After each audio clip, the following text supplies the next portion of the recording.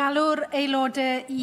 I call the Assembly members to order. And the first item on our agenda this afternoon is the questions to the Cabinet Secretary for Environment and Rural Affairs. And the first question comes from Joyce Watson. Llywydd, will the Cabinet Secretary make a statement on the Welsh Government's priorities for farming industry in Wales? Thank you. I want to see a more resilient, profitable and sustainable agricultural sector in Wales. I'm supporting our farmers to achieve this through innovative use of funding available, including the Sustainable Production Grant, the Farm Business Grant, the Strategic Initiative for Agriculture, as well as through Farming Connect. Thank you very much for that answer, Cabinet Secretary. But I was very pleased over the summer to hear of the £4.2 million investment, £3 million of which was the European Regional Development Fund, for a cutting-edge veterinary hub at Aberystwyth University. It's a much welcome investment for Mid Wales, and it will, I'm sure, help to put that on the map. The important research carried out in that new development will be beneficial not just for the farmers, but for other industries too. Cabinet Secretary, do you have any indication of when the new veterinary hub is likely to be fully functional? Thank Joyce Watson for that supplementary question. There's no doubt that EU funds have been absolutely crucial source of investment for R&D, not just in West Wales, but obviously right across Wales. £3 million of ESF funding through the Welsh Government will be used to develop the new Vet Hub facility at Aberystwyth, and it will provide modern, fully equipped state-of-the-art laboratories and office spaces. It will be used also not just for promoting animal health and welfare, but also human health. And I was really pleased to be able to launch the Vet Hub at the summer, the Royal Welsh Show. As to the timeline for it, my understanding is it will be next year in 2018, but I don't have a specific month, for instance, but I certainly can let the member know. Russell George. Cabinet Secretary, there are still issues that exist for cross-border farmers owing to the lack of sometimes constructive engagement between the English and Welsh payment agencies.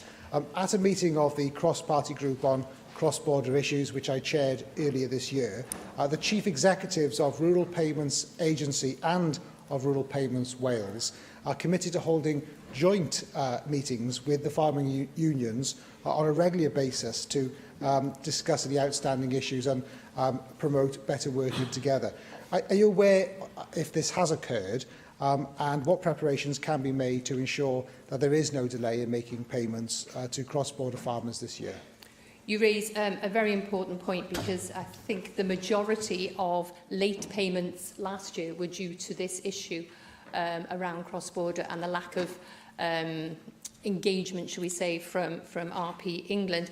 I'm not aware if specific meetings have been held with RPW and RP England and the farming unions. That's a matter for the farming unions, but certainly I know my officials have been having meetings to ensure that this year we're able to pay as many payments as quickly as possible in relation to those cross-border payments. Michelle Brown. Thank you, Presiding Officer. What plans is the Cabinet Secretary putting in place to ensure that the right to fish off Welsh coastline is prioritised for Welsh fishermen and not just boats registered in Wales post-Brexit? The member will be aware of the extensive engagement that's currently being undertaken. You'll be aware of my ministerial roundtable, which obviously the fishing industry sits on. This clearly is going to be a matter as we bring forward a fisheries bill. I've made very clear we will have a Welsh fisheries bill. So those conversations are taking place at the current time, and that engagement, but that level of detail hasn't been worked up as yet. Question 2, Jeremy Miles. What role does the Cabinet Secretary envisage for local authorities in generating and distributing energy in Wales? Thank you. I have set ambitious renewable energy targets and call for the public sector to be carbon neutral by 2030. Local authorities have an important leadership role in supporting the decarbonisation of energy in their communities through area planning and delivering projects which retain income and wider benefits locally. I thank the Cabinet Secretary for that response. There's been a growth in recent years in the role of local councils in supplying energy as well, ranging from energy service companies, or ESCOs, to those with fuller supply arrangements, like Robin Hood Energy, of course, in Nottingham, which claims reduced bills, increased energy efficiency and lower carbon emissions. There have also been developments in Bristol, in Leicester and the Lecky in Liverpool. Most of the growth in this seems to have been over the border. What is her analysis of why this has not taken off in Wales? And in light of her recent statement about increasing local involvement in renewable projects, does she feel that this is something that she'd like to see growing in Wales? I think you're right. We do need to see more work and progress being taken in those areas. I'm aware of a number of public organisations in both England and Scotland have announced energy companies, and my officials have met with these organisations as part of the work that we did when we looked at whether we should have an energy supply company in Wales, and you'll be aware of the statement I made as to why we're not pursuing that at the moment. I'm aware Scotland had just recently announced, but they're not doing it till 2021. But I will be having discussions with my counterparts to see how they're going to develop their proposals. It's not something I've shut the door on completely. I think we also need to work with local authorities. We need to help them look at the opportunities that could be available and how then they would plan to take those forward. Angela Burns. Presiding Officer. Cabinet Secretary, one of the challenges faced by the Inniovro Community Energy Scheme was the difficulty in obtaining planning permission and consents when wishing to create such community energy projects. How have you addressed this after the report on the Inniovro Community Scheme? And would that not be one of the key reasons why, in fact, so many of these community energy projects are not able to go ahead because of the involvement and engagement with local councils? I think it's certainly a barrier. And I've asked my officials to work to have a look at, I've made a statement about how I want to see local ownership, for instance, in relation to our energy targets, and there's going to have to be a great deal of movement if we are going to achieve those targets by 2030. So I have asked officials to start looking at the barriers and why there is these difficulties with planning. Cwestiynau nawr gan We now turn to questions from the party spokespeople. Plaid Cymru spokesperson Simon Thomas. Thank you very much, Presiding Officer. Tell us why you consulted on 56 different proposals on the management of natural resources over the summer. I brought forward the consultation on the sustainable management of our natural resources because I think it's particularly important in light of Brexit that we have the views of stakeholders as to what legislation and regulations we will need to look at, particularly over the next year ahead of our EU transition. Well, it wasn't quite the Heinz variety, but you almost got there. One other and you would have made it. Many people suggested this looked like clearing the desks before Brexit. Can I suggest to you that surely it would be better to deliver on previous consultations before opening up new ones? For example, last autumn you consulted on nitrogen vulnerable zones. 10 months later, you still haven't made a decision. How can we take it seriously when it takes a year for consultation to come to any conclusion? I think in relation to the MVZs, I've said many times we had a significant number of responses, and I think many of the ideas that were brought forward in relation to MVZs are worthy of very detailed consideration. I have committed to bringing forward a decision on MVZs by the end of this year. I've actually got a meeting with officials later today regarding MVZs. As to why we had another consultation, I think I set that out in my original answer to you, and I know there was a lot of noise around this consultation. I've listened to what stakeholders were saying. I did extend the consultation till the end of September. We've had 15,000 responses, of which I would say about 1,000 are sort of independent, 14,000 are probably campaigns, etc. And again, those responses will be have to be looked at very carefully. We need to be in a position to announce legislation very quickly, maybe. That's the problem, and I think it was really important to hear stakeholders' views, and I have to say the stakeholders have engaged in the consultation very well.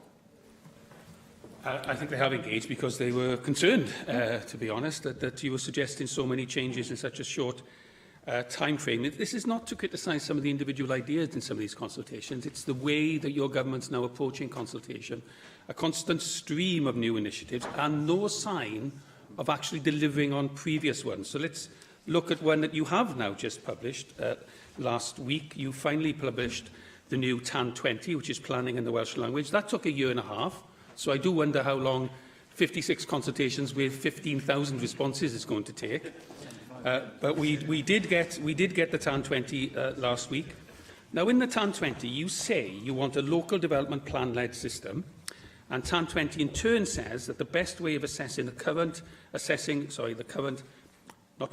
assessing the potential cumulative effects of development on the Welsh language across the local development plan area is to consider the use of the Welsh language during the preparation of the LDP itself. So you want an LDP-led system, and you say the best way to consider the Welsh language and the effect on the Welsh language is during the preparation of the LDP. In which case, why is it that consideration of the Welsh language is not a mandatory part of preparing and reviewing the whole LDP, and simply just one of the different assessments? I think it's disappointing that we're criticised for consulting. Certainly that's not what stakeholders say. I appreciate it was a great deal of work for them over the summer, and that's why I did extend the consultation period. But I think it really is important that we consult.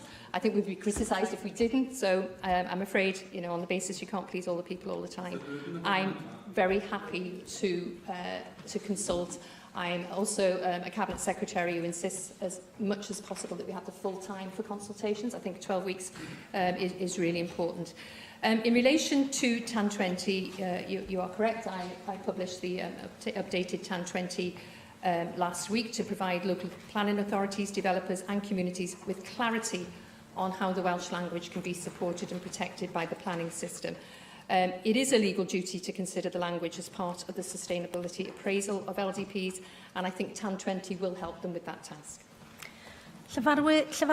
Conservative spokesperson David Melding. With Cabinet Secretary, yesterday you spoke about, and indeed your party voted in favour of, a tax on non-reusable and non-recyclable plastics in Wales, and I wonder if you can now provide us with some clarification on the details and practicalities of this intention and how you might take it forward, or is it just a vague reassurance to Plaid Cymru that they have some continuing relevance in Welsh Government decision-making? I would never take that stance with Plaid Cymru, David Melding. In relation to the plastic tax, we had a very good debate yesterday on the circular economy. And there are several points I mentioned about the extended producer responsibility feasibility study I'm undertaking.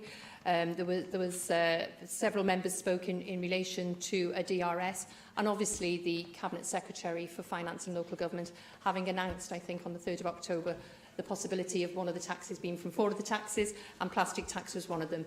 I will be having those detailed discussions both with officials and with the Cabinet Secretary. Well, I am reassured that you'll have a full assessment, because in the past you've said a deposit return scheme needs to assess the implications that would have on everyday household bills. And can you assure us that in any new tax you might be considering, that again the effect that would have on household bills would be fully considered? Yes, absolutely. I mentioned yesterday, I was a child of the 60s and I remember DRSs, but I think, things have moved a great deal since then.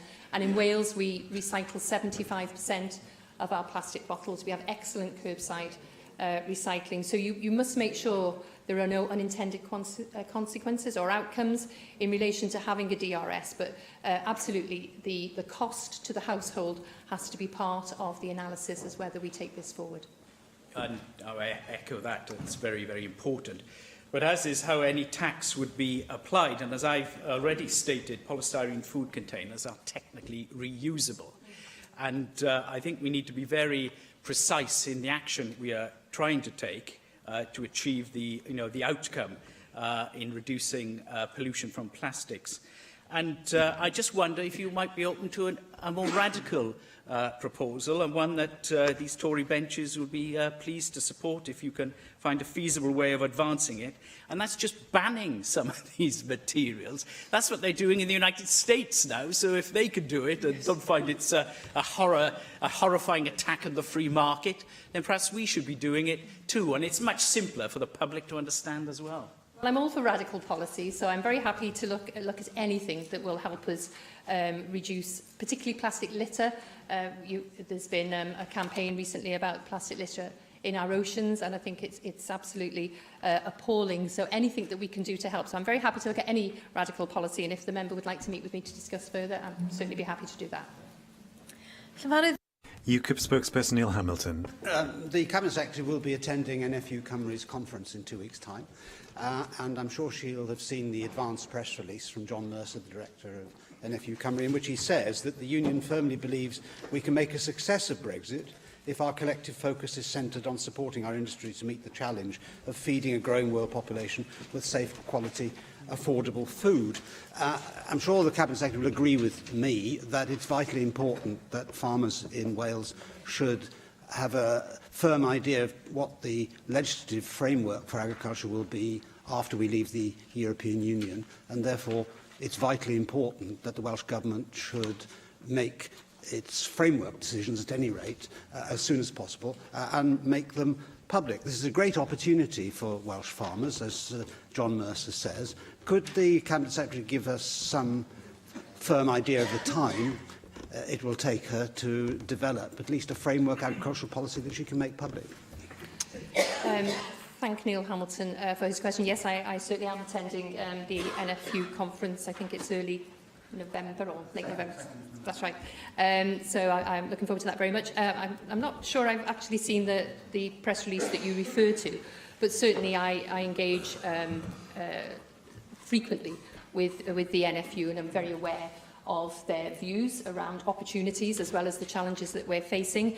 There is a huge amount of work going on by my officials in relation to frameworks, possible legislation, also discussions with their counterparts. So I know all the senior officials met last Wednesday here in Cardiff from the Four Nations. You'll be aware of the ministerial engagement that I have. We now have another date for our monthly meetings. Unfortunately, October we haven't had one with the DEFRA Secretary of State, but we are meeting again, unfortunately again in London, on November the 6th. But it's really important that those discussions are ongoing. In relation to a timescale, I would imagine that we will be starting to be able to make that public maybe early next year. But again, it's a huge amount of detailed work being undertaken at the current time. I fully understand that. No one underestimates the vast scale of this project. But it is vitally important to us and the UK government in the context of the current negotiations going on in Brussels also, because if we are to get the best possible deal which is available out of the EU, they need to know that we're fully prepared for no deal. The more, therefore, that we can make public in advance will help us, I think, to get a reasonable deal out of the EU if they are rational about it.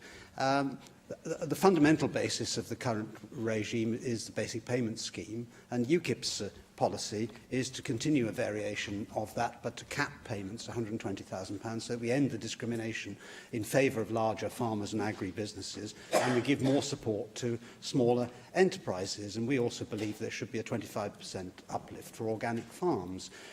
Given the nature of agriculture in Wales being very different from England, we don't have the vast prairie lands of Lincolnshire and so on, it should not be difficult for the Welsh Government to come to broadly similar conclusions. So I wonder if she can give us any indication on at least the basis of a future agricultural policy. I think you raised a very important point at the beginning of your contribution then about having that best possible information. I think it's really important that we share information also.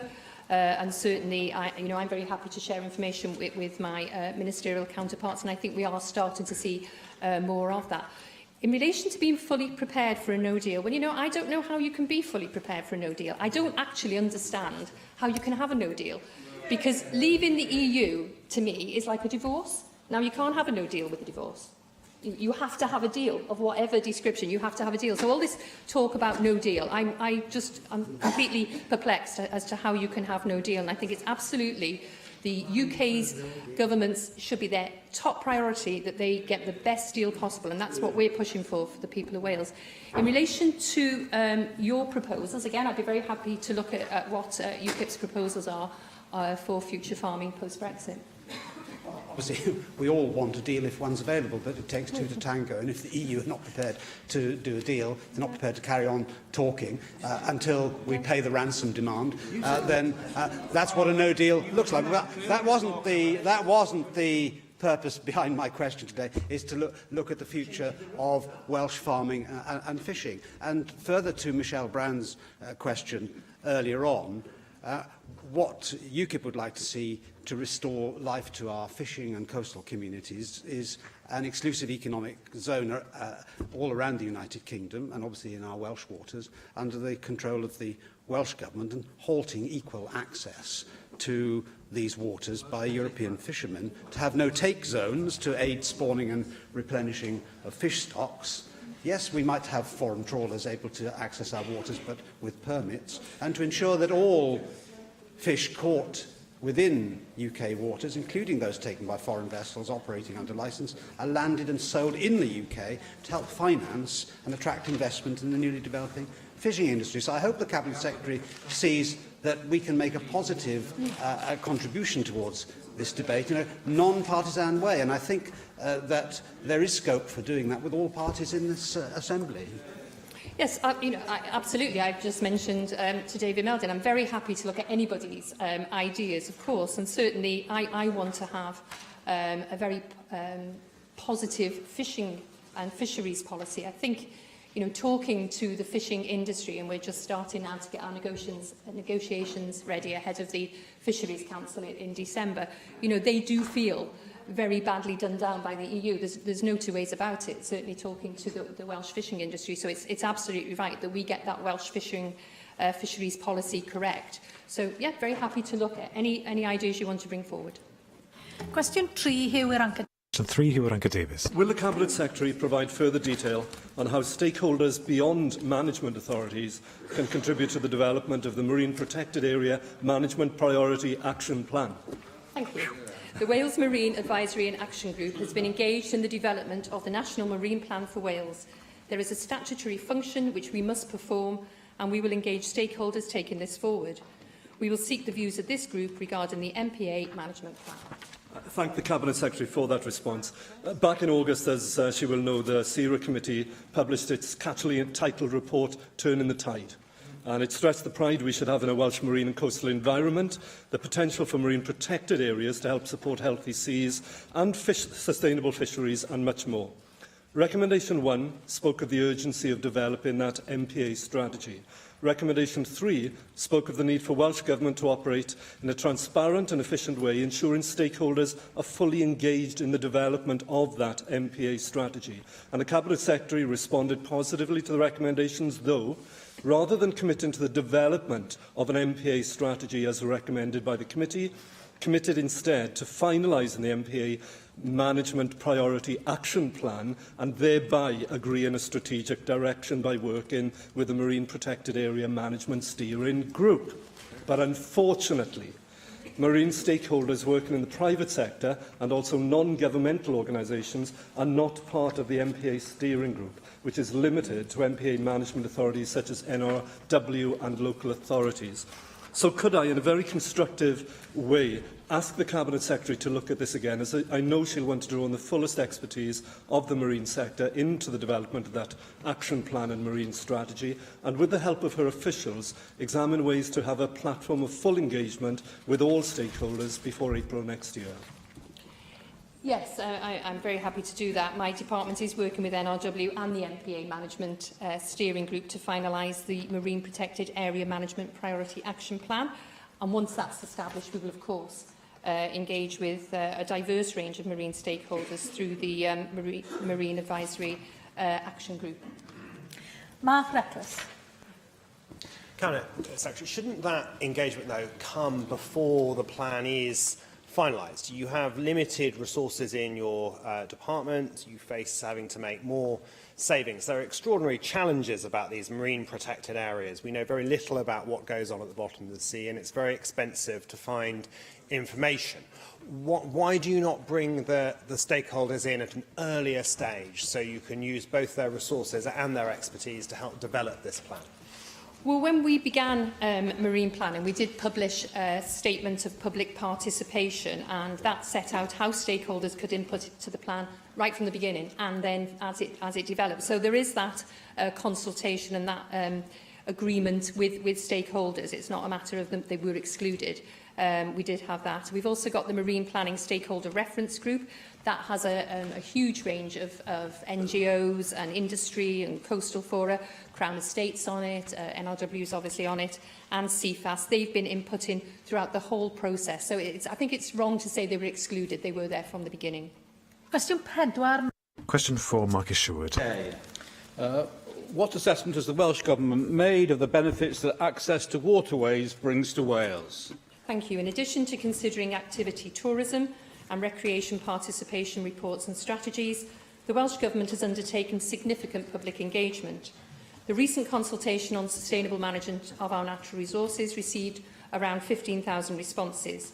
All show the value and potential of water recreation activities such as angling and boating, and why a resolution to current disagreements is necessary. Thank you. Well, the September 2017 update on the report Value to the Welsh Economy of Angling on Inland Fisheries in Wales, collated by the Sustainable Access Campaign Cymru, found that under the current arrangements for access to Welsh rivers, around 1,500 Welsh jobs and £45 million in household income are supported by angling on inland fisheries each year. There are 1.7 million days fished on inland fisheries in Wales by licence holders, generating £104 million annually, and that the contribution to the Welsh economy of angling on inland fisheries in Wales must exceed over £125 million annually in Wales. In that context, how do you respond to the concern expressed by the Salmon and Trout Conservation Trust Cymru that it would not be in the interest of the ecological integrity of such habitats to move to unfettered access under the proposed extensions of the Crow Act, and that environmental protection is paramount when consideration is given to increased access to the natural resources of Wales, and especially the fragile ecosystems in and around rivers and lakes? I think your question lends me to say that it's really important that you get the balance right, and that's absolutely why we've consulted on such an important issue. You're quite right, fishing tourism in both domestic and day trip visits to Wales is very important. I think it was about £38 million in 2015, and you referred to a report in 2017, but I know in 2015 it was about £38 million per year. And I think it also highlights the importance of developing a framework so that we can facilitate responsible access opportunities going forward. Cabinet Secretary, I've received many representations from constituents regarding this matter in particular, and I think, as you pointed out, there is a resolution that needs to come together between the two groups. Now, you just mentioned fishing tourism, but many of our citizens actually enjoy fishing as a pastime, and therefore enjoy the activities they intake, not as tourist activities, but as part of their spare time. Do you agree with me that actually it's a way of resolving these by coming together, getting an agreement which is voluntary between the organisations is the best solution, not having something imposed upon them? Yes, I do, but I think, you know, when I was a backbencher, this was a very hot topic, and, you know, I think what the consultation showed, it can be incredibly divisive and incredibly polarised. So it is about getting that resolution. We want to see that because it is vital for our tourism. So I'm hoping that following the analysis of the consultations and when we come forward with resolutions, we're able to engage with all the stakeholders to make sure we have the absolute best way forward. David Rowlands. Diolch, Lewis. Cabinet Secretary, following on from the comments earlier, I'm sure you're aware of the potential for conflict that free access to Wales waterways may bring between those who use them in differing ways, in particular anglers and canoeists. I would say that David Rees is quite right in that if we can get some consultation between these two groups, that's the best way forward. Unfortunately, the feedback to me from the angling societies is that there doesn't seem to be that desire for talking coming from the canoeists. I've been contacted by a number of angling societies and have had meetings with Isca and Hay-on-Wye, one situated on the River Usk and the other on the River Wye. Both showed considerable concern with regard to canoe activity on the rivers, which at this moment is not regulated. One important factor pointed out is that canoes do not carry any form of identification, so any canoeist committing offences or simple nuisance cannot be identified. Does the Cabinet Secretary intend to bring in regulations to make registration and hence identification a mandatory requirement? And are there any plans to get canoeists to pay a fee for access to our waterways, as of course anglers have to by way of fishing licences and/or society fees? I mentioned in my answer to David Rees that it's an incredibly divisive issue, and it's a divisive issue that's been around for a long time. However, I think this is our opportunity now to get it right. I would certainly want to bring all the groups together. I don't want to take sides with any group, but if we can facilitate groups coming together, then I'm very happy to do that. In relation to your specific policy questions around identification and fees, again, that is something that we would have to look at coming out of the consultation. Question 5. Question 5, Jennifer Saunders. Will the Cabinet Secretary make a statement on the review of designated landscapes in Wales? Thank you. The recent review has provided an opportunity to reaffirm the importance to Wales of our designated landscapes. I will make a statement on the way forward when I have considered the wide range of comments in response to the recent consultation on taking forward Wales's sustainable management of natural resources. Cabinet Secretary, I'm really interested in your thoughts on the Alliance for Welsh Designated Landscapes response to the review. The Alliance has called for the report to be rewritten to provide traceability from the Marsden report, from the recommendations of which, of course, look at it.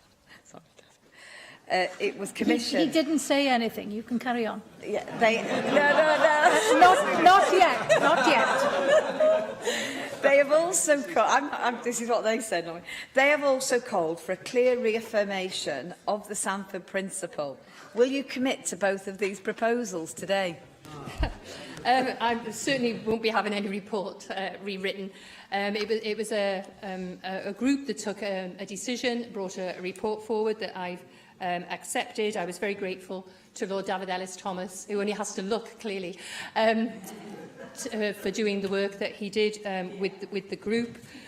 In relation to the Sanford Principle, I'm very happy to say once again, I will not bring forward any proposals for reform which would put the natural beauty and special qualities of ANMBs and national parks at risk. I think there was a lot of mischief making that went on, and I'm very happy to confirm that again in the Chamber.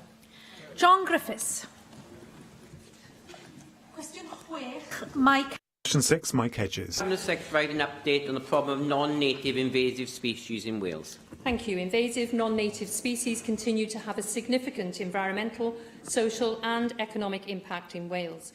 We are working to reduce these through implementation of the EU Invasive Alien Species Regulation and collaboration with our partners to promote awareness, share best practice and data and act to control or eradicate these species.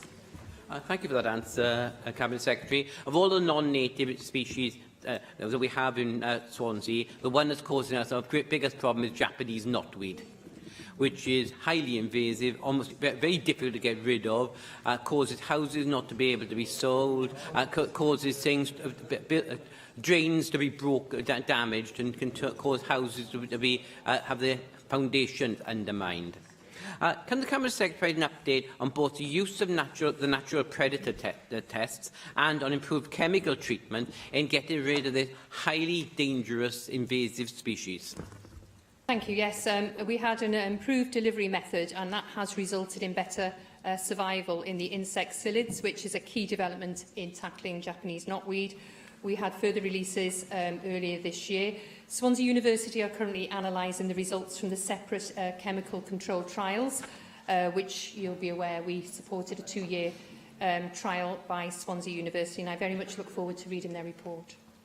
Susie Davis. Diolch, Llywydd. Actually, I wanted to ask you a little bit more about the chemical control of Japanese knotweed myself, but I hear your answer there. Have there been any preliminary findings that Swansea University might be able to release, or any additional trials that might have taken place on interim findings? As you know, our LDP means that there's going to be quite a lot of land disturbed as a result of new buildings, and I think it'd be quite useful if developers could have an early sight of anything that might help them, or not help them, maybe, depends where it's going to be, decide whether they're going to develop a particular piece of land. I'm not aware of any interim findings. I know the data is currently being analysed. So I'm not aware of any interim findings or any sort of small report that they've done. But I'll certainly find out. And if that is the case, I'll be very happy to write to the member. But you'll know that the trial examined various combinations of herbicide treatments, mechanical actions. It was a very thorough trial, and I'm hoping that we will be able to find the most effective control method. Gareth Bennett. Diolch, Llywydd. Yes, Japanese knotweed is a real headache for householders. We also have invasive species from the animal kingdom, which can be a real menace, such as the killer shrimp. This was discovered in waters off Cardiff Bay and in Eglwys Nynydd Reservoir in Port Talbot in 2010. Now, the biosecurity sector has been monitoring the situation since then. I wondered if you had any updates on the current level of menace posed by the killer shrimps. I'm afraid I don't, and I will have to write to the member. Question 7. Question 7, Lynn Eagle. Will the Cabinet Secretary outline what support is available to protect the most vulnerable households in Wales from fuel poverty this winter? Thank you. Support is available through Welsh Government Warm Homes, which includes our Nest and Arbed schemes. Nest offers free and partial advice and support to help people reduce household energy bills and provides eligible households with free home energy efficiency measures to help them keep warm at a more affordable cost. Thank you, Cabinet Secretary. And I was pleased to see in the Nest annual report that the installation of a government-funded home energy efficiency improvement package will see on average an energy bill saving of £410 per household each year. These figures demonstrate clearly that the scheme is performing above expectations and is making a real difference to fuel-poor households. I just wanted to ask, though, about residential retrofit, because ensuring that existing homes in Wales are energy efficient has a key part to play in tackling fuel poverty. So could I ask what plans you have to increase the Welsh Government's activity in terms of residential retrofit? Yes, thank you. I am working very closely with my colleague Carl Sargent, the Cabinet Secretary for Communities and Children, in relation to retrofitting. I've also established a ministerial decarbonisation task and finish group with two other of my Cabinet Secretary colleagues. So that will really drive cross-government action. I wanted to help bring forward proposals to meet our challenging carbon commitments also. So whilst we will continue to look at the scale of our own energy efficiency programmes, we do need to look at our decarbonisation ambitions. They can't be achieved through government funding alone. So we are going to have a much more joined up approach across government and across all sectors, really, to help us deliver on this agenda. David Melding. Cabinet Secretary, I'm sure you'll welcome the energy price cap announced last week, and also the continuing rollout of smart meters. I think smart meters have a huge role to play, giving homeowners more control over how much energy they use, and encourage them also to switch between providers. However, there has been some reluctance among some homeowners to have smart meters installed. I wonder what role the Welsh Government is playing to encourage the rollout of smart meters to all households in Wales. I think you're right. There have been a few issues around smart meters. I think talking to a group of consumers as to why they wouldn't want a smart meter, they put it down to, their neighbours had issues with it, etc. So I think we need to make sure that we work across all sectors to encourage people to have smart meters installed, and it is something that we work with the utility companies, for instance, to do. Bethan Jenkins. When settling on a replacement for the NEST scheme, can you tell us whether you'd be prepared to look at the eligibility rules around applying for some home energy efficiency improvements? I'm thinking Scotland's corresponding energy assistance package has less stringent criteria being available for those who are on low income and pregnant, for example, or to some homes with children. In Wales, current rules exclude a lot of people in fuel poverty, particularly young people. So I'm wondering, with the new scheme that will potentially, I hope, come into place after this current one comes to an end, that you would consider changing that criteria? Yes, certainly that's something we can look at. I think we are just about to go out to procurement.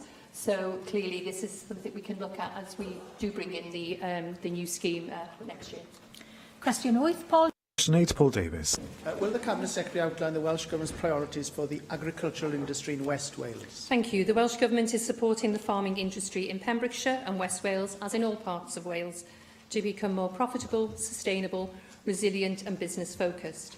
Over 1,400 people in Pembrokeshire are signed up to Farming Connect to learn more about improving the profitability, competitiveness and environmental performance of their businesses. Cabinet Secretary, one of the major issues facing the agricultural industry in West Wales is the Welsh Government's proposed designations for nitrate vulnerable zones. Now, earlier on in this session, in an answer to Simon Thomas, you committed to making a decision on NVZs by the end of the year, and that later on today you will be discussing this matter with your officials. Given the huge impact that the introduction of NVZs could have on farmers in my constituency, will you commit to consider looking at voluntary measures before imposing NVZs? And can you confirm whether you're prepared to discuss voluntary measures with your officials later on this afternoon?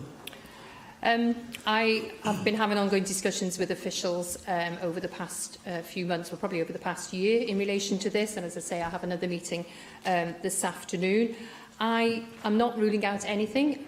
We had a significant number of responses, and I did say in my answer to Simon Thomas earlier that there are some very good proposals and suggestions in those responses, and that's why it's taking longer than expected, I think, to analyse them and look at the level of detail contained within the returns. But I do commit, and I have committed all along, to coming forward with an announcement at the end of the year. I'm also very keen to work with farmers and with their stakeholders and the farming unions so that we can develop solutions. Question now. Question 9, Simon Thomas. What steps is the Cabinet Secretary taking to encourage young people into the farming industry? This government supports young entrants into agriculture through several important measures. £6 million has been made available over the next 2 years in the recent budget settlement for a young entrant scheme, which we are in the process of developing, which complements our wider package of support. And of course, we are meeting this afternoon to discuss it further. Thank you very much, Cabinet Secretary, and I look forward to discussing the details of the agreement between us to establish a young entrant scheme of about £6 million. The last time Welsh Government had a similar scheme, there was £7 million in that scheme, and it supported 520 young people into the agricultural industry. Perhaps somebody present would actually remember that scheme, Llywydd. In talking about this scheme, I think that we send a strong message to young farmers that we want them to be part of steering the scheme and that they can learn from each other. So will the Cabinet Secretary consider how young farmers' clubs can play a role in this, in advertising and marketing such a scheme, sharing and learning, and of course in giving direct mentoring to young farmers? Yes, absolutely. I'm sure the Llywydd does remember the scheme very well. I think looking back at previous schemes, I really want to ensure that we get new entrants from this, not people who are in succession, for instance. It is really important that we engage with, you mentioned Young Farmers Club, certainly happy to do that, because we want to get these young people before they go into farming as a business. Certainly, my early thinking is around FE colleges and HE. I think it's really important that we talk to the students and get their views. But as I say, I'm sure when we meet, we can discuss this further. Angela Burns. I was delighted just then to hear you say new entrants to the farming schemes, because I think that the young entrant scheme is a very welcome step, and we're very supportive of it. However, I find in my constituency I have a number of people who don't fit into that criteria. Families have changed, people are working longer, family dynamics are very different. You have people one, but nonetheless they're still there, still trying to add vibrancy to our rural heritage. They find it very difficult to get support because they're supposed to know it all, because they just fit outside the young bracket. And I wondered if you might consider, when you're looking at this, making it more of a new entrance, or keeping an eye on the new entrants, that you might consider putting in place some kind of mentoring scheme. You know, I have pointed people to organisations such as Farming Connect, but it's just not the same as having somebody who really can help you, walk you through those first vital couple of years while you really get to grips with not just how you're running the business, but actually it's the paperwork, the the various schemes that you can belong to. Those are the things that people are finding very difficult to navigate. Yes, I think you raise a very relevant point, and I've been looking over the past few months, prior to the budget agreement with Plaid Cymru, I've been looking at how we can encourage more people, and particularly young people, and particularly new entrants, because I think looking back at the Yes scheme, I think only about 10% were new entrants. I think the rest were part of that sort of succession into existing businesses. So I think it is important that we look at how we can bring new entrants in. I mentioned that I was sort of thinking about FE colleges and working with students and HE colleges. I think mentoring is really important. So if you think about another scheme that we have, the venture scheme, where we're looking at young people again with people who are maybe wanting to retire, I think that's been very successful on a different level. But it's about picking all these sort of best pieces out and bringing it together to form a new scheme. I thank the Cabinet Secretary. The next item is the questions to the Cabinet Secretary for Communities and Children. And the first question comes from Hannah Blythen. The Cabinet Secretary make a statement on the support that is in place for Communities First employees. Thank the member for her question. The Communities First transition team was established to support Communities First lead delivery bodies in planning and advising staff. There have been ongoing conversations with local authority staff, third sector staff and unions. Lead delivery bodies have transition plans in place to inform the delivery of the programme during 17 and 18. Thank you, Cabinet Secretary. I raise this both as an Assembly member who serves employees of the Communities First programme and as a trade unionist. With both hats mean I'm sure you'll understand that the workforce get the support and consideration that they are deserving of. You said that it's currently going through the transition period, and that is obviously happening in Flintshire as elsewhere in the country. And many of the staff in Flintshire have worked on these Community First projects since they were established in 2002, serving across our communities on a number and variety of projects that enable people to be work ready and to support them into work. Having met with the Communities First team in Flintshire, I know that they continue to work hard, as you will do, Cabinet Secretary, under a lot of pressure to provide the smooth transition for all employees, and I think they are now keen to focus on moving forward. So I hope that the Communities for Work programme projects supported by the Legacy Fund will provide new opportunities for existing employees to move into, and during this transition period, that the well-being of the committed workforce and their families will be given priority. So, Cabinet Secretary, do you agree with me that supporting our Communities First employees and providing certainty on their future should be a priority through this transition period? And what message of reassurance can we send to them today? I'm grateful for the member for raising this, and many other members have also done that also. Thank you for that. I agree with that one of the priorities of ensuring Communities First staff are supported through this transition period is an important one. I am aware that my officials have been working with lead delivery bodies to ensure correct procedures are being followed, including liaison with union representatives as necessary.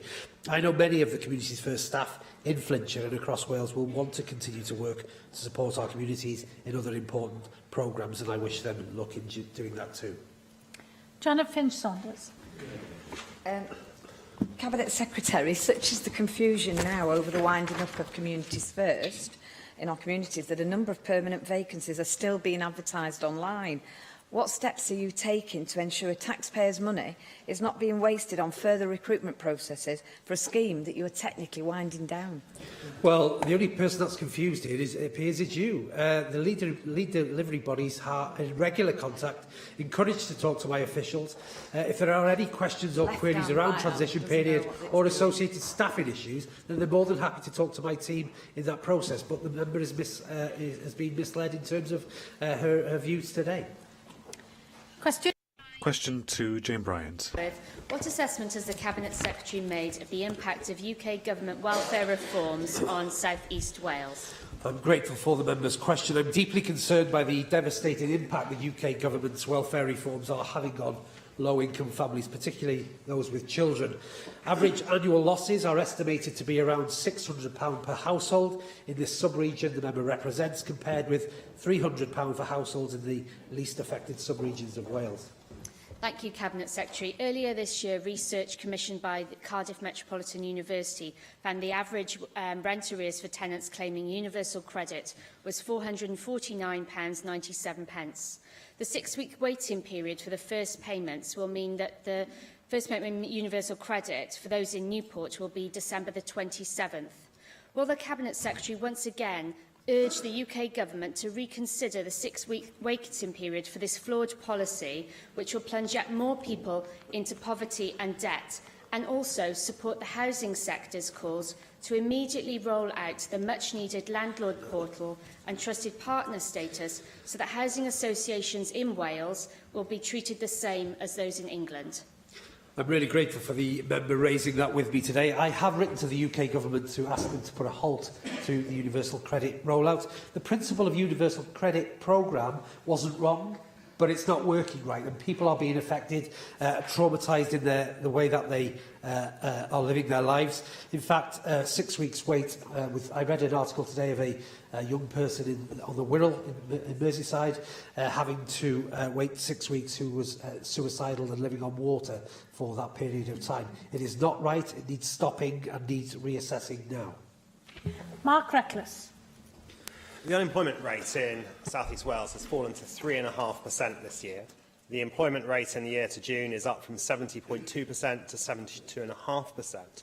And given that the government in Westminster's welfare reforms are designed, at least in part, to help people into work, and the Cabinet Secretary himself says he supports the principle of universal credit, shouldn't he be welcoming these and working with the government to implement them? I certainly don't welcome the universal credit rollout as it is, and I've expressed that in a strong letter to the Minister in Westminster. This is having a devastating effect on families and children right across Wales. It needs stopping now and reassessing how that should be delivered for the future. Van Lewis. The member for Newport West touched on a point of the levels of personal debt, and that being a real impact of the hideous welfare reforms being thrust upon us by the British state. And research earlier this year showed that personal debt levels in the NP postcode area were the highest in Wales, and across the United Kingdom they are now reaching pre-recession levels. I wonder what action the Cabinet Secretary is considering, in light of this new research, to target ethical financial support in those areas with the highest levels of personal debt, and also the areas that are losing financial services from the traditional banks, because the last thing we want is these people who are already under siege from the state to also be under siege from rogue lenders.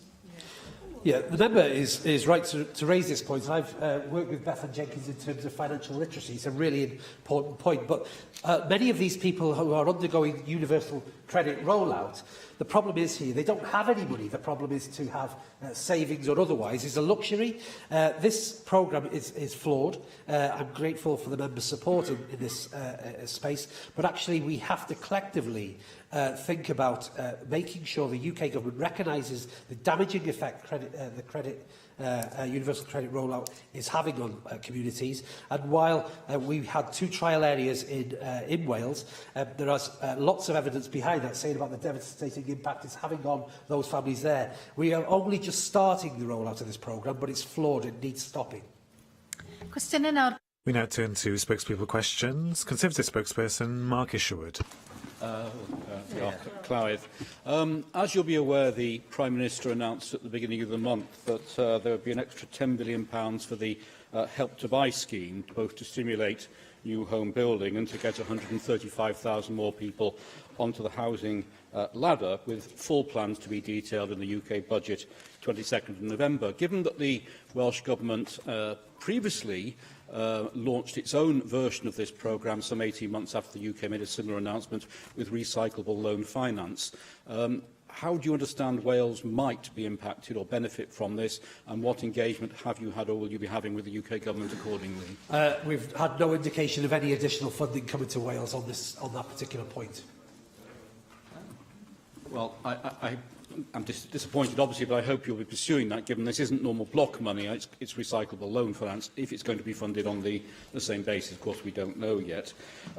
Moving on from housing to housing-related support, of course, at the end of last month, the Welsh Government announced that £10 million annually for 2 years was being restored to the Supporting People programme.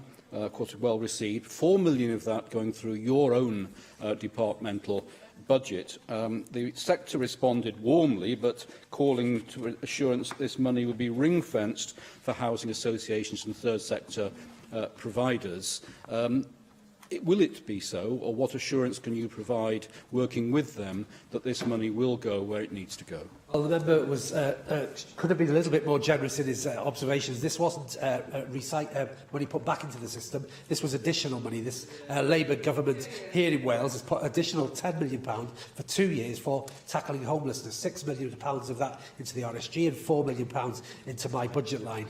I can't guarantee what that will look like, because it's about working with the sector and organisations to get the best value that has to tackle issues around homelessness. And I'm in discussions with agencies already about how that will look in terms of delivery for the future. Well, of course, it was a restoration of money that had been taken out of the budget since 2013, and that was welcomed. But we do need to know it to be ring-fenced, but it's about working with people. For example, through the Big Lottery funded People and Places programme, which must be funding projects that are people-led, strength-based and supporting people and communities to build on the knowledge, skills and experience they already have. Again, how will you ensure, therefore, that this fits those sorts of programmes and enables people themselves to directly participate in the improvements in their own lives? The Wellbeing of Future Generations Act places a duty on government and public sector bodies. We are working with organisations external to the public sector and the third sector, Llamau, the Woolwich, other organisations who are very key to understand how best placed we should use this money. I'm very open. I'm not an expert in this field, but they are, and I want to work with them to make sure we direct our limited finances to the right places to help people in need across our communities. Llefarydd UKIP spokesperson Gareth Bennett. Llywydd. I wanted to raise today the problem of drug abuse, and particularly drug abuse carried out in public places. We've had several recent media reports relating to drug users fairly openly injecting heroin in the Butte Town area of Cardiff. This also raises the related problem of discarded needles, which can be a real danger to children, which has also been highlighted by the media. Now, this is a problem not only confined to Cardiff, it is also a recurring issue in many of our valleys towns. So my first question is, do you recognise this as a major problem, and what steps can the Welsh Government take in helping the relevant authorities to tackle it? Drug use and substance misuse is on the increase, but we are seeing an effect of welfare reform having an impact on individuals moving into that space. But let's not forget, people who are suffering from drug and alcohol or substance misuse are human beings too. We have to think carefully about how we are able to support them in making sure that we can act appropriately to take them off the effects of drug and alcohol and put them back onto a pathway of success. It pains me when I see people in our communities taking drugs and other paraphernalia used to expose themselves to risk. It's our duty to make sure that we can help everybody in our communities, irrespective of their position in life and where they are. Yes, and I agree with your sentiments. These are human beings. Nobody is denying that, and we need to help these people as far as we can to come off their habits. But in terms of how to deal with it as an issue of public order, perhaps, what do you think about the issue of stop and search and how effective it is in providing or helping to provide a safe urban environment? Well, the issues around stop and search are a matter for the UK government and policing, but actually I don't think stop and search in itself is helpful in delivering services for people that need to be supported. Our Supporting People programme, along with our substance misuse policy, is designed to help people back onto the into what would be considered a normal way of life, whatever that actually means, but actually taking them away from the risk that they pose to themselves and others is something that we should work at carefully. Yes, supporting people. Of course, we await what the funding for that will be in the upcoming budget. So I'm glad you mentioned supporting people. But on a related issue on the drug theme, do you have any updates on Welsh Government investigations into so-called safe injection zones, where drug users can inject in a medically supervised environment? And do you have any thoughts of your own on this issue, whereby it is a possible way of taking needles away from the streets? There have been some discussions with authorities, but this is a matter for a different minister. I will ask the minister appropriate to write to the member. Llefarydd Plaid Cymru spokesperson Bethan Jenkins. Cabinet Secretary, can you confirm the following questions? Did the Welsh Government offer the Baglan Moors site for the prison when, at the time it was offered in May 2016, the site was categorised as a C2 flood risk zone and went against your own TAN 15 planning guidance? Can you also clarify whether or not the covenant on the land meant that it could only be used for economic purposes in keeping with an industrial park? I can't do just a yes or no answer there because there was lots of questions, but if you remember bears with me. The land that the member mentions was part of a long list of land that is available to any developer, whether that be from the Ministry of Justice or any other commercial operation, and it is not unnormal for us to do that. Is there a covenant on their land? I believe there is a covenant on the land. Okay, I don't think you answered the first question, but I can come back to it again. I just want to try and probe further on that in particular. Why was the flood risk category only updated via NOW in March 2017? This was the same month that news about the site became the preferred option for a new prison. During this time, it became public. It's my understanding from a communication via our councillor, Nigel Hunt, that NOW only informed Neath Talbot Council of a change to the flood risk category in February, a few weeks before the site was publicly chosen. Why was this? Can you confirm when NOW informed you or anybody else in the Welsh Government that the flood risk category of their land would change, therefore making it viable for a large development such as the prison? Assuming it would have taken some time to compile a list of suitable sites for a prison of this size, was it before the flood risk category was changed? Well, I don't have the detail on exactly when the correspondence was with NRW or otherwise, but I will ensure that the member is communicated with in terms of that detail. But the member should be also aware of that because this land is designed with a flood risk, there is opportunities for developers to mitigate against that. So the member is alluding to a state of fact in terms of that land may have had flood risk posed on it, but actually mitigation by any businesses can be considered in a normal planning process. The point is, though, that it was changed and it made it more viable, therefore, for this prison to be able to be built. In the past, it wasn't as viable for industries to go and seek out that land. And I'm trying to understand why that was and when that decision was made. And I'm not hearing that from you here today. With regards to the covenant, and it's my understanding, as is yours, as we've heard, that there was a covenant, is a covenant in place. I've received legal advice which states, and I quote, "Assuming the covenant is legally valid, it means that the site is affected by an obligation in favour of a third party, limiting its use to an industrial park only. In those circumstances, building a prison on the site could be a breach of the covenant. How do you plan to get around this, assuming you are still going to cooperate with the UK Government and continue to offer this land for the prison? The bottom line, of course, is that we understand that potentially things will change in relation to the flooding and the categorisation, and the covenant now ensures that should be for industrial usage. Will you therefore go back to the MOJ and say, well, actually, now we are not cooperating with this piece of land and we will not therefore be providing Bagran Moors for a prison site? I'm really disappointed in the tone of the question from the member. I've been in discussions with her and many other members, including Di Rees, the local member. Well, if the members would like to listen, I'd be more than happy to answer the question. The fact of the matter is, this is a matter for the Ministry of Justice. We are, as always, and with our land process, we offer land that is appropriate for development. If they wish to look at the covenant or other arrangements of that land, this is a matter for the Ministry of Justice, not for Welsh Government. Question 3, Rhiannon Passmore. Diolch, Llywydd. Will the Cabinet Secretary make a statement on the progress being made in meeting the Welsh Quality Housing Standard? Thank the member for her question. All social landlords are on track to meet the standard by 2020. Latest annual statistics show at the 31st of March 2017, 192,302, 86% of existing social housing now meets the standard, compared with 79% for nearly a year.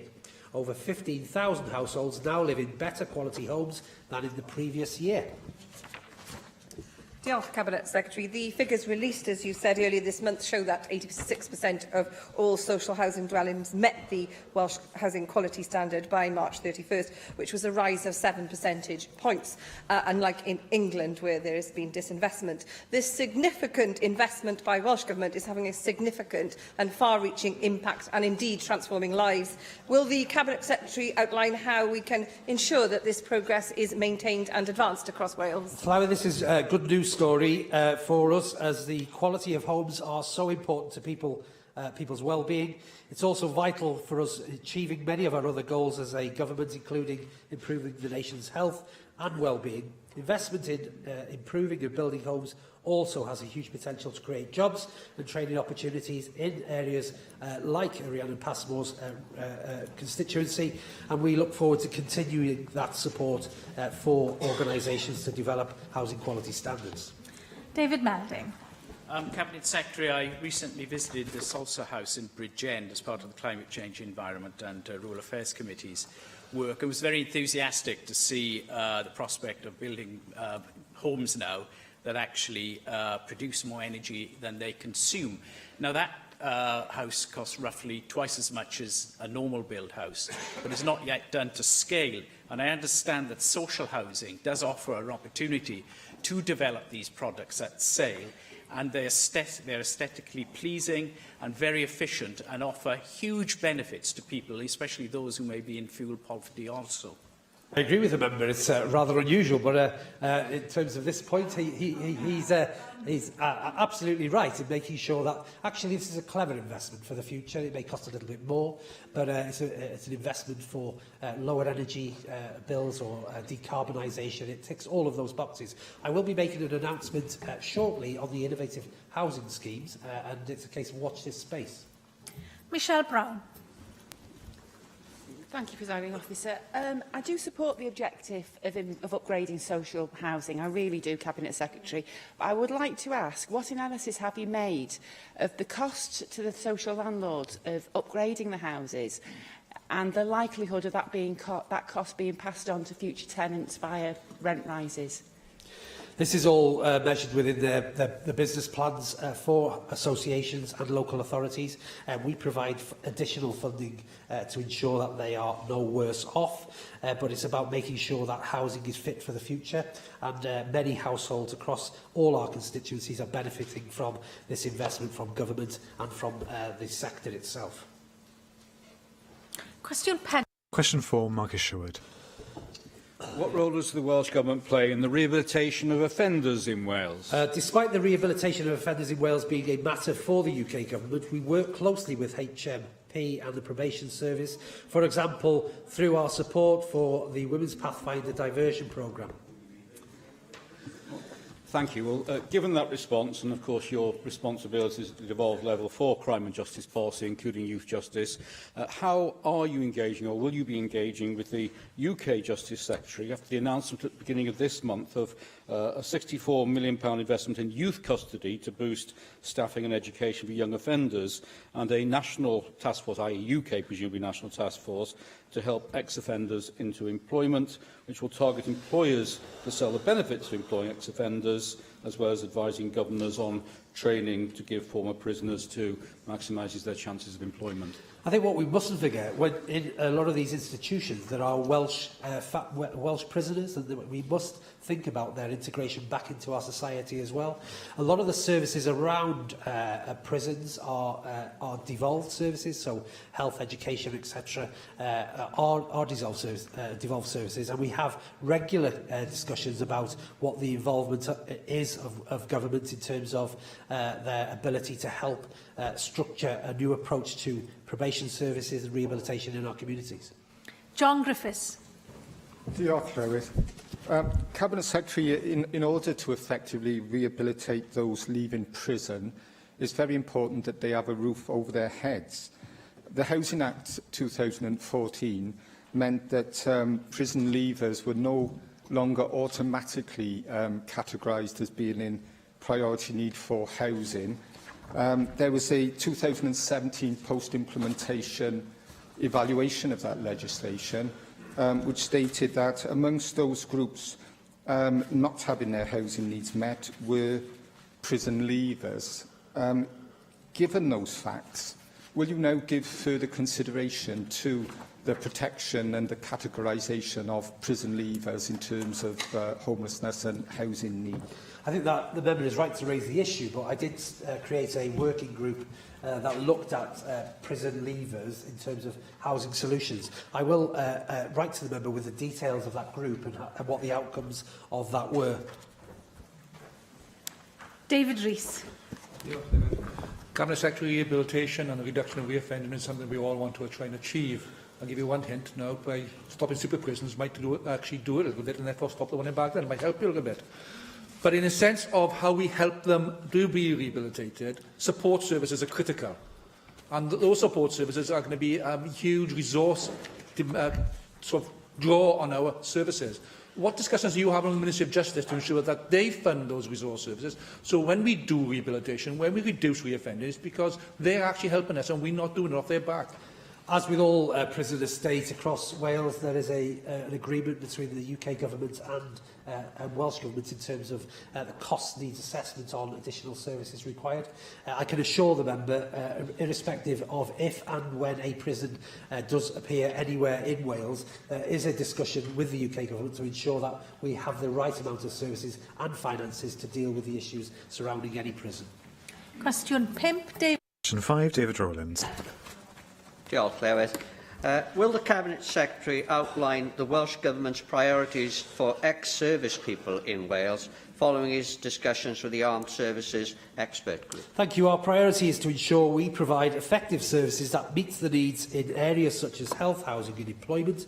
Examples of these are the Housing Pathway and the work Veterans NHS Wales are undertaking in delivery of research trials to alleviate mental health issues such as PTSD. I thank you for that answer, Cabinet Secretary. And I'm sure you will agree with me that we in Wales are proud of our armed forces and the work they do on our behalf. We must remember it is politicians who sent them into conflict. Therefore, it is incumbent upon politicians to ensure they are looked after when they leave the service. And even given all the interventions which I know the Welsh Government has done, and they are to be applauded by that, we still find that there are those who slip through the net and are still sleeping rough on our streets. Do you have any updates on how the Welsh Government are going to deal with those people? Well, what we're we're trying to establish here is a national solution to the problems as well as here in Wales.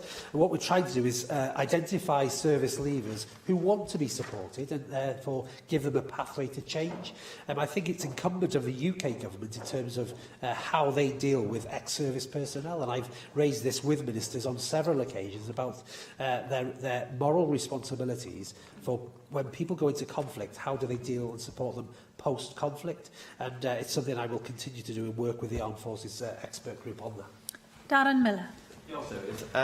Cabinet Secretary, will you agree with me that one low-level support service is the Veteran Shed movement, which of course was established in North Wales in terms of the first one, is now being a model which is being copied in other parts of the country, not just in Wales but across the UK as well, and that is something which the Welsh Government would do well to support. I know that your colleague Leslie Griffiths, when she held the Armed Forces portfolio, made a visit to the Veteran Shed in Colwyn Bay and was hugely impressed by what they're achieving. But what resource might the Welsh Government be able to make available to support the Welsh Veteran Shed network so that it can enhance the lives of other veterans in other parts of Wales that it's not currently in?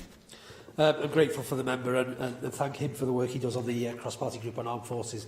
Also, I can't commit to a financial reward for this group. I do recognise the work that they do in our communities.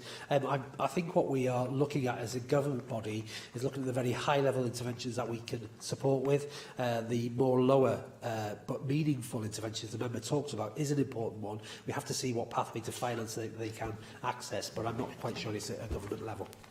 Vicky Howells. Diolch, Llywydd. Cabinet Secretary, former service personnel can often have difficulty in accessing new employment opportunities despite the wealth of transferable skills that they possess. And I'm sure you're aware of recent media coverage about this issue. You alluded in your answer to David Rowlands to help that the Welsh Government provide in this area. I wonder if you could expand on that for us, please. Grateful for the member's question, and an important one about how do we move from a service position to the public and private sector is it can be for some a very difficult transition. We're working with the Career Transition Partnership on discharge. I indeed also met with a ex-service user in Dawn Bowden's constituency who had moved in from ex-service personnel to an excellent member of staff for a local contracting company. And there's things that we can learn there about the support mechanism that some people might need, in addition to actual work and training skills, about how do we learn from experience. And it's something that my team and the expert group on service personnel is looking at and gives me advice on regularly. Third question. Question 6 was withdrawn, therefore we turn to question 7. Lynn Eagle. The Cabinet Secretary outlined what support is available from Welsh Government to enable parents to develop positive parenting techniques. I'm grateful for the member from Torvine's question. Positive parenting is fundamental to our cross-cutting priority of early years with prosperity for all.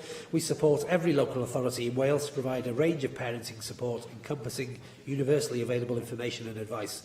Parenting groups and targeted and intensive early intervention through Flying Start and Families First continues. Thank you, Cabinet Secretary. Yesterday, the NSPCC launched their new Take 5 Positive Parenting campaign, which looks at encouraging parents to stop and react calmly when faced with a challenging parenting situation. The campaign was developed with parents in Wales and provides easy-to-remember advice to help them keep their cool. It urges to take 5 to stop, breathe and react calmly when dealing with tantrums, difficult behaviour or other challenging parenting situations such as meal times and getting dressed, and is designed to complement the positive parenting advice and programmes that are already operating. Cabinet Secretary, will you join me in welcoming the NSPCC's campaign, which looks to provide parents with confidence to make better, informed decisions which allow them to build positive, healthy relationships with their child? Yes, I do, and I met with the NSPCC and had a briefing on that particular campaign that they've launched. And you're right, it does complement the Talk Parenting campaign that we've launched as Welsh Government. We must continue to work together proactively in supporting parents across our communities, and I'm grateful the member raised that with me today. Angela Burns. Cabinet Secretary, I know you will agree with me that resolving attachment issues is absolutely crucial for ensuring that young people or young children can grow up to be well-rounded individuals. And in the last Assembly, the Children and Young People's Committee did a very hard-hitting report on adoption and post-adoption support. A lot of children who are adopted or who are about to be adopted suffer from attachment issues. And yet, still today, we are being told by adopters and would-be adopters that they are finding it very difficult to access training to help them learn how to parent children who have severe attachment disorder. If we want these children to go into stable, loving, forever homes, we have to help those who want to reach out to those kids. When will your government, or what can your government do to help these parents and to give them the training that they need to make sure that not only can they adopt those children, but when they do adopt them, those adoptions are robust and do not break down, as I have seen too often with constituents in my own constituency? I share the member's concern around this, and we are doing work indeed with David Meldon, who chairs an advisory group for us, looking at the intense vulnerability of young people put in either fostering or adoption care. And we are I'm seeking advice on what more we can do to help with this. This is not always about cash, by the way. This is often about support mechanisms, sometimes third sector or public sector bodies actually doing what it says on the tin, making sure we recognise that these young people are highly vulnerable and following up on that process as well. It's not just a case of placement, it's about placement and support, and it's something I'm very conscious of. Question 8. Question 8, Dawn Bowden. Diolch, Llywydd. Would the Cabinet Secretary make a statement on the use of notices served under Section 21 of the Housing Act 1988 in Wales? We do not collect specific data on Section 21 notices. However, we have introduced new requirements regarding their use, and landlords must be registered with Rent Smart Wales. In addition, the Renting Home Act will provide additional protection to contract holders on the use of landlords' notices. Thank you, Cabinet Secretary. And as you'll be aware, the use of Section 21 notices, the so-called no-fault eviction notices, can be served at any time on a tenant who's not protected by a fixed-term contract. And the notice can be served without any grounds being given or proven, and can bring an abrupt end to tenancies and total disruption to the lives of tenants. Not surprisingly, the increase of the use of Section 21 notices is causing concern to shelter and other housing and homelessness organisations. Whilst this is a pre-devolution piece of legislation that is still applied in Wales, can I ask the Cabinet Secretary if he would give consideration to reviewing the operation of Section 21 of the Housing Act 88 and, if necessary, move to disapply its provision in Wales so as to remove the unfairness and to provide greater security for such tenants? This was a long discussion piece of the Housing Act as we took it through the Assembly in the previous term. Can I say to the member that the Rented Homes Act, whilst retaining the ability for a landlord to serve a 2-month notice, will offer greater protection for contract holders through the Act's retaliatory eviction process. So there is a part of the Act that does give protection to tenants as well. But I have heard the member, I've heard her strong views, and I will give that some further consideration with my team. David Melding. Mr. Secretary, I agree with the member who's just raised this question that tenant protection does need to be looked at carefully. Now, in England, as a result of the Deregulation Act 2015, Section 21 notices cannot be served on, cannot be served by landlords to residents if the housing is of a poor standard and doesn't meet legislative standards. This does seem to be perhaps an appropriate way to now regulate this area in Wales also. And that's where we are placed at the moment with consultation on the fit and proper person and fit and proper accommodation consultation that we are undertaking. Question 9. Question 9, Siangwen Llian. Will the Cabinet Secretary make a statement on Welsh Government efforts to tackle child poverty? Plant. Diolch. Our child poverty strategy sets out our objectives for tackling child poverty. We are committed to a whole government approach to tackling child poverty, and we are taking action to ensure that every child has the best start in life. The use of food banks has increased over 500%, with a third of users being children. 31% of children live in poverty, and there are 10 times as many people receiving sanctions at present. And evidence that the increase in the use of food banks is directly linked to sanctions and matters with regards to universal credit.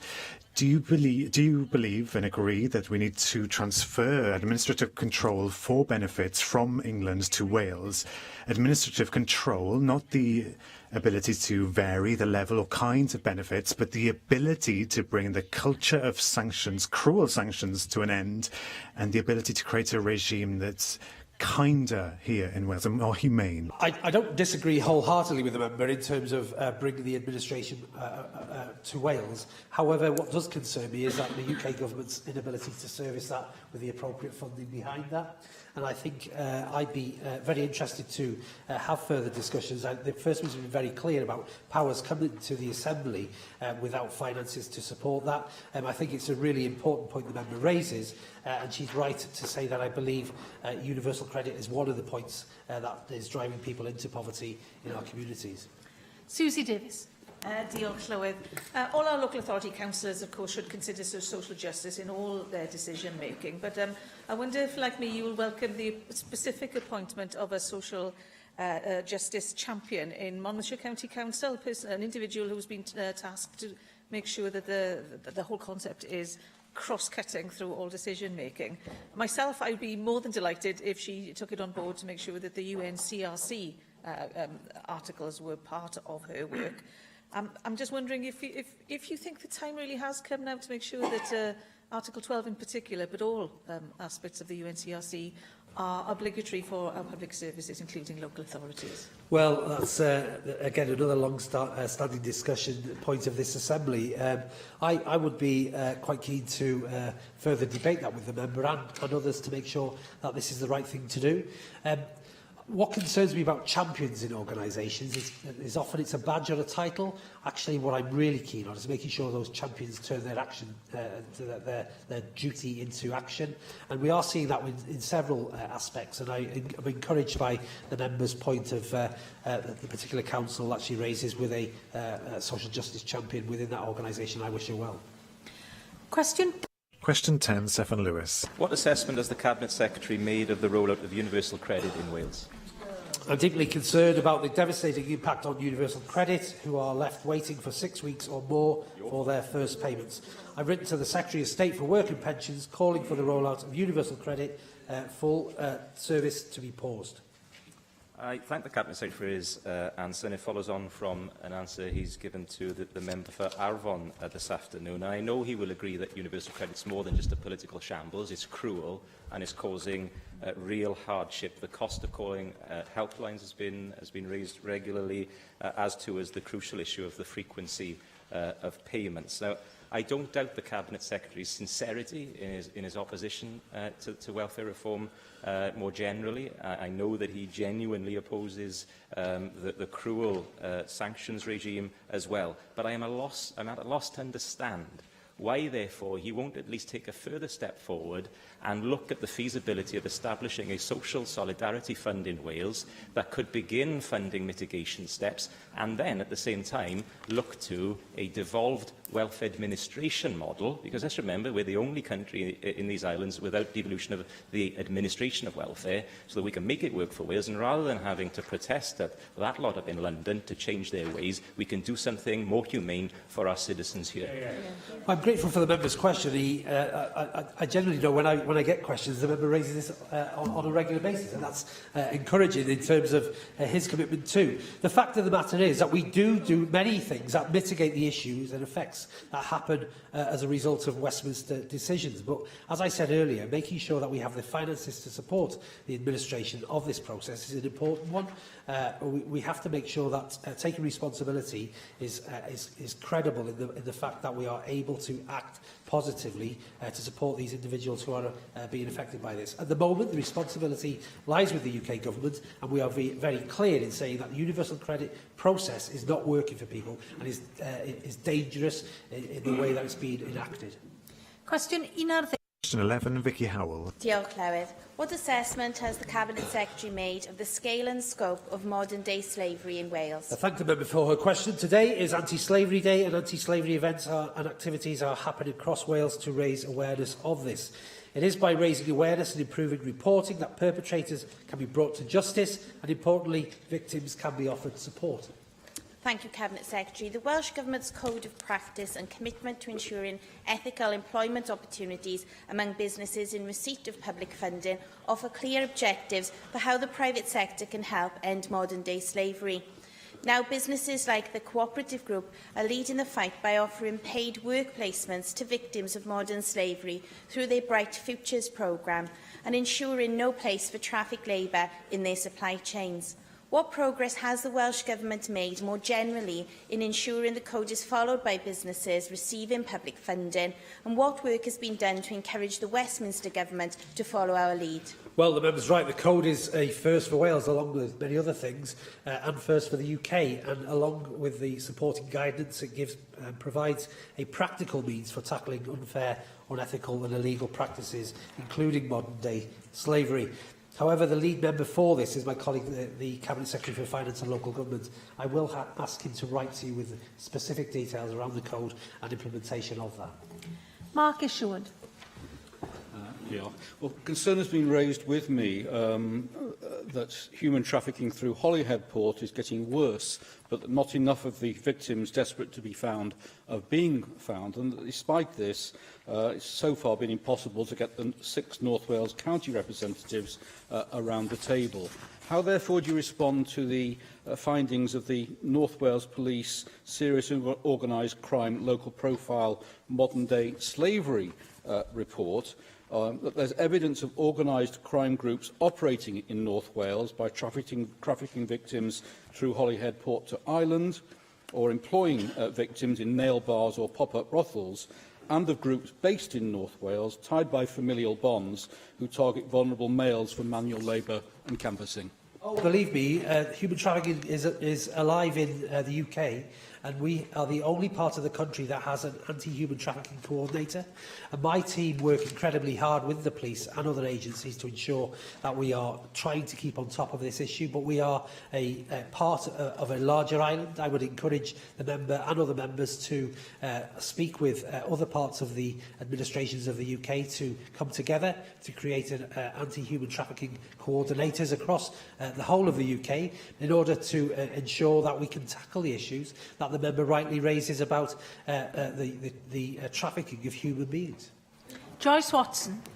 Yesterday we had a round-table meeting on, and the room was full of experts in the field of ending human trafficking or slavery in Wales. One of the issues that came up time and time again was the 45 days in which victims have to prove their case and get through the National Referral Mechanism, NRM, and the wish to make that a much longer period, a minimum of 60 days. I know that those powers rest within the UK Government Cabinet Secretary, but there is a clear request from all the experts in Wales for you to ask the UK Government to consider expanding that, because it isn't until individuals get through the National Referral Mechanism that they're offered any help or support whatsoever, and it's left to the non-government organisations to offer any shelter, any help, any support whatsoever after those 45 days. I'm grateful for the member raising that with me. I will ask my anti-human trafficking coordinator to meet with the member in order for her to explain that with him, and I will act accordingly on his advice. Finally, question 12, Hiwaranka David. Will the Cabinet Secretary provide an update on the National Housing Pathway for ex-service personnel? Thank the member for Ogmore for his question. I launched the National Pathway for ex-service personnel in November of 2016. We continue to champion the approach through the recent publication of supporting leaflets, posters and advice cards, so anyone needing accommodation can get access to the support that they need.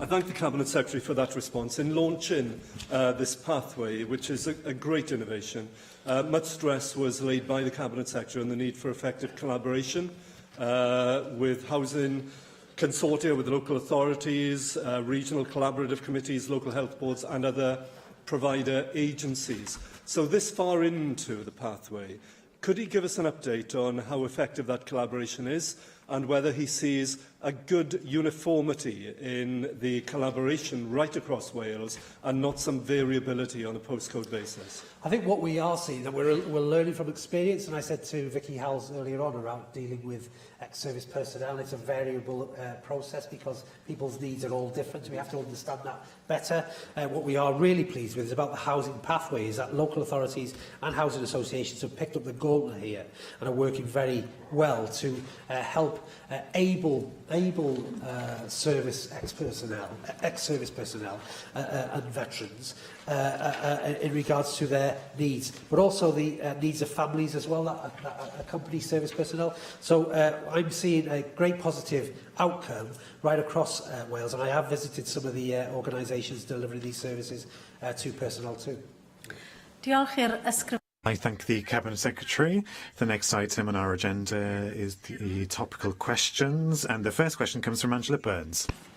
Will the Cabinet Secretary make a statement on the Welsh Government's progress in bringing forward a long-term solution to the high cost of medical insurance facing Welsh GPs? Thank the member for the question. We continue to have a constructive conversation with both the BMA and the Royal College of GPs in Wales about the high cost of indemnity insurance. We have agreed with them to review how the market currently operates in Wales to help inform our options for progress. This government remains committed to finding an answer that works for GPs in Wales. Cabinet Secretary, I do not doubt your commitment to finding an answer. The trouble is that you've been looking for that answer for over 2 years, if not longer. You offer no timeline, no end date, and no commitment to a state-backed solution, and no answers. The issue at hand is that GPs have to pay for 2 elements of insurance. There's a relatively stable set rate for professional advice and support, and a variable separate rate for clinical medical negligence cover. Changes to the clinical negligence cover model has made this insurance extremely expensive and precludes many contracted GPs from upping their hours in times of need, such as winter pressures or stepping in to help another practice where a GP may have resigned or died or retired. The Welsh Risk Pool offsets cover for managed practices, locums and out-of-hours GP services. Cabinet Secretary, whilst this is a welcome move, by only doing half the job, by tackling half the workforce, you risk destabilising general practice. I accept it is an unintended consequence, but I think this highlights why you need to act swiftly, because it makes becoming a GP in a practice far less attractive. And the recent and welcomed announcement by the Secretary of State for Health in England that English GPs will be covered by a state-backed solution could further attract GPs away from Wales. And given the disparity in earnings between GPs in Wales and GPs in England, this could be the final straw. So we have a situation in Wales where you've been looking for a solution, you've been looking for an awfully long time. Cabinet Secretary, can you please tell us when you're going to come forward with some kind of proposal so that we can try to ensure that we do not lose those hard-won GPs that we have? We need to ensure that they will stay with us. We need to get rid of the disparity between being a GP in a practice and a GP that works for a health board, is a locum or does out-of-hours services, and we need to make sure they do not drift across that border. I think that this could undo an awful lot of the good work I know you've tried to do in recruiting and retaining GPs to this country.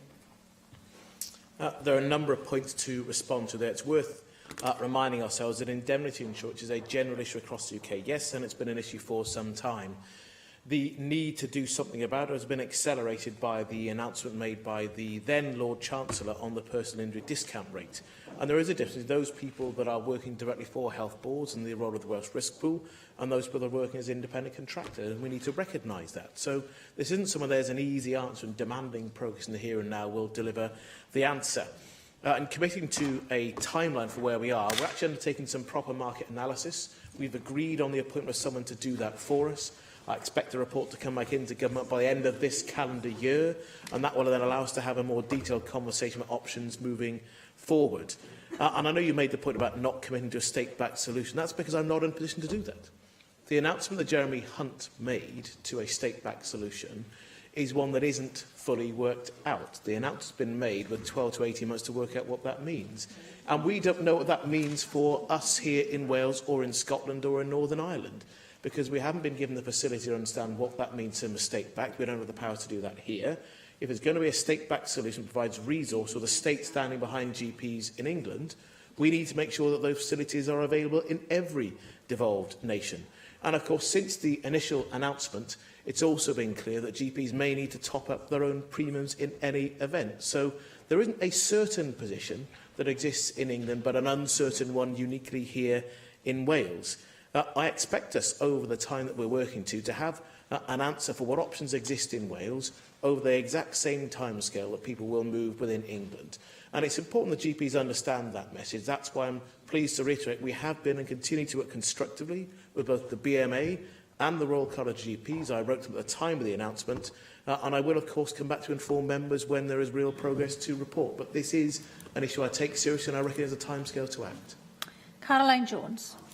Diolch, Llywydd. The announcement last Thursday by the Secretary of State for Health concerning indemnity arrangements for GPs in England presents a potential challenge for Wales. The Secretary of State for Health plans to introduce a state-backed indemnity scheme for general practice in England, and he has also stated the indemnity arrangements are a devolved matter. Therefore, the Secretary of State for Health has opened up the possibility of there being significantly different indemnity arrangements for GPs in England when compared with Wales. So in light of the current shortage of GPs, this is concerning news, really. If future GP indemnity arrangements are more attractive in England than in Wales, then GP provision in Wales could face several challenges.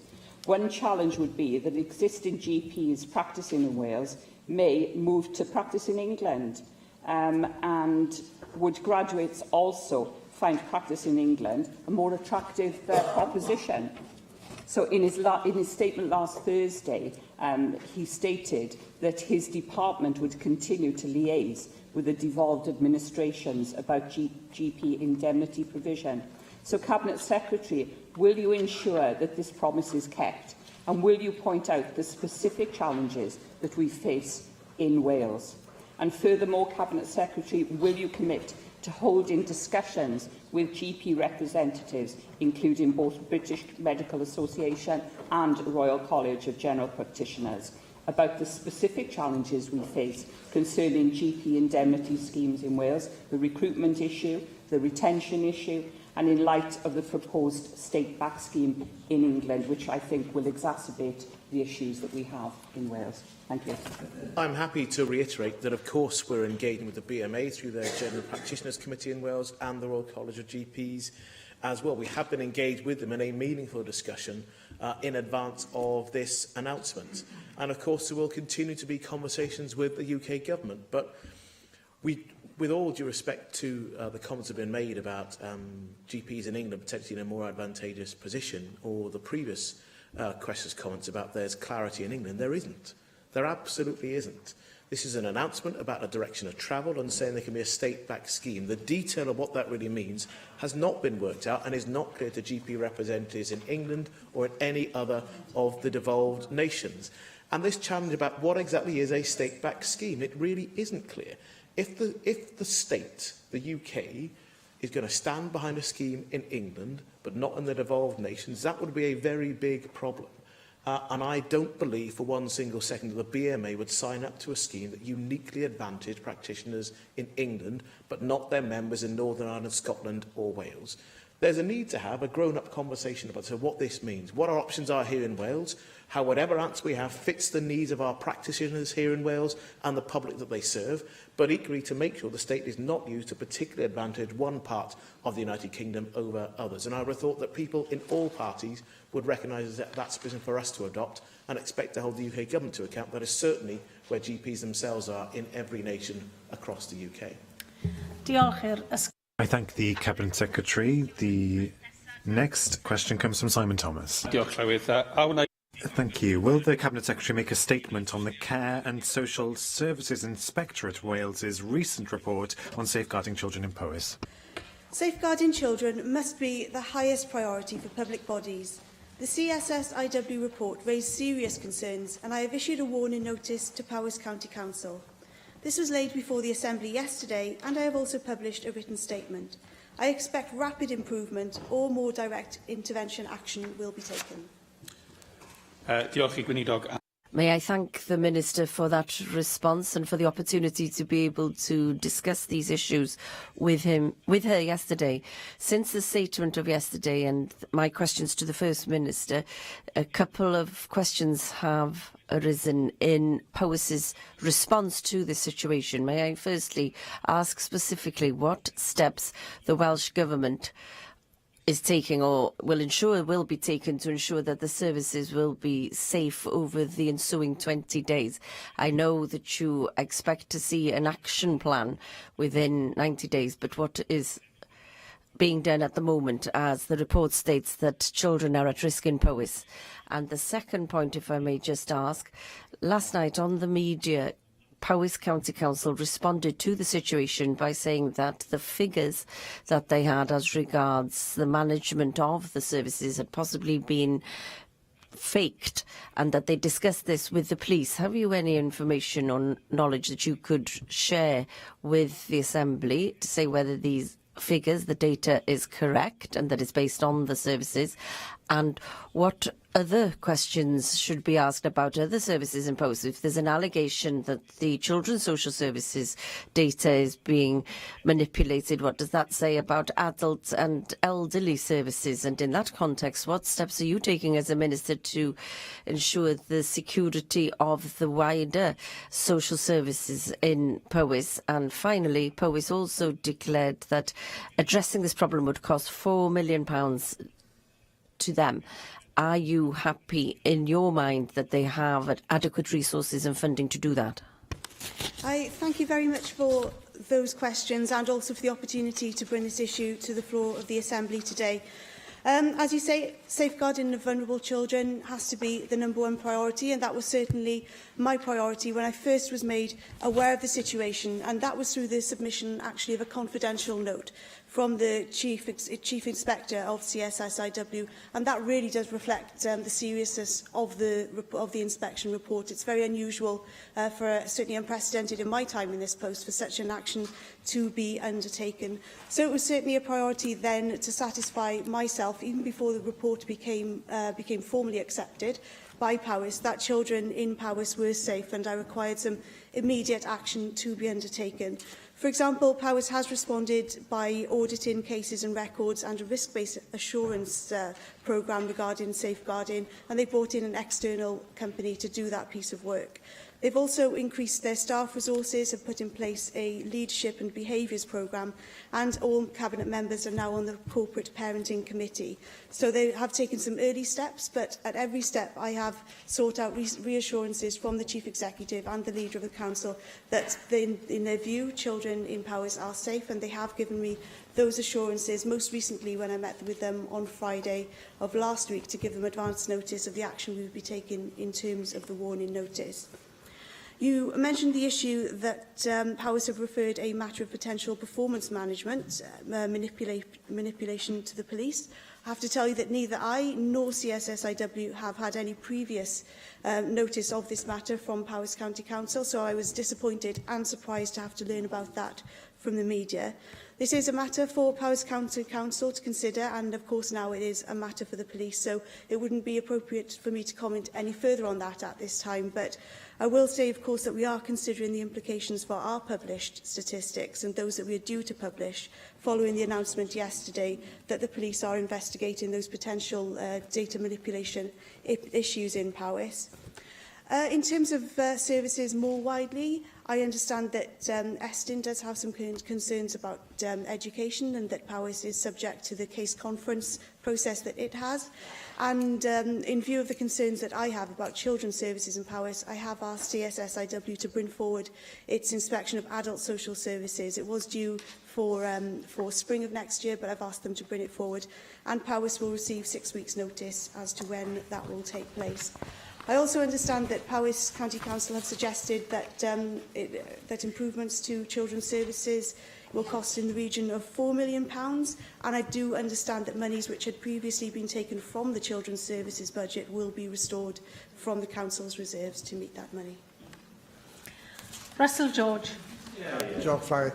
I would agree with you, Minister, that the CSSIW report on children's services in Powys is incredibly serious. It's a damning report and makes uncomfortable reading and highlights, of course, a number of historical failings which have meant that children's safety and well-being has been jeopardised.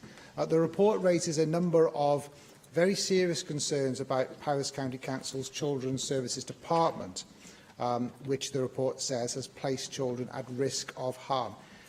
I note you've said today that you've had assurances from the Chief Executive and the leadership of the County Council yourself that children are now safe. But can I ask, are you yourself satisfied that children are safe at the present time? If families who have experienced dealings with the Council's Children's Services Department have concerns to raise following the report publication yesterday, what course of action would you suggest they take? Should they raise this directly with CSSIW, or with Welsh Government directly, or via Assembly members, or indeed via Powys County Council?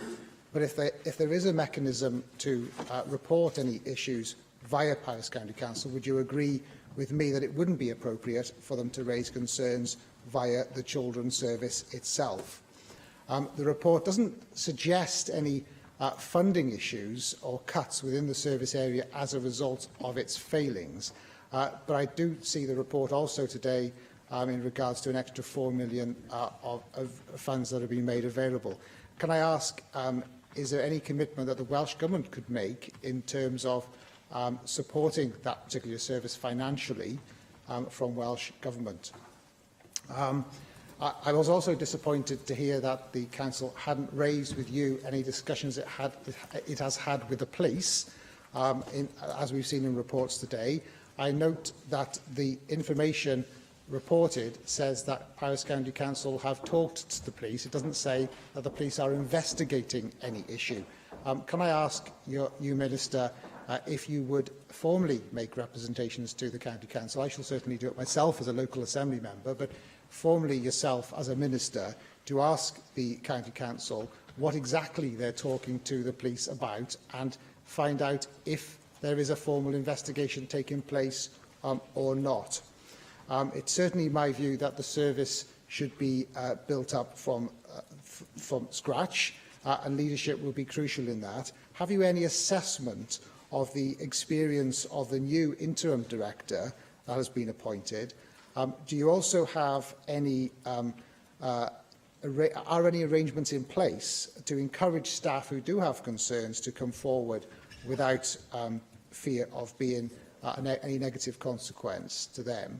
And finally, while the report was very highly critical of the departments and the Council's leadership, it should also be noted that the report has praised the commitment of staff who have shown resilience and professionalism in challenging circumstances. That's what the report states.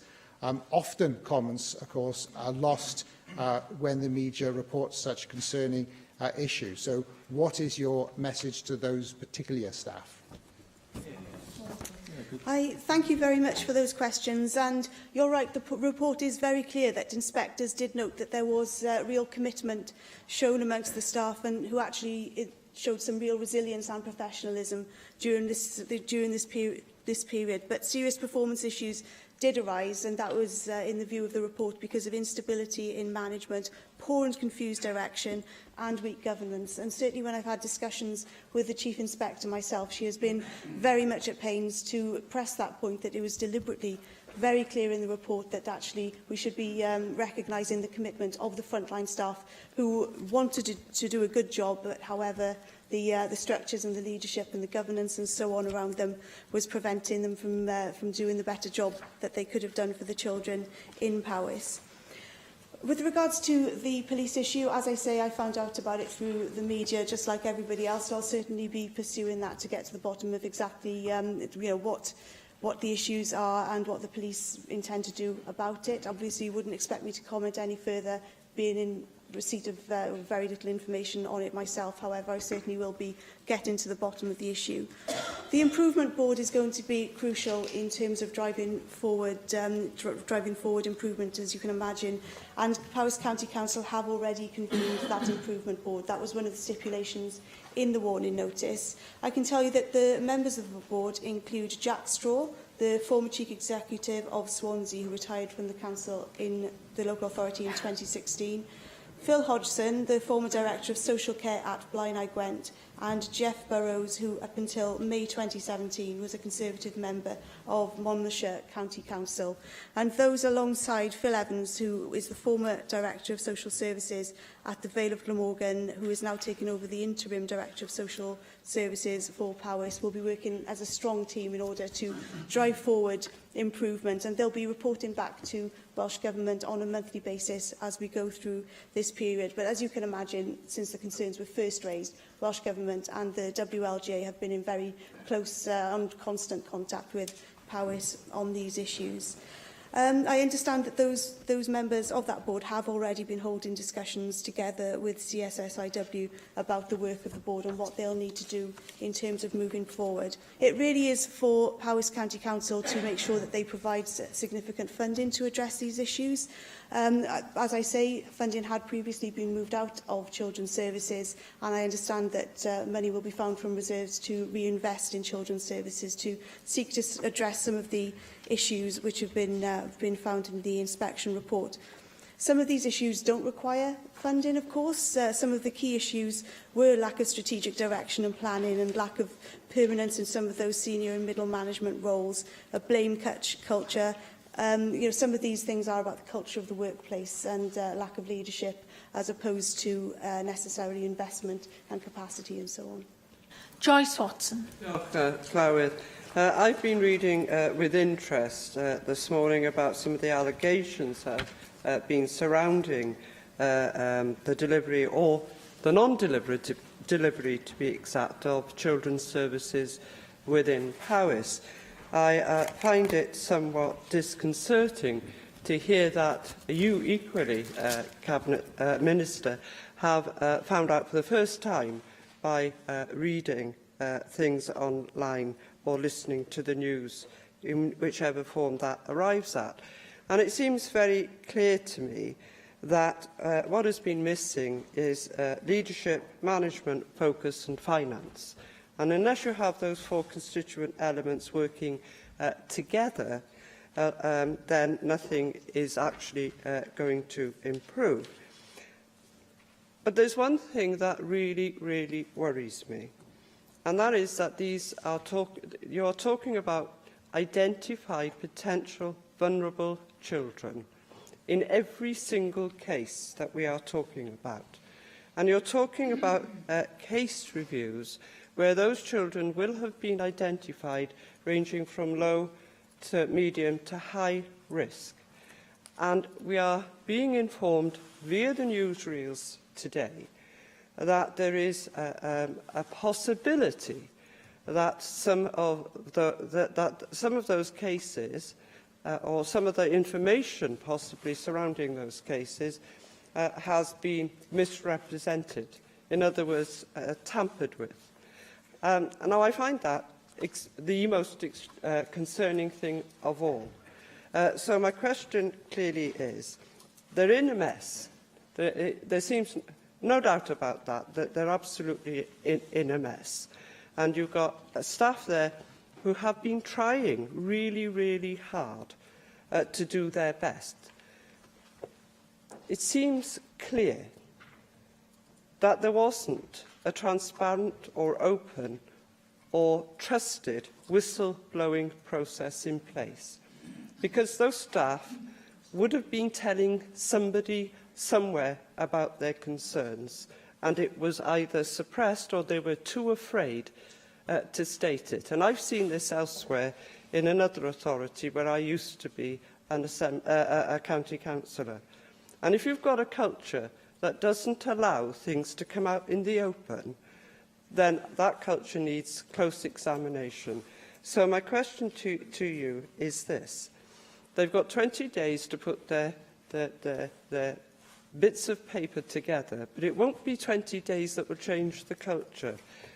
So I will ask you, Cabinet Minister, I ask you if you will look at the culture so that it isn't the culture of inward-looking and maybe infighting and secretive nature that actually puts these children at risk. I thank you very much for those points which you've made. And certainly the Implementation Board will be looking very closely at the culture within the organisation and taking on board all of the many comments which have been raised in the inspection report as well.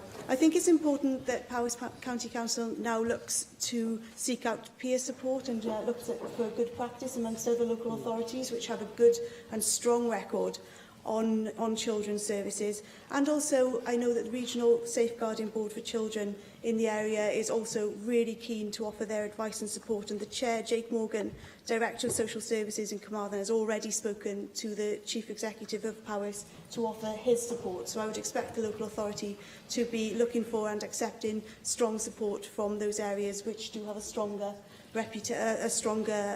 experience of children's services. In terms of the whistle-blowing question you raised, I think that is an extremely important one, and it's one that I will commit to looking to see exactly what happened in Powys, and I will respond to you by letter with some further observations on that.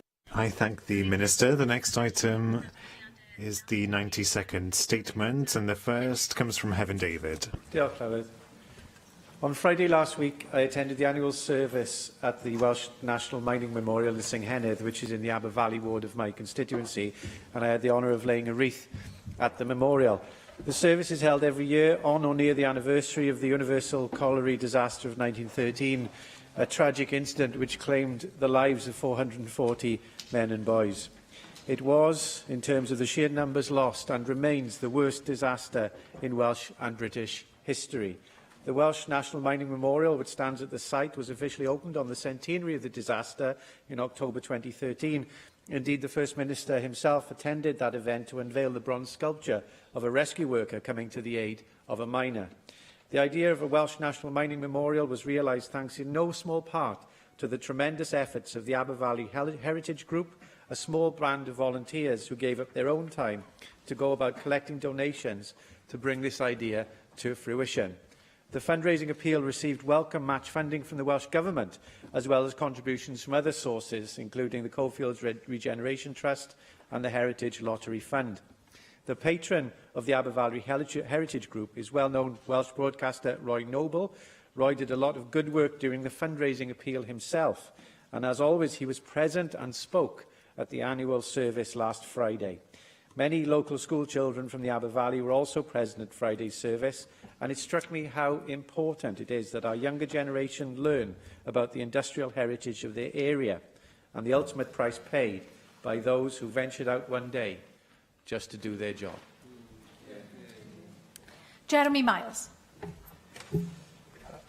October 1917 was a month which left its mark on the world. Here in the UK, it is 100 years since the cooperative movement first decided to give expression to its values through the parliamentary route at Westminster by forming the Cooperative Party. That decision was taken at its Congress in Swansea, fitting given the role Wales has played in the history of the cooperative movement. Since then, devolution has given the Cooperative Party other parliaments through which to campaign for its vision of a cooperative world.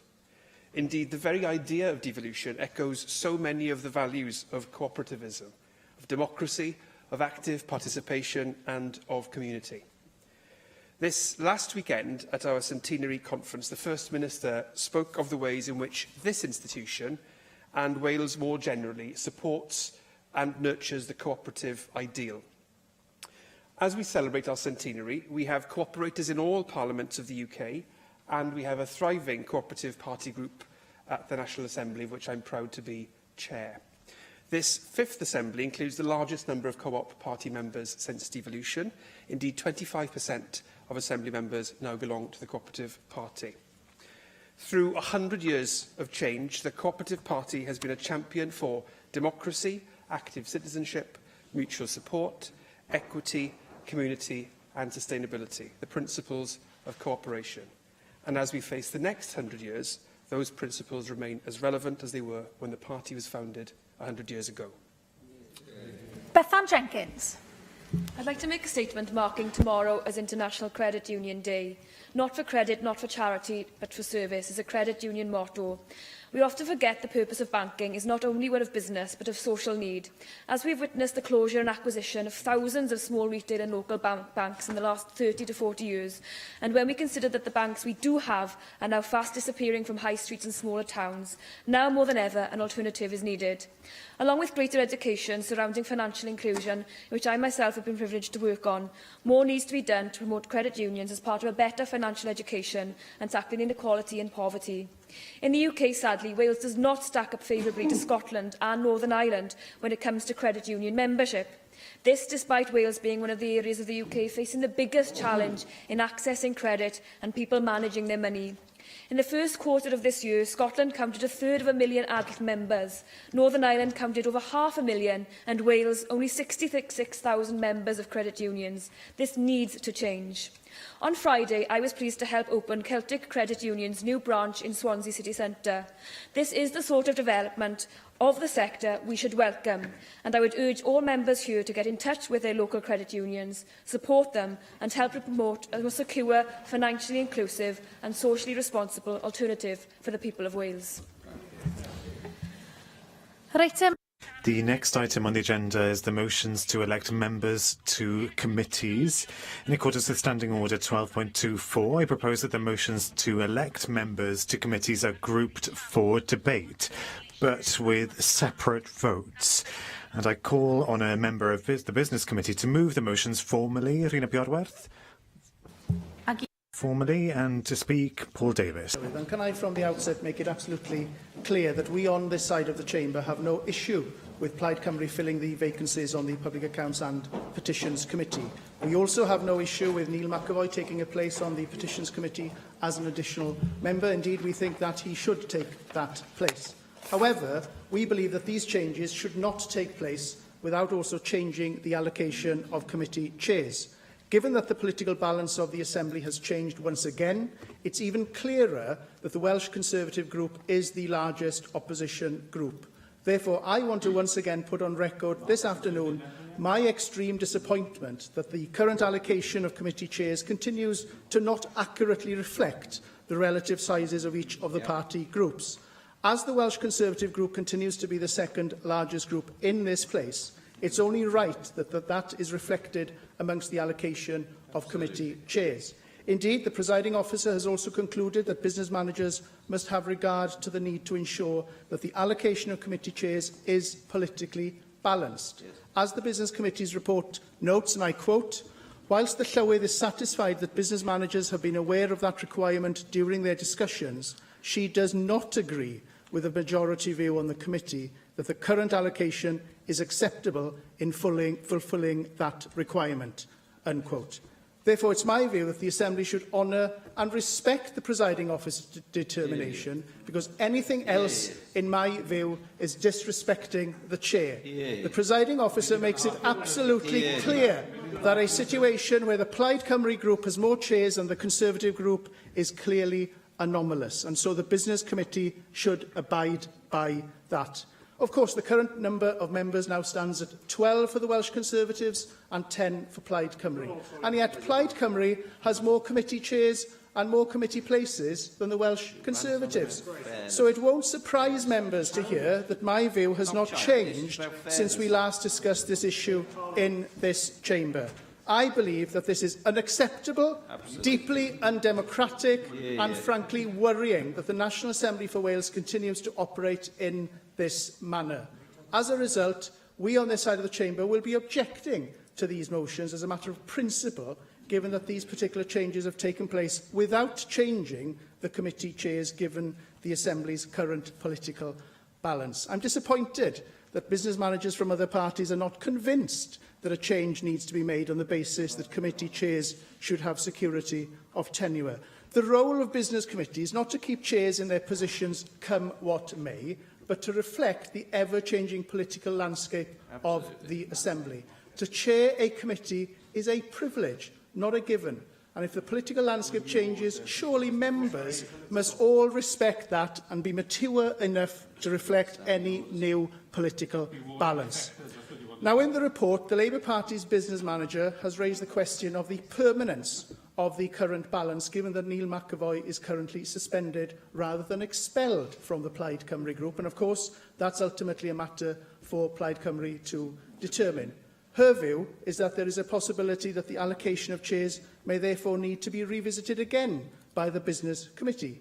Yes, that's true. But why are we making other changes if the situation isn't permanent? Surely, following that logic, we shouldn't be making any changes at all.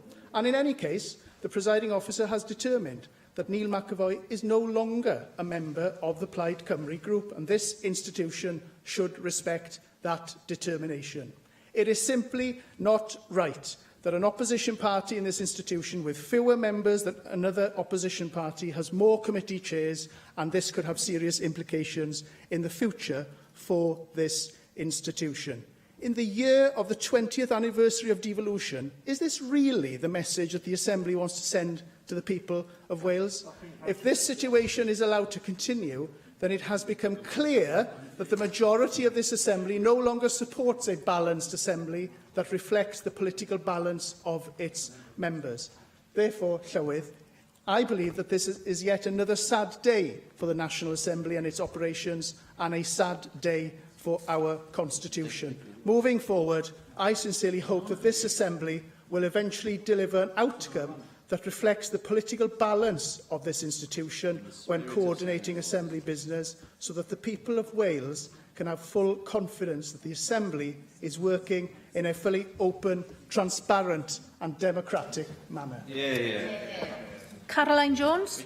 Diolch, Llywydd. Could I please ask someone to clarify Mark Reckless' position within the Conservative Party? Thank you. Well, I don't think there are... Oh, yes, there is somebody who wants to clarify. Mark Reckless. Very happy to clarify. The presiding officer wrote to Andrew R.T. Davis and to myself and confirmed that I should be considered a member of the Conservative group for all purposes of this Assembly, just as she has ruled that the committee chairs should be moved in order to reflect the balance of party groups. And it ill behoves this institution, which wishes to be considered a parliament, that it will not even follow its own presiding officer or follow its own standing orders in line with any reasonable democratic institution should do. You should be ashamed of yourselves. Absolutely. No. Thank you. There are no other speakers. There are no other speakers in this debate. All members who have indicated that they wish to speak have spoken. And just for the record, my views on this matter, and I think I would suggest that you all are quiet as I'm about to say something, and I don't say it very often, but my views on this matter are set out in the report that is tabled with this motion. I suggest that you all read it. It makes for a fascinating read in itself, and the views of all business managers of all political parties are also outlined in that report. We have discussed this matter over a number of weeks, and I am satisfied are not disrespected by the fact that the Business Committee has been through the process required by standing orders in considering this matter, and that it has every right to make the decision it has. In a situation such as this, Standing Order 17.13 gives Business Committee the option of revising the allocation of chairs, but on this occasion the majority view was that it was not appropriate to do so. There is clearly a tension on many fronts. There is clearly a tension between different provisions in the standing orders, and an unprecedented series of events has led to the current anomalous situation. That's why I'll be asking the Business Committee to review the requirements regarding the allocation and election of chairs. A question you... The proposal is to agree the motion to elect Neil McAvoy to the Petitions Committee. Does any member object? Gohiria. I will defer voting on this motion until voting time. The proposal is to agree the motion to elect Rhina Piorwerth to the Petitions Committee. Does any member object?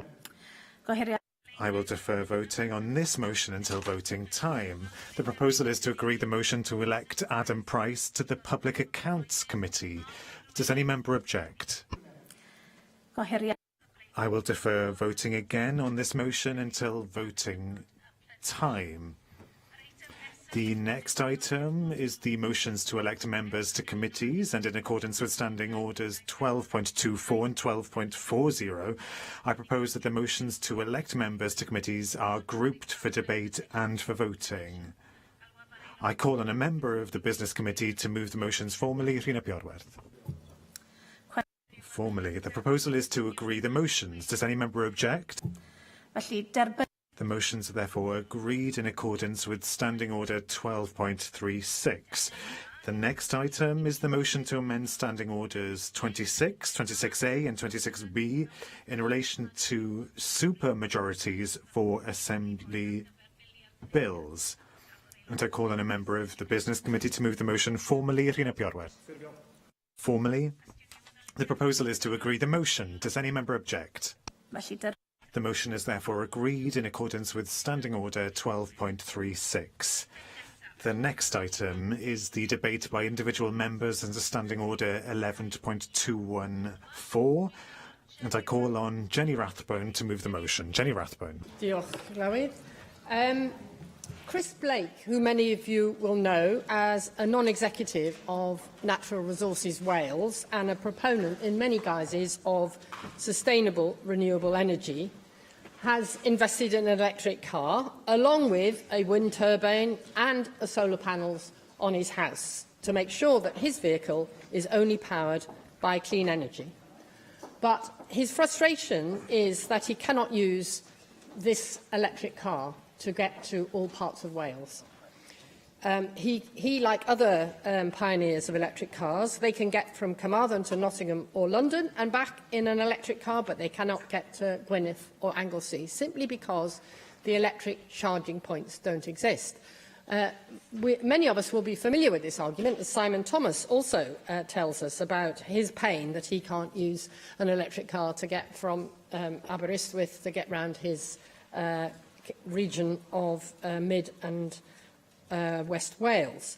So I was delighted to hear that there is a proposal in the budget for this year to invest £2 million in developing more electric charging points so that we aren't just making them available on the M4 and the eastern parts of the A55. I've no doubt that Simon Thomas had something to do with this, but I think that this commitment by the Welsh Labour government is just the beginning of how we see this transformation through. Because we cannot see this as a challenge to build yet another power station the size of Hinkley Point, as suggested by the National Grid, who said that that was what was sufficient to satisfy peak demand in the evenings if electric vehicles take off and become the norm. We have to see this as an opportunity to disperse our electricity generation and supply. and electric charging points are an ideal way of kick-starting that process. So, how are we going to do this? The renewable that we have in abundance is wind. We are the windiest country in Europe. So instead of getting the Brigand Inn on the A470 to install an electric charging point hooked up to the grid, they could be generating their own wind and solar energy, just like Chris Blake is already doing.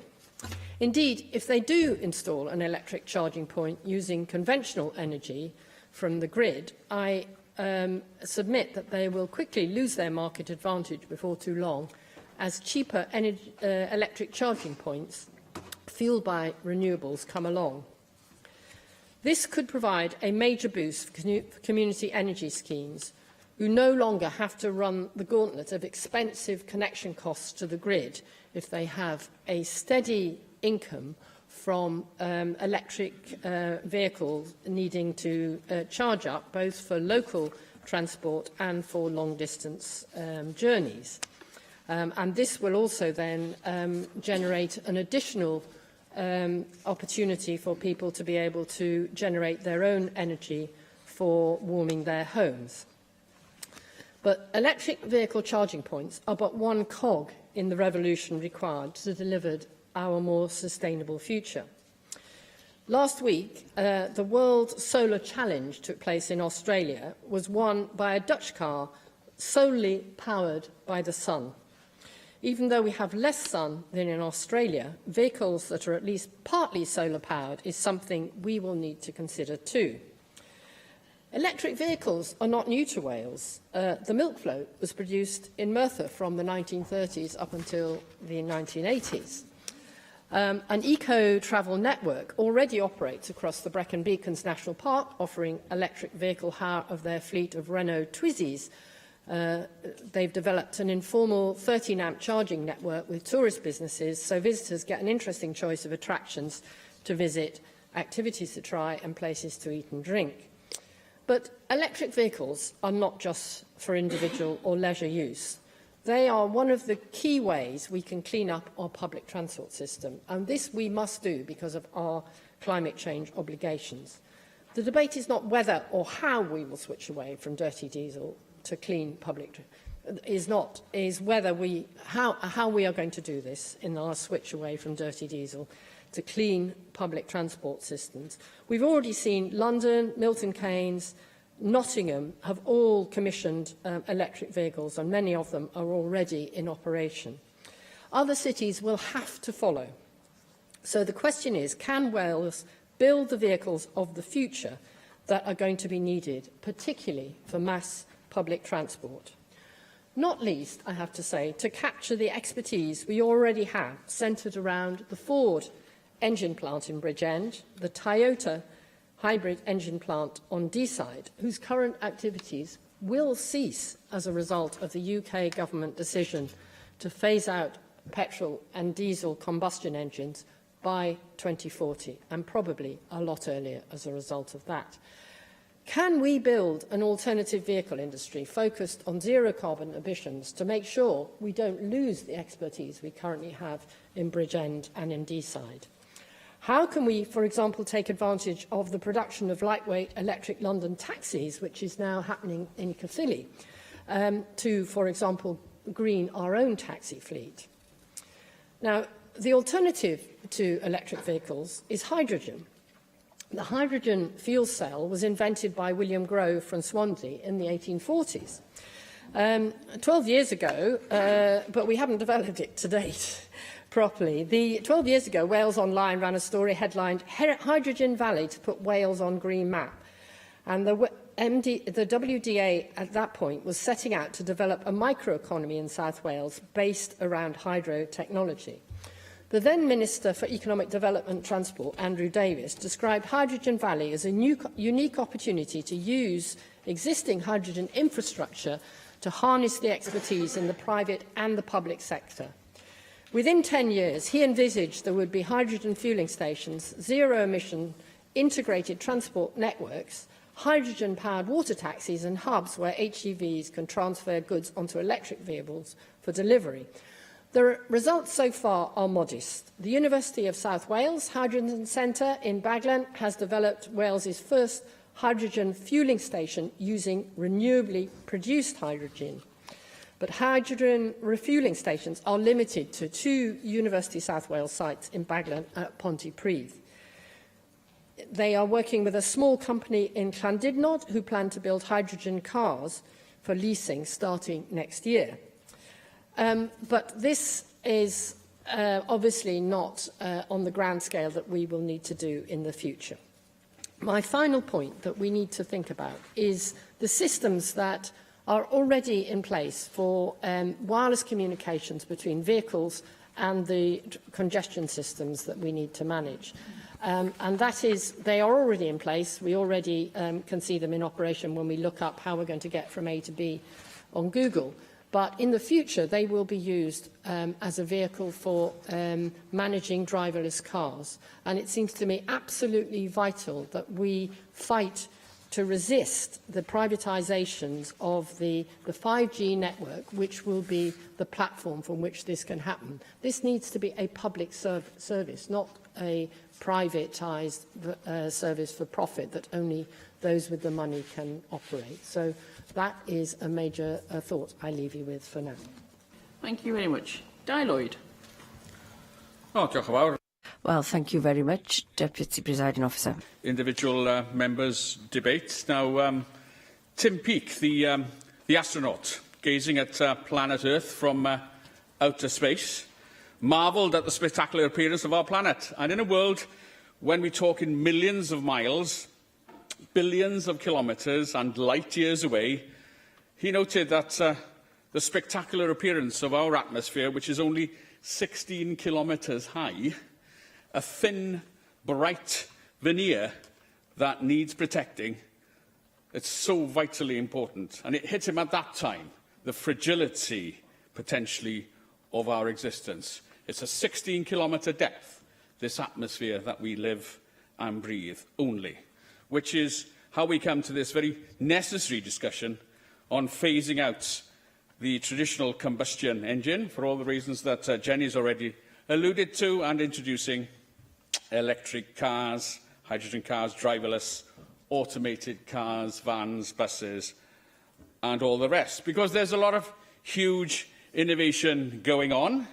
In terms of electric vehicles, which obviously are already on our roads, we are seeing significant strides, with some cars surpassing 300 miles in range and producing 0 to 60 mph times to rival supercars.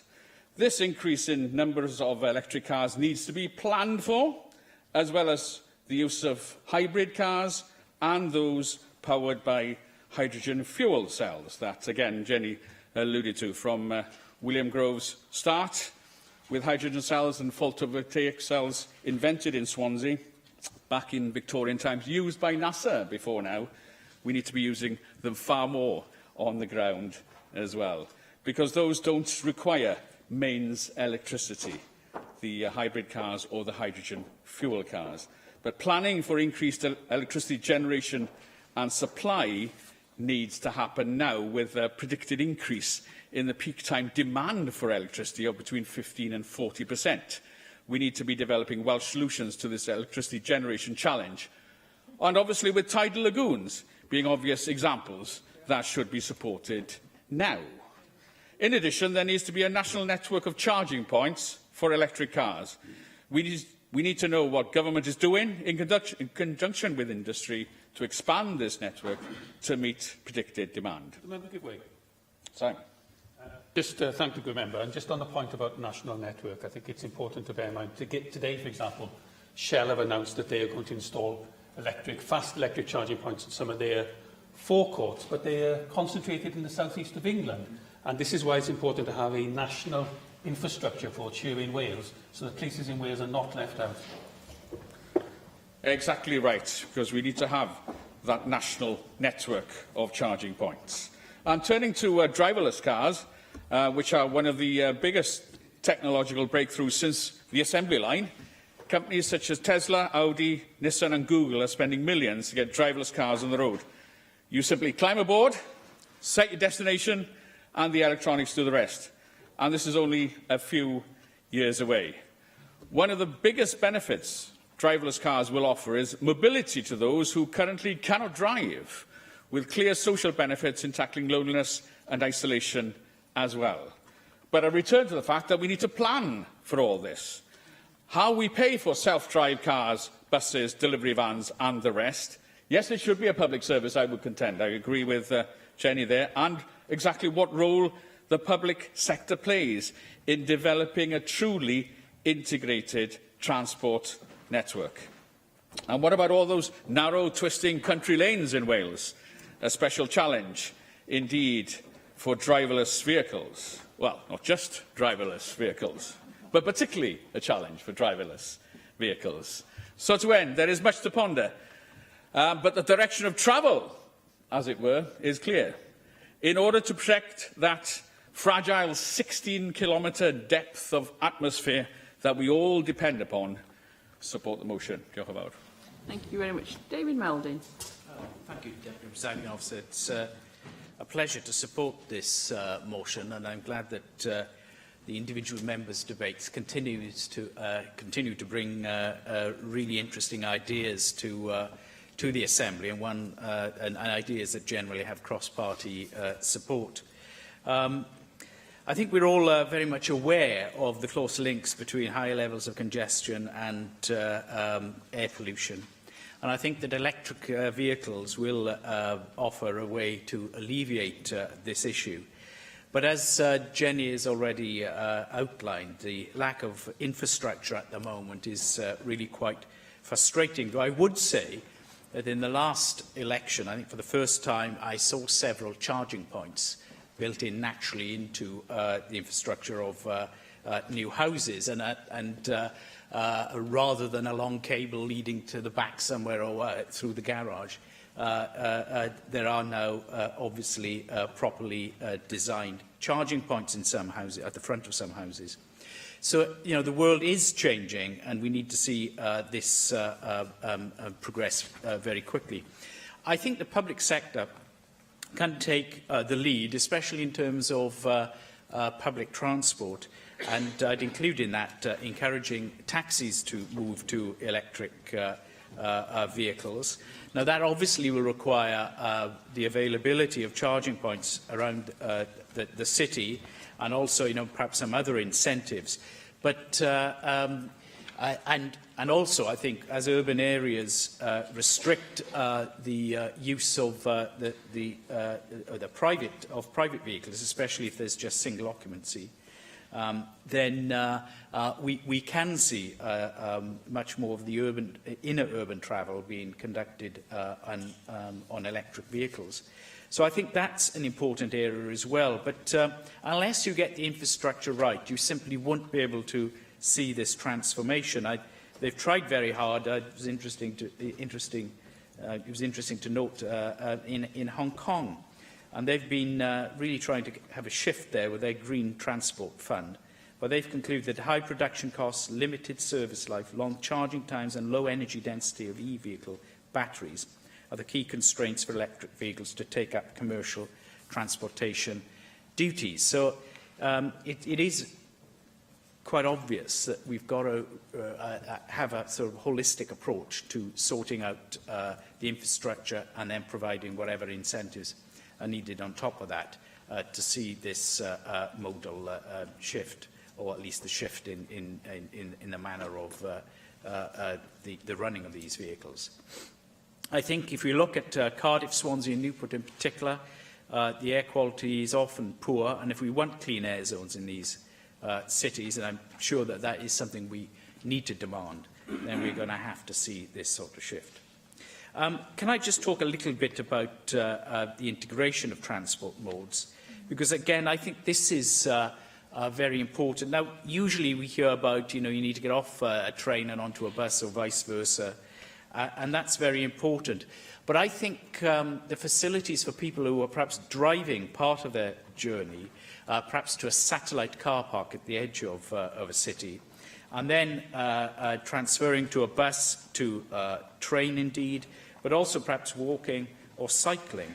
and to have these various networks then connected to these satellite points, I think that is very, very important, especially if you're making, a slightly longer journey, perhaps, the heads of the valleys and driving into the edge of Newport or Cardiff, or indeed Swansea, if you take the Western Valleys. I think this offers a lot of opportunity as well. And I think we need to look at our infrastructure and that is currently there and think about how that can be used more effectively. I noticed that the Mayor of London's draft transport strategy earlier this year did suggest that Oxford Street could be closed to domestic vehicles and made into a cycling and walking street only. And, that's the type of thinking we need. There are a lot of routes there currently. We don't necessarily need to build new ones. And I think a focus on walking, cycling and public transport in a more integrated way has a lot to offer. And then the private use of cars in areas that are likely to get less congested, so the periphery of the town and such. But, being in a partnership with motorists so that we don't just sort of beat them down with lots of restrictions. And can I finally say that the use of the Future Generations Act, I think, is an ideal piece of legislation to try and coordinate these approaches. So I think that would be a key test of the Act in the future. Thank you, Deputy. Vicky Howells. I'd like to congratulate the AMs in whose name this debate is tabled today. For my contribution, I'd like to address my comments to the second part of the motion dealing with electric vehicles.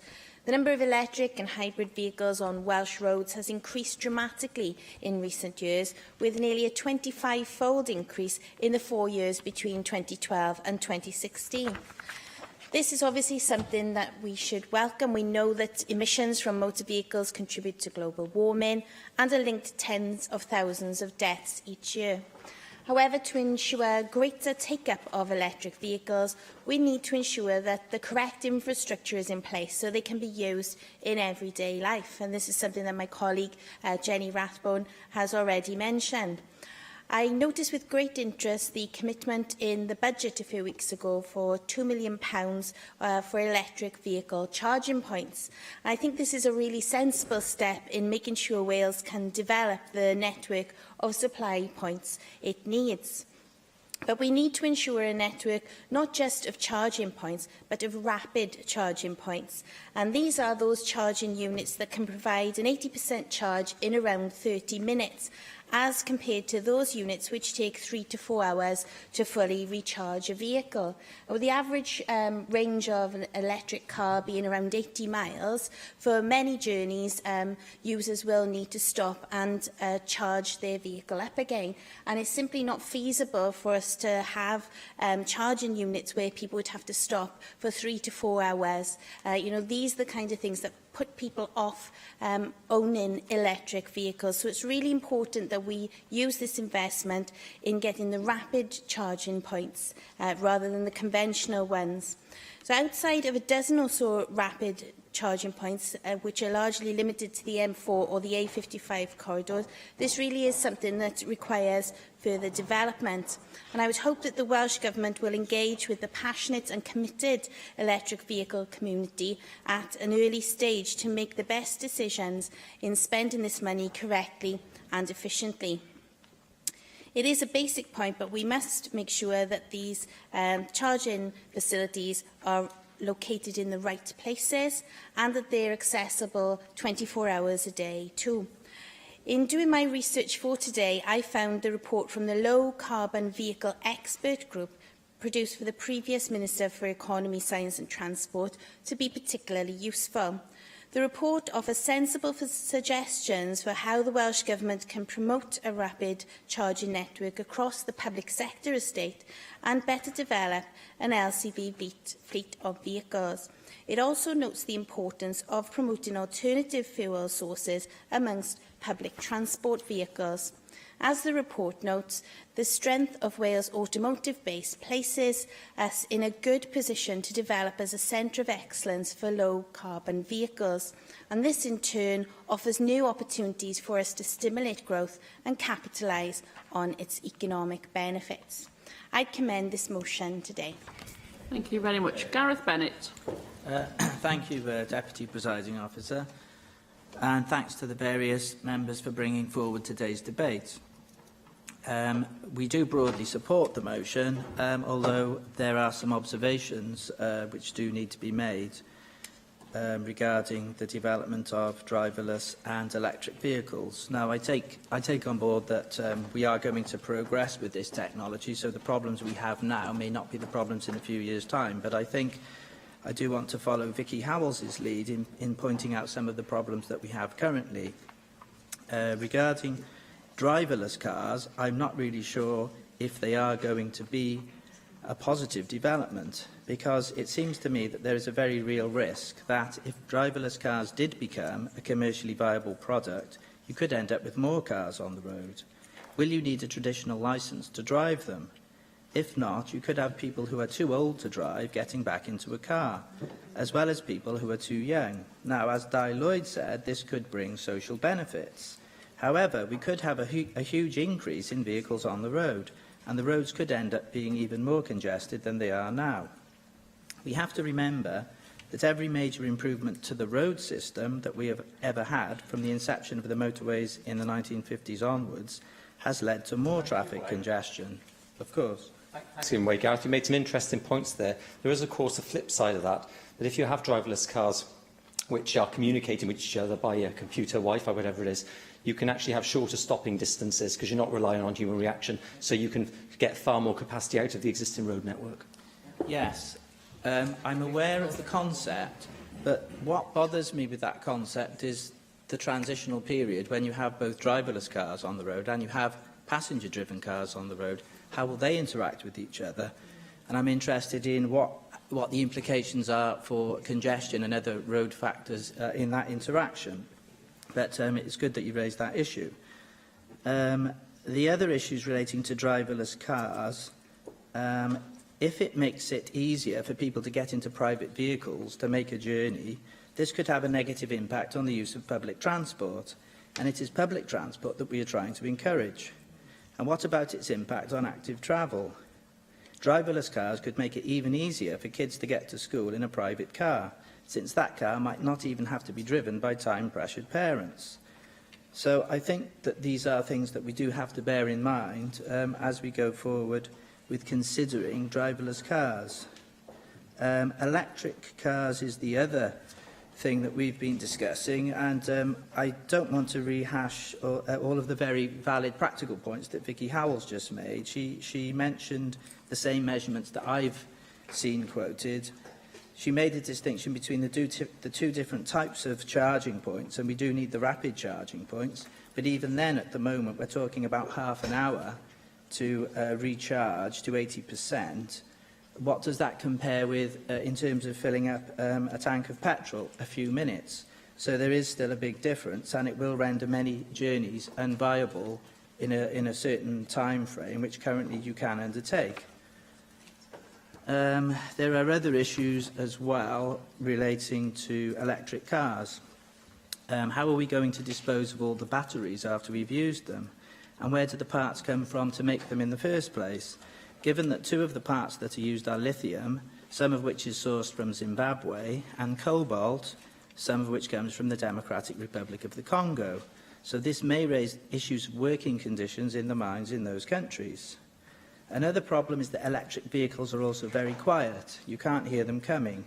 So one thing we could get, if we have more electric cars on the road, is more fatalities involving pedestrians, cyclists and motorcyclists.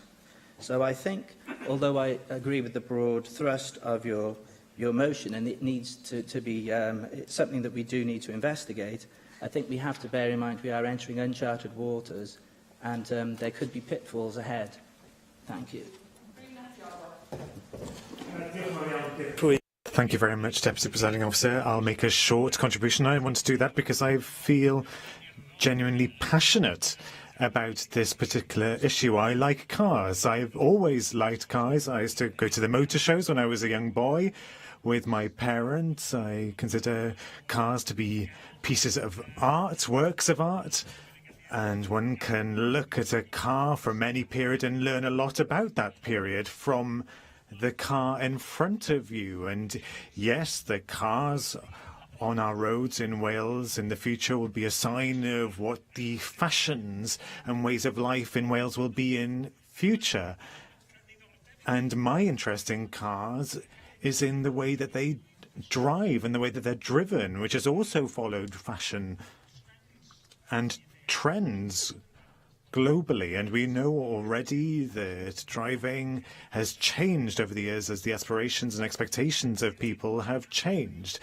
But people's practices with regard to their choice of car can be changed as well. And there are a number of influences that can come to bear here. There are environmental concerns, and that is becoming clearer, a car's performance and also the cost.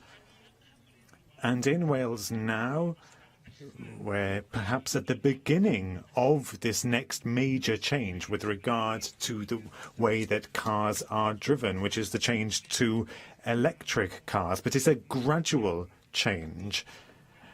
And I don't see the genuine incentive there to accelerate that change. Point 1 in the motion notes the speed of the revolution, but the government strategy and public policy don't come anywhere near catching up with the technological revolution that there's been. And I genuinely believe that there's an opportunity here in Wales to make a name for ourselves in this area, and by doing that to accelerate and drive change in the practices of users in Wales and consumers in Wales. So why don't we change planning rules for new homes to make it compulsory to set those charging points outside them? Where's the strategy across the public sector to install those charging points? Do we have to have charging points in surgeries or schools, 21st century schools? We need to take that action. Where are the regulations to make it compulsory for a fleet of public sector vehicles, the councils and NHS, to be zero carbon or emission vehicles or electric vehicles? One manager of the NHS in my constituency has been trying to ensure that nurses, district nurses and school nurses can have electric vehicles for their visits, but has failed because the contract that the NHS had was with the company that couldn't provide electric vehicles. This is a change that could be made through policy change.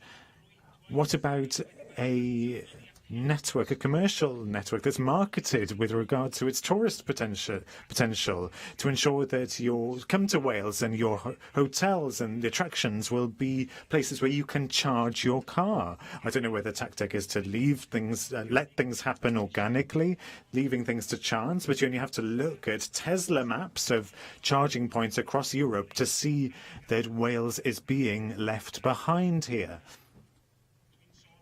I'm talking about Swift charging points. They're only available on the M4 or the A55.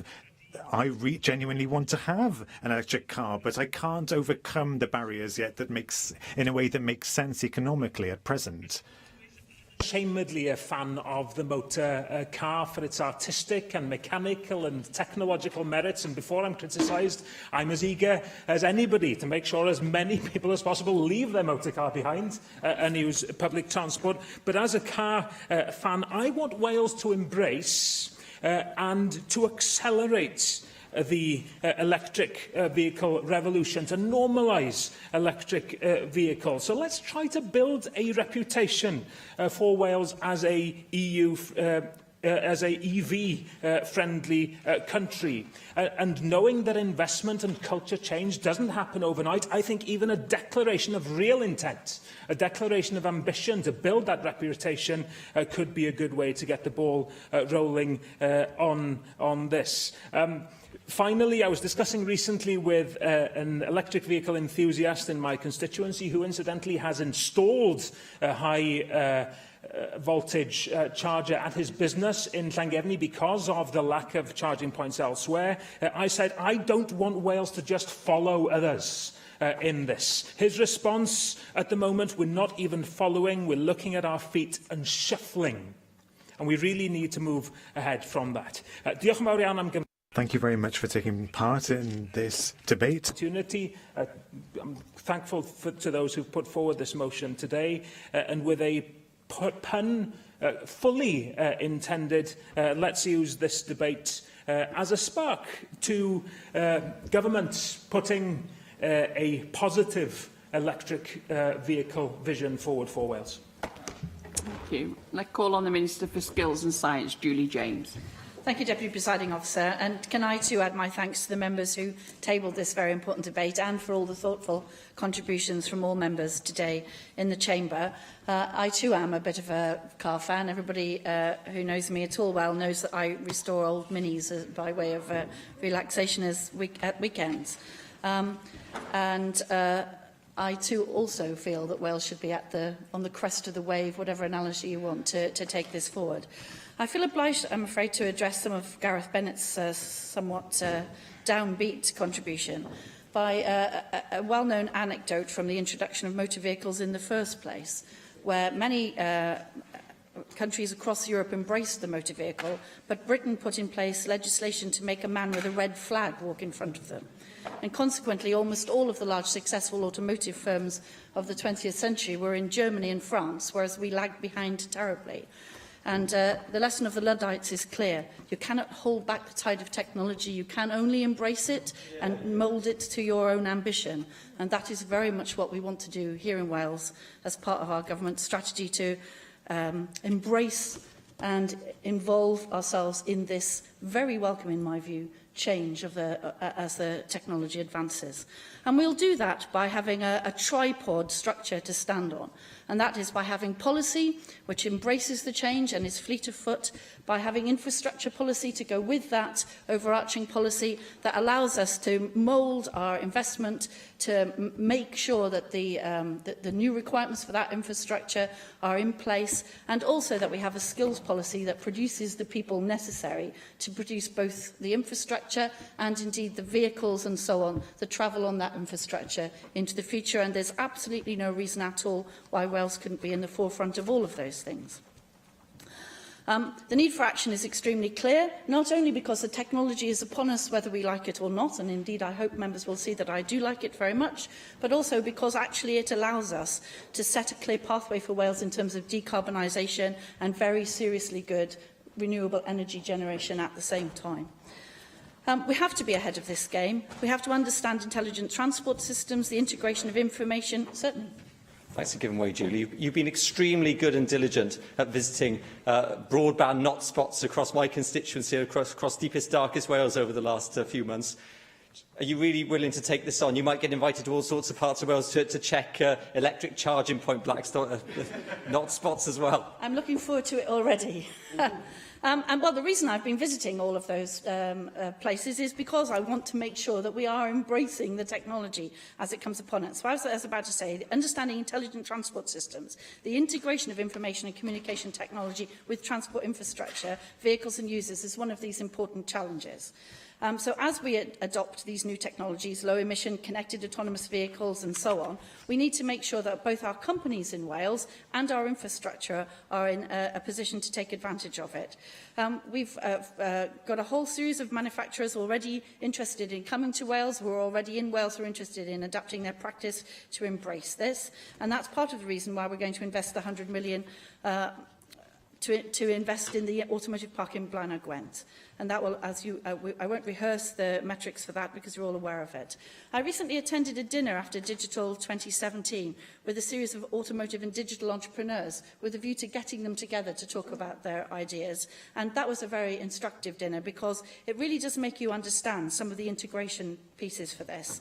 So we have to integrate our role in battery development and manufacture, in electric charging points and their distribution across Wales, fast electric charging points. I completely take that point.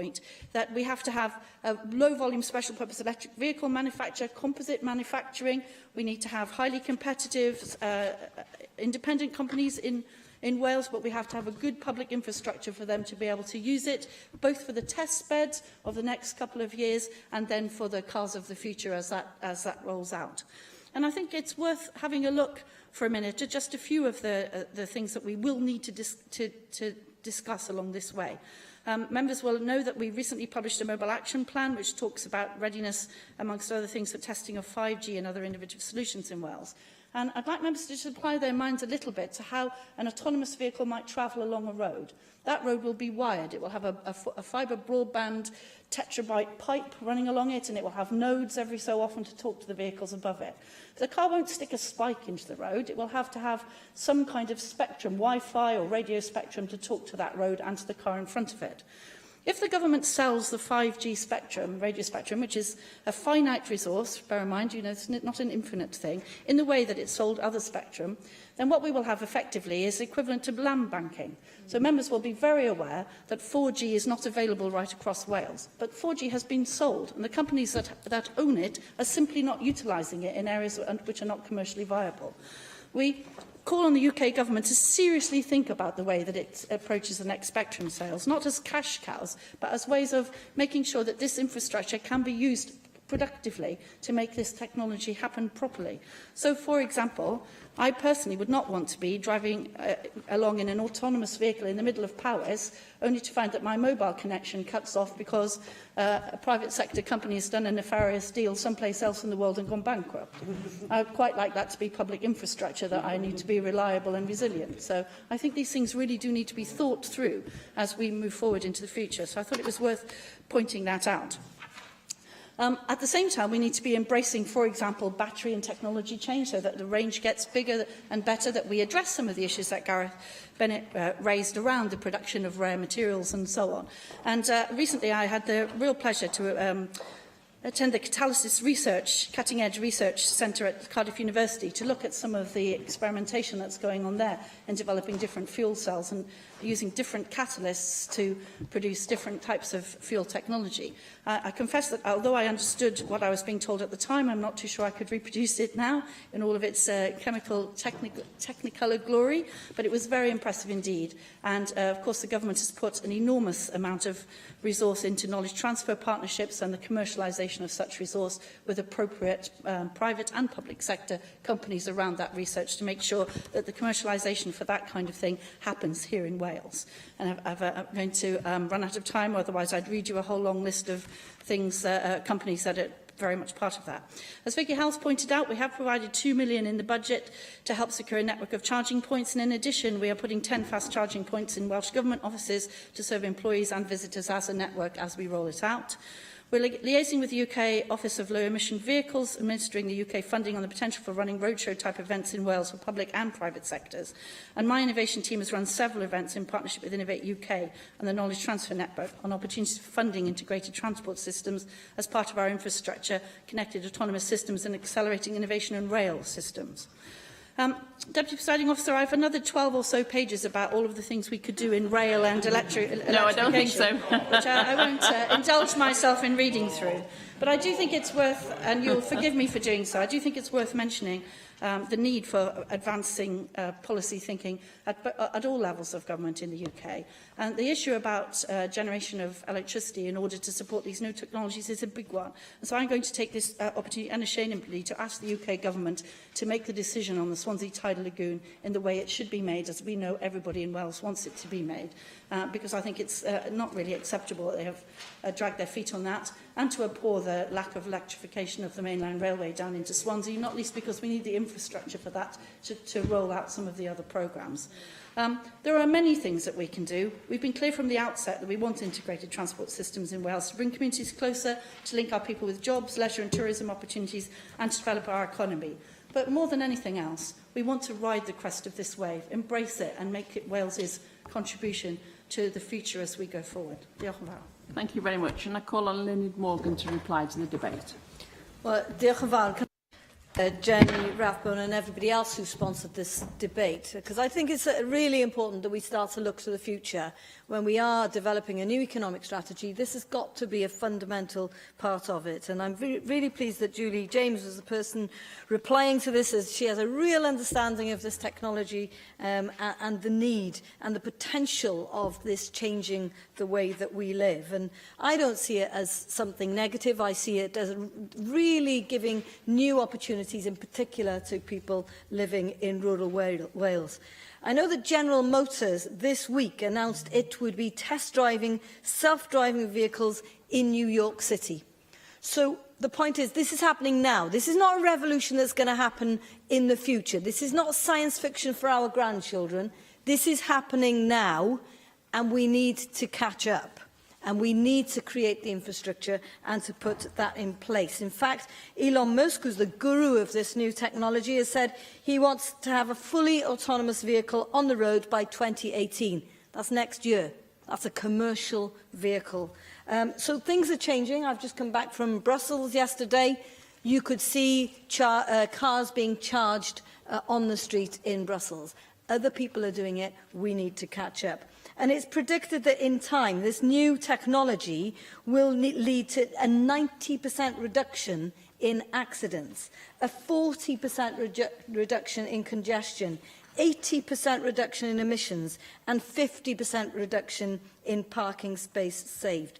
And I think it's absolutely right that we shouldn't just restrict this, as Jenny said, to electric vehicles. Hydrogen vehicles also have an opportunity to contribute to this. I know that in my constituency, Llandrindod Wells, the River Simple car, they are just about to start a new pilot that is going to be happening from Abergavenny. So this is happening. We are a part of this, but we do need to go further. And one of the most interesting things for me is that actually the potential for new car ownership is likely to change. Now, KPMG has suggested that 59% of industry bosses believe that more than half of all car owners today will no longer want to own a car by 2025. That's 8 years from now.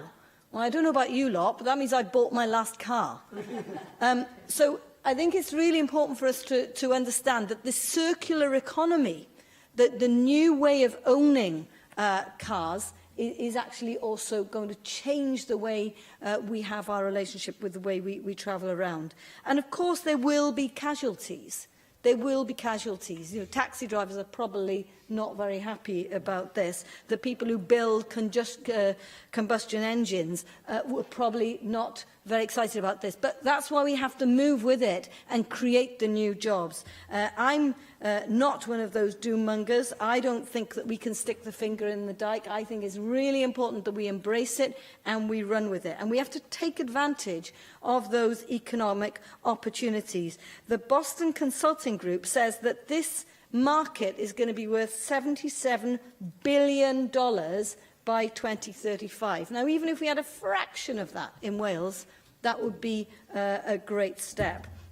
And I really hope that the Minister and the Cabinet Secretary, when they're developing this new economic strategy, that they will be thinking, as I'm sure they are, beyond the here and now. It's given me great heart to listen to Julie, to know that actually they have got their eye on this, there is potential for it, but also to listen to actually the real problems that we have. You know, if we do have this 5G Wi-Fi going out to the commercial sector, not having any control on it, then that potentially could really freeze up the system in some areas. I think it's important also, we heard about planning, lots of people talked about planning, and I think Cream was absolutely right to mention not just about the infrastructure charging system, what Vicky suggested is really important, that rapid charging system. There's also the destination charging. You know, you can drive to somewhere and leave it charging overnight. We need to make sure that can happen, and is happening in some places in Wales already. But I think there is an opportunity for us to think, and I do hope we will be building this into when we're assessing what's the impact going to be if we do go ahead with changing the M4. What's the impact going to be when we are redesigning our towns and cities? All of these things need to be built in to that planning thinking now, as Reen suggested. I know that many people in this chamber are committed to improving public transport in Wales. But I would ask that people give a particular thought to how this technology could be really beneficial in parts of rural Wales where we do need things to be a little bit more flexible, that we can't have big buses and things that in the same way as you do in cities. And the potential there, I think, in particular for helping an ageing population, I think is really great. And again, we need to be thinking about that.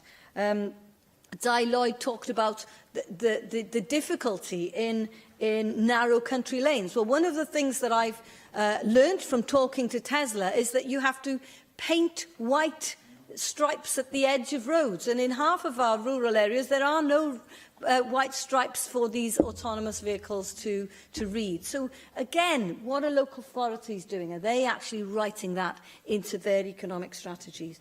So we do need to think about how we're going to do this. We do need to think how we can adapt our grids. Not just the large infrastructure grids, but could we have more local grids? Can we do more with renewable energy, which is absolutely crucial? We simply won't be able to continue if we have this revolution to electric vehicles with the power infrastructure that we have now. So let's remember that I think that this electric vehicle revolution is upon us. I think we need to move really fast to make sure we're not left behind. And I do hope that we can lead with this technology and embrace this technology, because I think it's a real opportunity for us in Wales to be an innovator and to lead. So diolch yn fawr i chi. Thank you very much. Thank you very much. The proposal is to agree the motion. Does any member object? The motion is therefore agreed in accordance with the Standing Order 12.36. We now move on to the next item on the agenda, which is the Welsh Conservative debate on concessionary bus and rail travel for young people. And I call on Russell George to move the motion.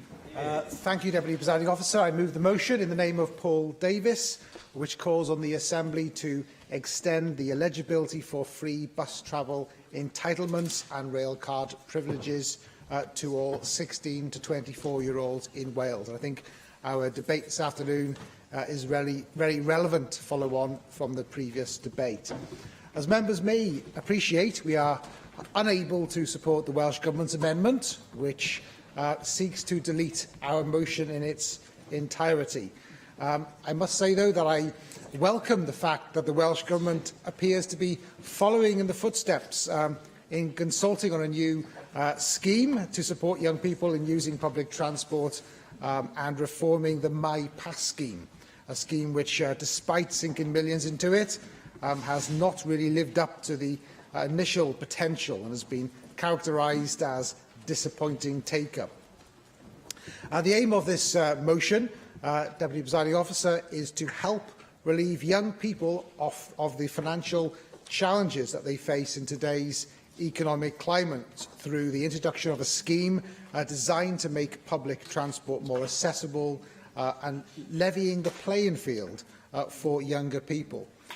Young adults tend to have the lowest wages, the highest car insurance premiums.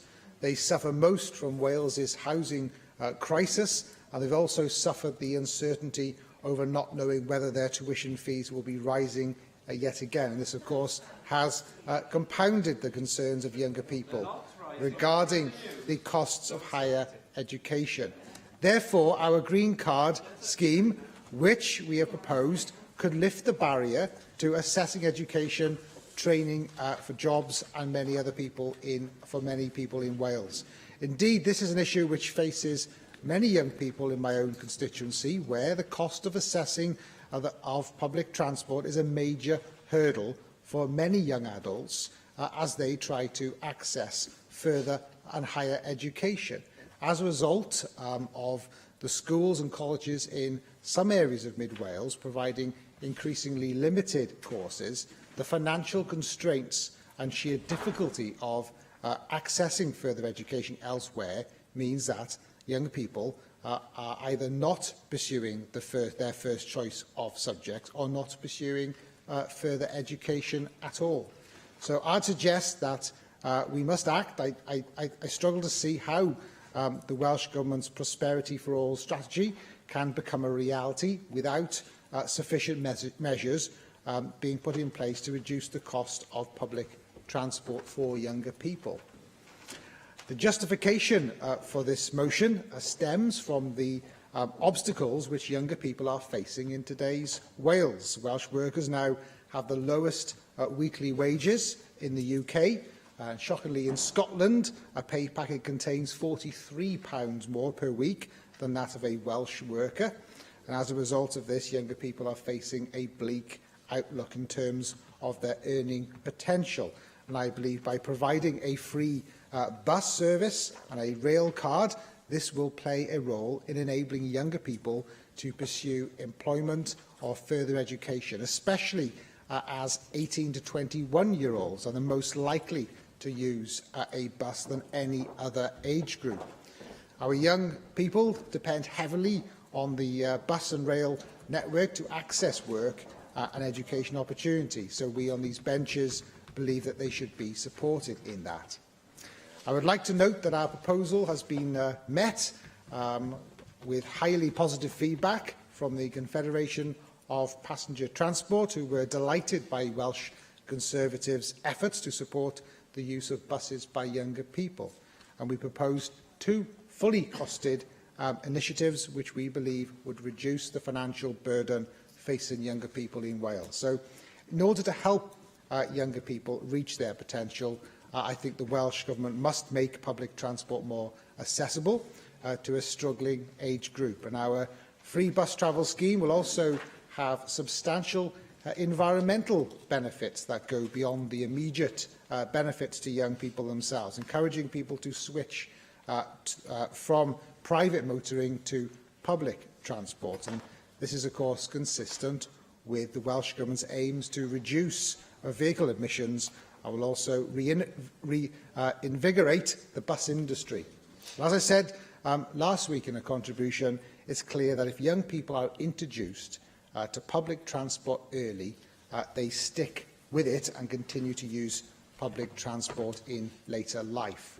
So I do believe that our proposals for free unlimited transport for 16 to 24-year-olds is a crucial step to ensuring young people make the most of their potential, building ambition and encouraging learning, which the Welsh Government strategy Prosperity for All seeks to achieve. So I therefore commend our motion this afternoon to the Assembly, and I look forward to hearing members' contributions to this debate this afternoon. Thank you very much. I have selected the amendment to the motion and I call on the Cabinet Secretary for Economy and Infrastructure to move formally Amendment 1. Thank you very much. Paul Davies. Thank you, Deputy Presiding Officer, and I'm pleased to take part in this debate this afternoon. As Russell George has said, good public transport is essential for younger people in Wales who rely on buses and trains to access educational classes, weekend jobs, after-school clubs and sports. The list goes on. Access to these opportunities and activities is integral to the development of the next generation, who continue to make it clear that they want to see better public transport. Members may remember that the UK Youth Parliament voted to make public transport cheaper, better, accessible, their priority campaign for 2012. This UK campaign emerged from a nationwide poll of 65,000 young people, which identified the top 5 issues of concern for young people. And clearly, public transport was very much at the top of that agenda. Therefore, it's important that governments at all levels show that they are listening to the views of young people when it comes to providing transport services. Of course, it's also important that the bus and rail industry are also listening and engaging with young people too, as young people are an important market for public travel. Indeed, quite often, young people will have no option but to use bus and rail services before they learn to drive. Therefore, public transport providers must ensure that when young people have a positive experience of travelling publicly, to encourage them to continue using buses and rail into adulthood, even if they learn to drive or buy a car.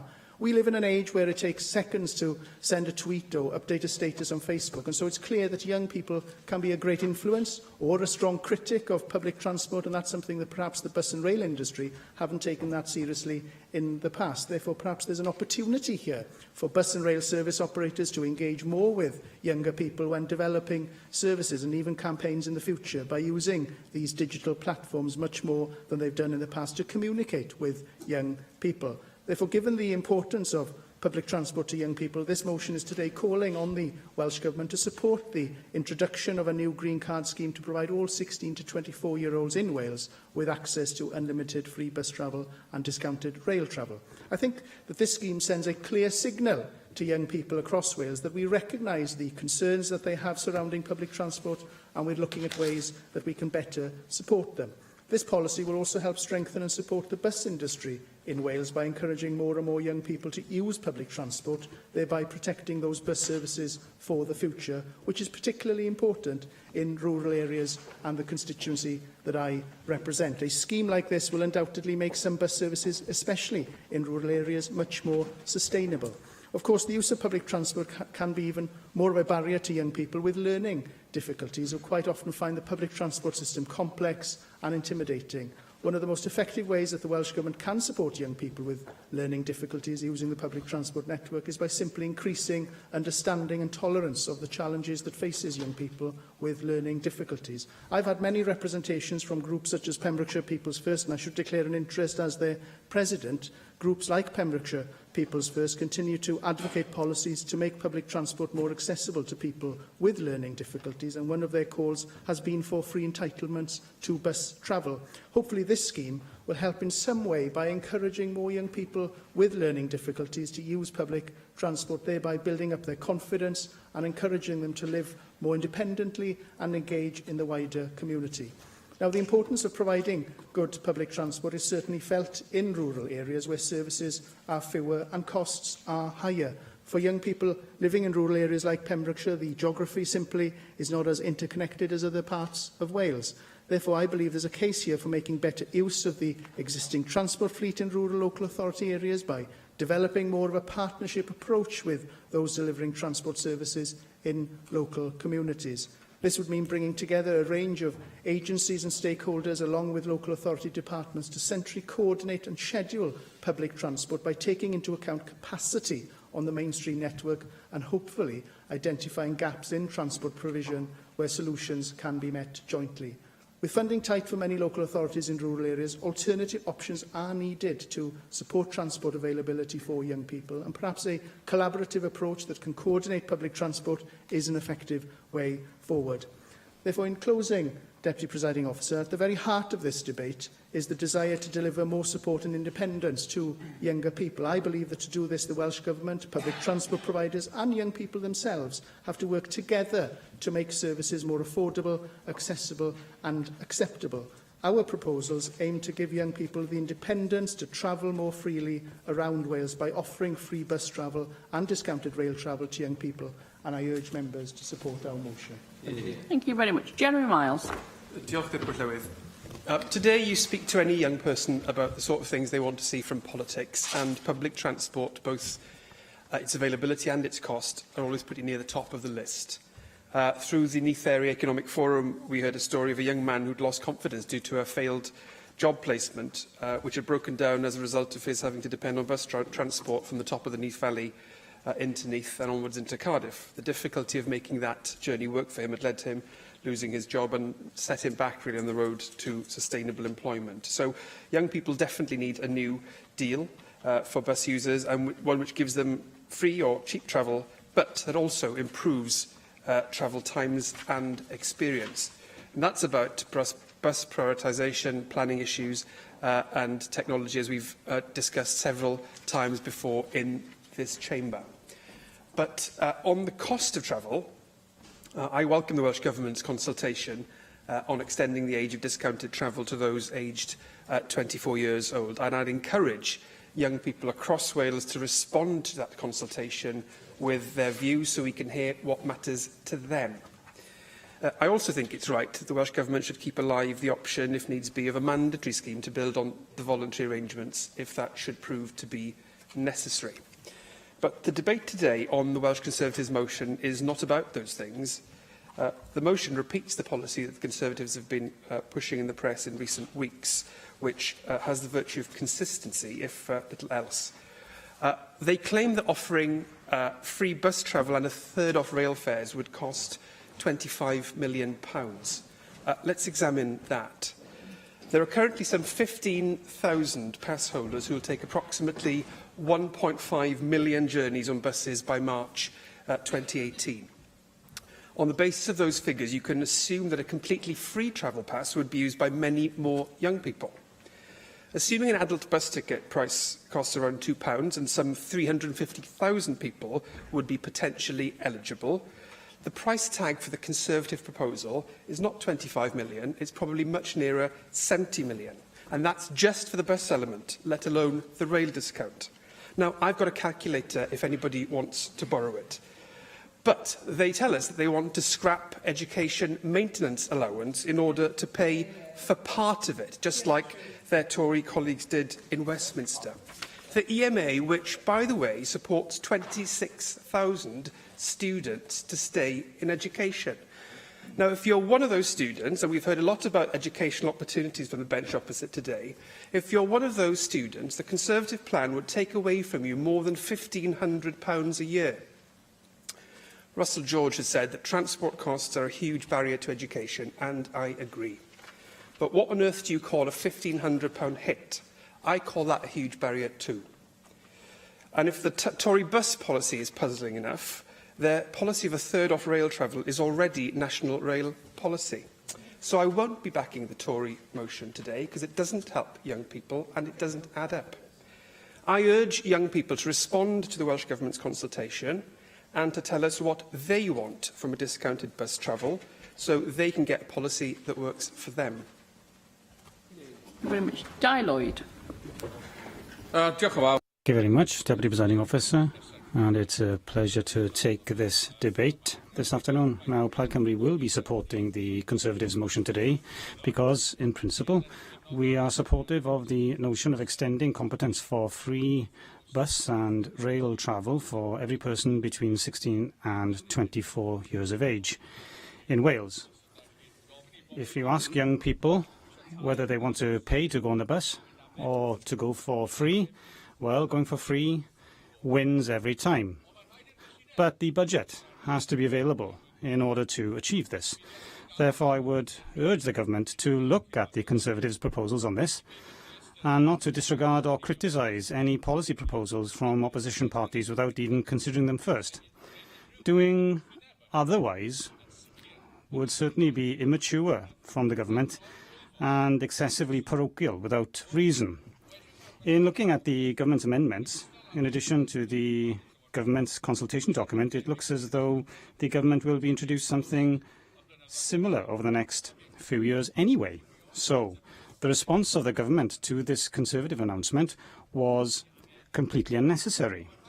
But we have to remember why we are considering extending these benefits to more young people.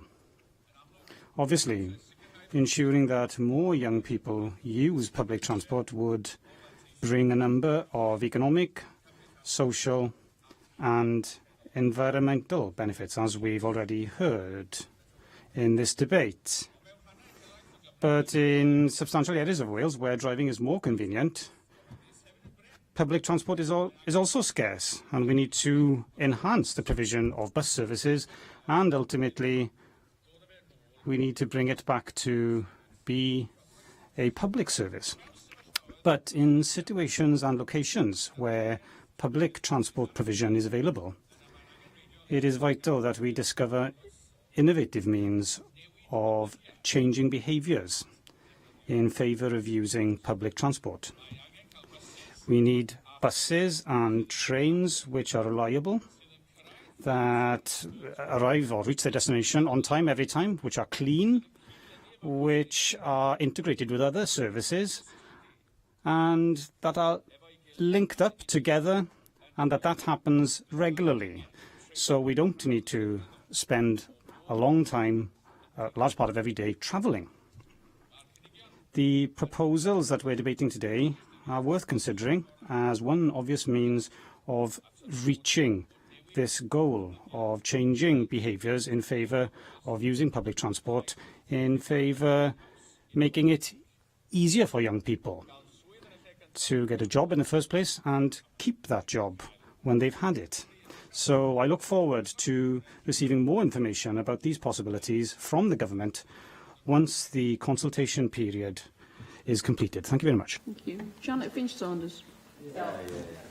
Encouraging the increased use of public transport must be near the top of any government's agenda. The benefits to the environment, economy, public health are undeniable. Additionally, supporting our young people in accessing employment and education opportunities is essential to the growth and development of our future workforce. Our debate today... I've only just started, sorry. Our debate today outlines a realistic, costed and positive policy. Indeed, one might realistically expect the Welsh Government to support this, given that it goes so far in meeting their objectives for young people, outlined in their Prosperity for All document, and is a credible alternative to the current system. Just 15,000 young people aged 16 to 18 have applied for a Welsh Government My Travel Pass, out of the total of 113,000. Now, forgive me for thinking, there is something wrong with that. That statistic alone says their message isn't getting through. This is a take-up rate of just 13%, yet the Welsh Government's current consultation fails to even ask the question about how we can encourage more young people to sign up to the scheme.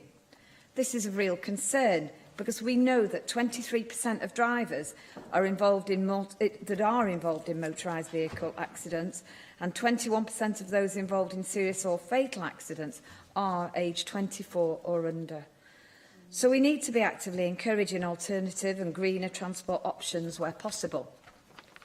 Our proposals to extend free bus travel entitlements to all 16 to 24-year-olds is the simplest, most open and accessible option. Universal eligibility should encourage take-up, and in those areas with our business roads work to reduce congestion and accidents. Additionally, the relief of the burden of transport costs will more relieve the more broad economic challenges faced by our young people here in Wales today. Savings in petrol, insurance, initial car purchases, they actually mount up to a similar figure to a house deposit within a few years for some young people. The average cost of car insurance for a 17-year-old, for example, is now a staggering £2,272 a year. Coupled with this, Welsh workers have the lowest take-home pay of all the home nations, with weekly median wages for 18 to 21-year-olds just 40% of those for 40 to 49-year-olds. Further, the employment rate for 16 to 24-year-olds considerably lower here than in England and Scotland, and 57,400 people aged 16 to 24 are classed as NEETs, not in employment, education or training. Now, given that almost 40% of job seekers say that their job search is limited because of the costs involved, it is clear that access via free bus travel really can make a hugely positive difference here. 18 years on from the establishment of this Assembly, Welsh Labour, with the occasional help from Plaid Cymru and the Lib Dems, have failed to address the needs of our young people, who face some of the worst employment opportunities in the UK. This policy is clear and immediately effective, and I do urge parties from across this chamber to support our motion today. Diolch. Rhiannon Passmore. Deputy Presiding Officer. Imagine my surprise to see that this Tory debate before the Senedd offered supposed largesse. The same group of members opposite who support this ideological, obsessive policy of austerity that the Tory UK government is inflicting on victims with no mercy. The removal, for instance, of housing benefit for 16 and 17-year-olds, and where they are in power, as in England, removing from those young people the educational maintenance allowance that they are now proposing to remove from young people in Wales. The life chances of 16 to 24-year-olds are a generation suffering badly from the ongoing austerity to zero-hour contracts in the private sector, and to a Tory government in England who are failing to provide more affordable housing. Young people across the UK are continuing to pay the price for Tory neglect and failure. Imagine my surprise when I hear that you wish to help the younger generation reach their potential by taking away their educational maintenance allowance. It is no wonder that a sighting of a young Tory voter is almost as difficult as finding a Welsh Conservative Assembly member who believes that Theresa May will lead them into the next election. But let's give these proposals a closer inspection. What are they?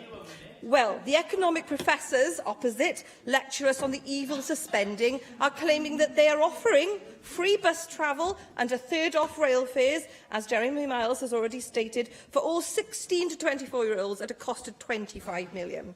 I'm sure that they think that this will make lovely creative reading as a press release, but I would also say that we must look at the small print, because the devil is always in the detail. This intended funding, as I've stated, will be accounted for by scrapping the EMA, helping more than 26,000 students stay in full-time education in Wales. And don't forget, a lifeline for our most vulnerable young people in danger of falling out of education entirely. That is extremely helping their life chances. And its removal will have a devastating impact in Wales if it were allowed, as it is in England. Indeed, have they actually engaged with students and young people? And if I said to you free jam tomorrow, I think we would want it. But if I said free jam tomorrow, but you will lose your education access, there's a different response. The Welsh Government have launched a consultation on potentially extending the age of discounted travel to those aged 24 last week. It is a wide-ranging consultation exercise, as has been stated, and it is aimed at engaging with young people, schools, colleges, organisations and bus companies in order to develop a scheme that is attractive. This consultation runs until the 4th of January 2018 and looks at a variety of aspects, including which categories of journeys, whether there is the age availability and size of discount, and alternative payment methods include fixed contributions per journey, or a monthly annual pass for free travel at the point of use. So we do have a Welsh Labour Government with a purposeful consultation underway that is not to be completed until January. Yet, for some reason, we are now presented with what can only be seen as a cynical attempt by the party opposite to preempt it or piggyback it. And so let's look at those figures. Currently, 15,000 pass holders who will take approximately 1.5 million journeys on buses by March 2018. And on the basis of these figures, it can reasonably be assumed that a completely free travel pass would be used by many more people. Assuming an adult bus ticket price is £2 and some 350,000 people would be potentially eligible, the Tory proposal could cost around £70 million for the reimbursement of bus journeys alone. That is almost 3 times the cost published by the Tories, 3 times 25 million. This figure only covers the free bus travel part of this scheme and does not factor in the significant additional cost of reimbursing rail operating companies for providing a discount of a third of a rail travel cost for 16 to 24-year-olds in Wales. So, how would the Welsh Tories bridge this huge funding gap between their published 25 million and the 70 million plus which this scheme would cost in reality, particularly given the devastating effect which their party's ongoing austerity is continuing to have on budgets? The Welsh Tories are advocating a plan with the damning economic incoherence that would cause spreadsheet Phil to blush, yet they continue to lecture the rest of us that they are masters of economic competence. Not even Alex Douglas-Hume with his matchsticks could make these Welsh Tory figures up. So as such, I will be supporting the amendments to the motion proposed by the Welsh Government instead of the fantastic and fantasy economics of the Welsh Tories. Diolch. Thank you. Susie Davis. Diolch yn fawr. Will you forgive me by beginning by saying purposeful consultation is perhaps just a little bit late for a government whose last scheme collapsed so spectacularly, which of course affected my constituencies. The first thing I want to speak about is those constituents. My region pretty much follows the boundaries of the old West Glamorgan Authority, which back in the mists of time and evidence in documentation, which is apparently far too expensive for the local authority to disclose these days, it introduced a tertiary college education policy which remains influential to this day. Neath Port Talbot Borough Council is still following that policy, with 2 exceptions based on language and religion. Post-16 education is provided by a handful of further education colleges, and a merger with Powys FEs not so very long ago means that some of that offer now extends well beyond the local authority boundary, and that might mean that young people have perhaps a good choice of post-16 education, but it's in a small number of centralised campuses which extends into mid-Wales and separated by considerable distances. And so by definition, these aren't local for most people. And in my experience, getting up early to travel considerable distances is a pretty unattractive proposal for some young people, if my house is anything to go by. And it's even more unattractive if the cost of the bus to college is not the priority spend from the EMA if they have it, or indeed other money if they don't have it. Colleges were telling us not so very long ago that their hardship funds were being swallowed up, and this is during the EMA period, by childcare and travel costs, leaving nothing left for meeting other demands. And if the direction that Wales is going in is to centralise provision for further education colleges, then our Green Card policy would mitigate those two connective pressures. My second point is about Welsh language post-16 provision. And again, I look at Neath Port Talbot, one Welsh language sixth form situated right at the top of the Swansea Valley, miles from the main areas of population. And I think you'd have to be pretty dedicated to get there if you live in somewhere like Port Talbot, and support for travel is not particularly well guaranteed. The tertiary colleges are nowhere yet ready for providing an immersive Welsh language environment. I think our Green Card could help the Welsh Government meet its targets of 1 million Welsh speakers by not choking off supply to that sixth form, by not making cost a reason for a young person to choose a college that may be nearer, and by not making it easier to leave your Welsh behind. My third point is about the view that young people have of themselves, and I think this is pretty important. David Melding started to talk about it in the last debate, actually. And it's, I think it goes without saying that the population's use of public transport, especially reduced diesel, will result in air and noise pollution, as well as having less congestion on the roads. And while many of our young people, especially those 16-year-olds that our Green Card would benefit, well, they don't drive yet. So encouraging them to use buses and trains more helps embed the idea that they don't need to rely on expensive cars in the future. Congestion is just going to slow down their road journeys if they reach for the car keys anyway. So encouraging that public transport-friendly population through the use of the Green Card works on two health levels.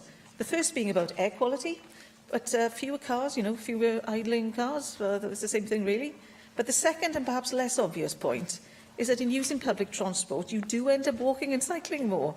Even if you have to walk to the end of your street to catch a bus, that's further than walking to the car parked outside your house. And in 2009, the World Health Organization found that one of the best ways of encouraging greater physical activity generally was through transport policy.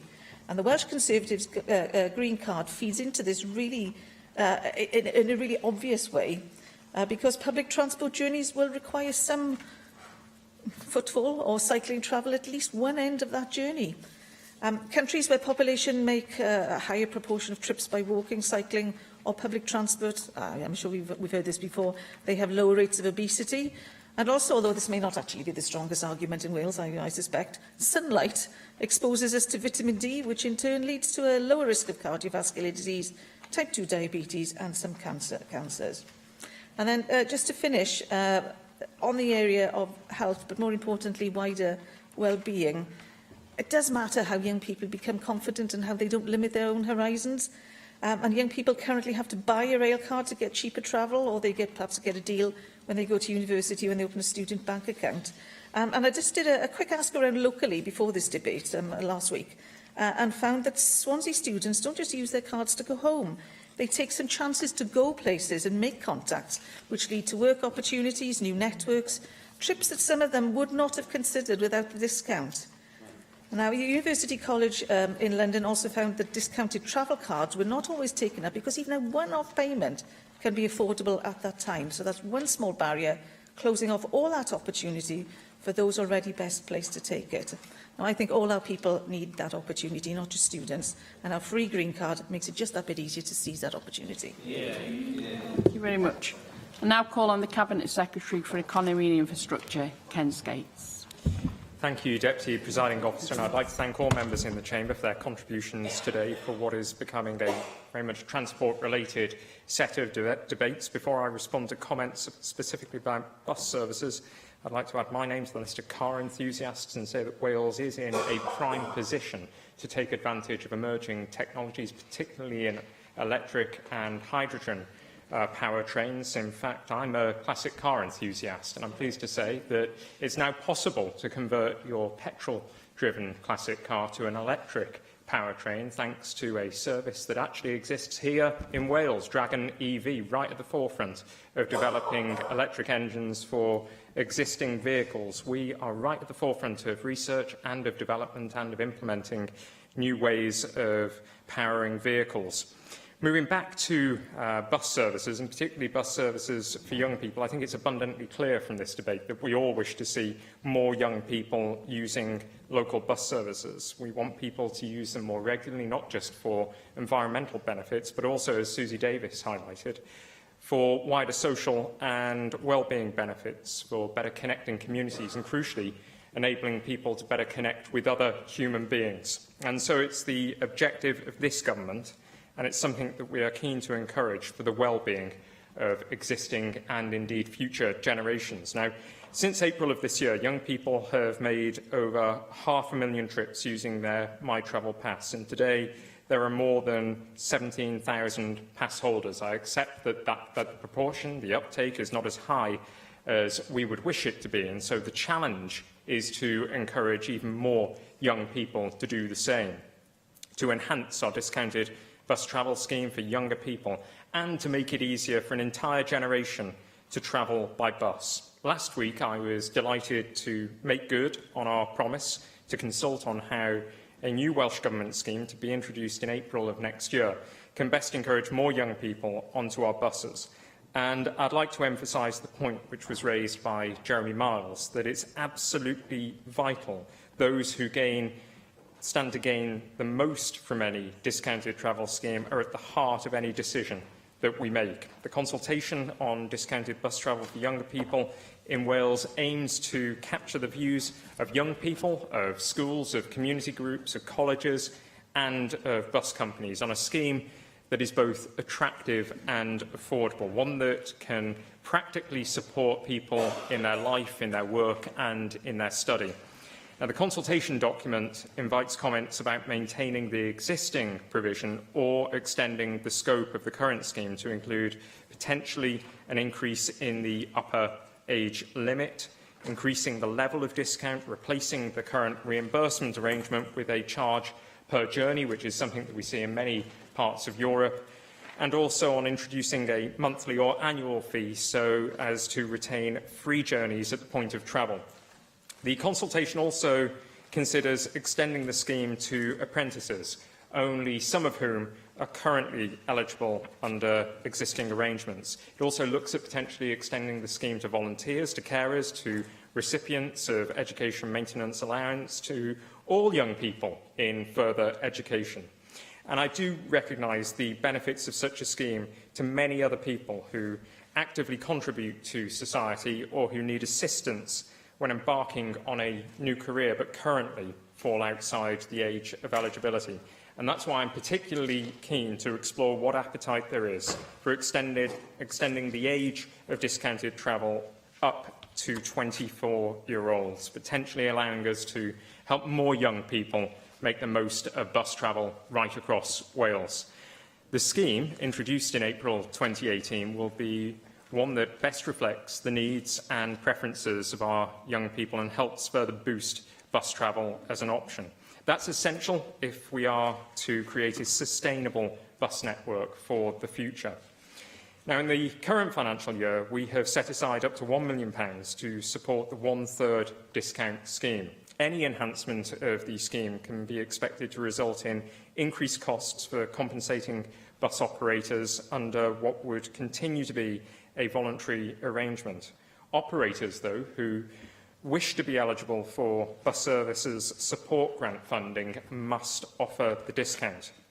The existing legislation, of course, means that we cannot make a younger person's discounted bus travel scheme mandatory other than for 16 to 18-year-olds in full-time education. I am very much sympathetic to the point that my colleague Jeremy Miles made regarding this matter. I also welcome Jeremy Miles's offer of a calculator to those members who possess broken abacus. His and Rhiannon Passmore's forensic analysis of the Conservatives' proposals, I think, demonstrate that there is a titanic hole in the numbers. I'll outline again the reasons why those figures don't stack up. Based on a 50% uptake across the 16 to 24-year-old cohort, the cost would be more likely £78 million or upwards. That's based on 50% uptake. Now, we know that the Conservatives support our view that there should be more young people on the buses. So assuming an uptake perhaps of 100%, which I'm sure everybody would like to see, that figure would rise to more than £150 million. And yet their budget of £25 million would allow for an uptake of just 16% of 16 to 24-year-olds. In turn, that would equate to approximately 17,700 16 to 18-year-olds. Ironically, the very same uptake figure that the Conservatives were so critical of. However, I do congratulate the Conservatives for entering this debate in a very cooperative manner. I think it's very helpful that they have tabled this debate today to highlight just how much this Welsh Government has done and intends to do to support young people across all of our communities. To expect every young person, though, to forego the benefits of a car for all their journeys, I think everybody in this chamber would appreciate is probably unrealistic. But it is entirely realistic, Presiding Officer, for many young people to use the bus for more of their journeys. And I hope that many young people whose only experience of bus travel is the daily trips to and from school will take advantage of the new scheme to try the bus for other reasons, and, having done so, they'll see that today's buses provide a really attractive offer. Whilst reducing the cost of travel for young people is a priority to encourage use, I appreciate that it's only part of the solution. Providing a bus product that is attractive and also efficient is equally essential. And anyone who's used a bus recently, I think, will recognise that the vast majority of vehicles on our roads offer a clean, comfortable and a well-equipped environment. Yet, unfortunately, there remains an incorrect impression that buses are somehow a poorer relation to the private motor car. If this were ever the case, it is most certainly no longer true.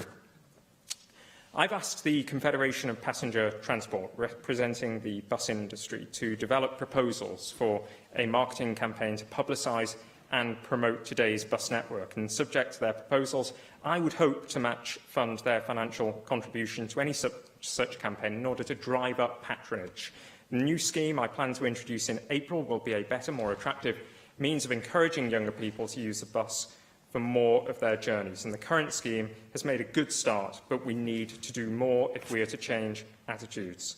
Members will be aware of the bus summit that I held in January, and I'm pleased to say that a number of workshops are taking place this autumn to consider how best we can improve the passenger experience at bus stops by providing improved facilities and consistent passenger information, how we can also develop funding solutions that offer greater stability to the bus industry in Wales, and how we can deliver an integrated transport system that provides improved accessibility and ticketing solutions fit for the 21st century. This is our ambition, and it's what we want to deliver. Thank you. Darren Miller. Call on Darren Miller to respond to the debate. And can I thank everybody who's taken part in what, for the best part, has been a very good and decent debate on all sides of the chamber. We're bringing these proposals forward today because we believe that they offer an exciting opportunity to do something different in Wales that's not been done in any other part of the UK, and that is to offer our 16 to 24-year-olds the opportunity to travel on the public transport network free of charge on our bus network. At the moment, of course, we extend those privileges to the over 60s and to other vulnerable and special groups like injured servicemen and women. And we know that has been extremely successful. It's been something which has been supported by all political parties. And I want to extend similar privileges to our young people, because I believe that they also deserve a fair deal. Our Green Card proposals are good for young people. As you've already heard from the speakers in this debate, they're good for the environment, they're good for public transport, particularly in rural areas where we've seen bus routes scrapped because of a lack of commercial viability. They're good for public health, and they are good for people's social well-being.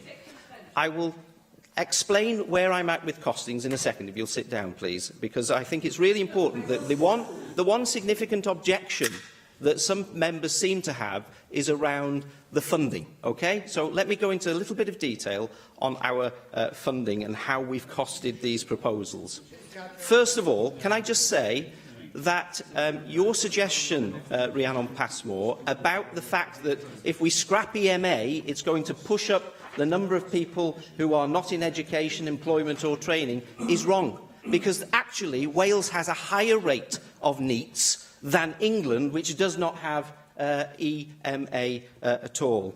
You mentioned, Jeremy Miles, about the fact that 26,000 people currently benefit from EMA, and you're absolutely right. But our proposals would benefit 360,000, not just 26,000. And as you will know from speaking to individuals in your own constituency, EMA awards can be extremely divisive amongst the young people in educational establishments, between those, and there's a divide between those who get it and those who don't. So let me just explain why I think this is an affordable policy.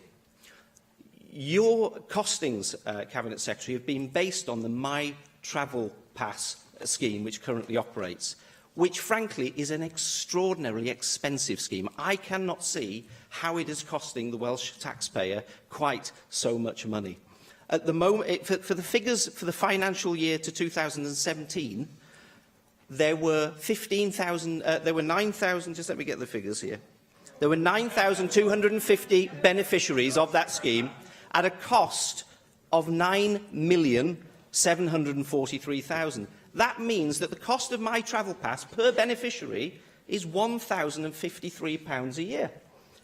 Now, in anybody's mind, that's extraordinarily expensive.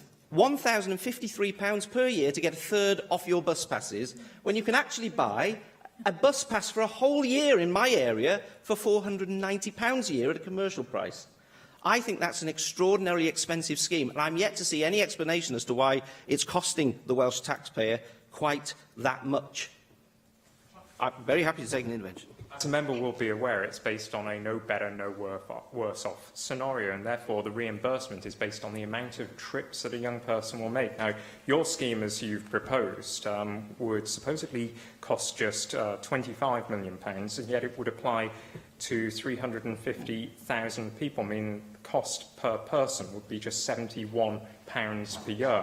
I'm not sure how many journeys that would buy at today's adult rate, but I don't think it's many, and it's certainly less than the 200 journeys that are expected to be made with the introduction of such a scheme. I'm grateful for the Cabinet Secretary clarifying why his scheme is so expensive, because what he will also know is that the other scheme which is operated by the Welsh Government, the concessionary fares scheme, is much less expensive, much less expensive indeed. In fact, it's less than £100 per beneficiary for older people who get their free bus passes. Okay? And I understand the difficulty that the Welsh Government has in trying to justify spending £1,000 per beneficiary on a third off a bus ticket, when actually you can buy them over the counter for £490, and you'd be better off giving a grant directly to the individuals concerned, frankly, because it would cost you an awful lot less. But the reality is that if we're able to afford this for older people, we can afford it for our younger people too. Surely they're worth just as much to society as older people. Now, we have based our figures on the cost of the existing concessionary fares scheme and the existing spending within that scheme. The cost per head of beneficiaries, as I've already said, is well under £100 per year. And if we extend that scheme to 16 to 24-year-olds, then we know that not all of those 16 to 24-year-olds are going to take up the opportunity, as is the case with older people. So at the moment, everybody who's over 60 is eligible to be part of the concessionary fare scheme, but only 70% of people actually take up the opportunity to participate in that scheme. We believe that younger people, would choose. Some people would want to take up the opportunity to get their free bus passes, others wouldn't. And we actually expect around 2/3 of the rate that older people take them up, so just over half of the young people who would be eligible. So that's how we've arrived at our costs. We also know that you can buy commercially priced national rail cards for young people, the young person's rail card, for less than £15 on a regular basis, £14.99 I saw them advertised, or £15 last week. Usual price is £30, but they're regularly discounted. Now, I would hope that the Welsh Government could use its buying power for 360,000 16 to 24-year-olds to get some sort of extra discount on that price in order to encourage young people to take up the opportunity to use the rail network at a discounted fare price. So that's where we've got our figures, and I'm happy to share them with you in the same way that I have now. We've even thrown a little bit in, on top of funding the bus passes and on top of funding the rail card discount, we've even thrown a bit in for promotion, because you haven't done enough in terms of promoting your current scheme now, which is why we've got a paltry 15%.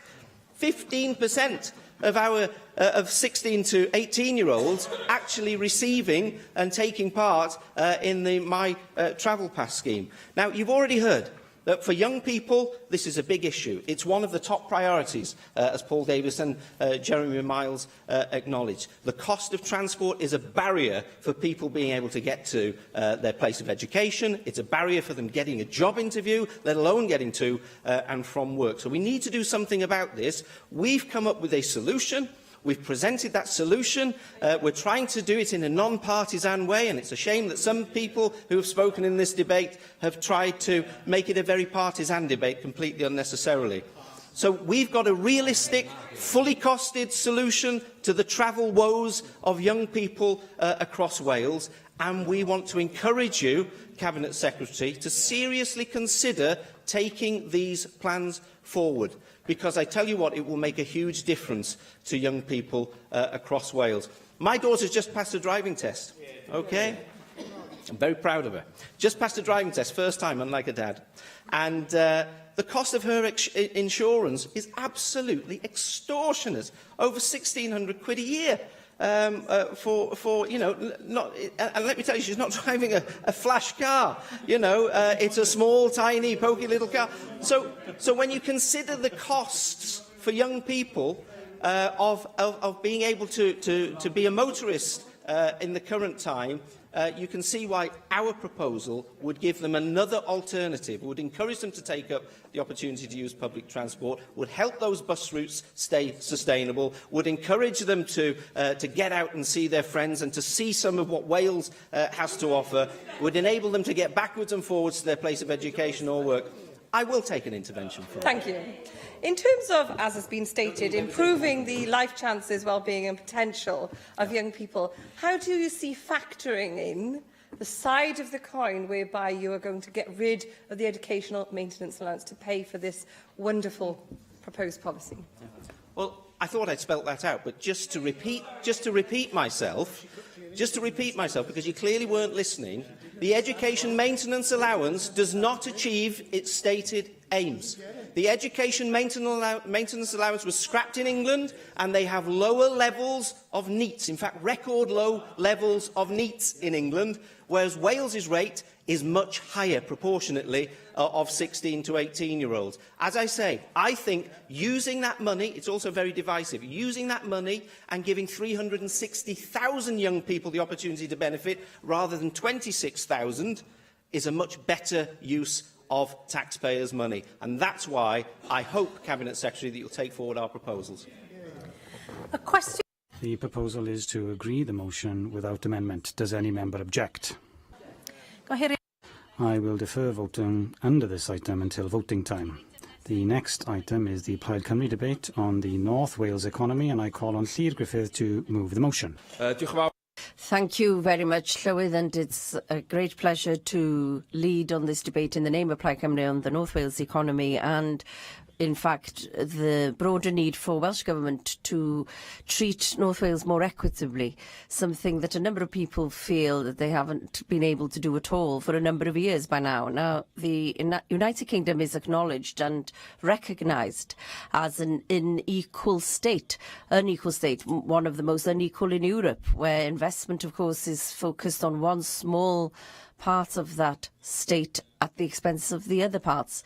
And in fact, we live within the state, within the European Union, where we have the wealthiest area in Europe, in addition to some of the poorest.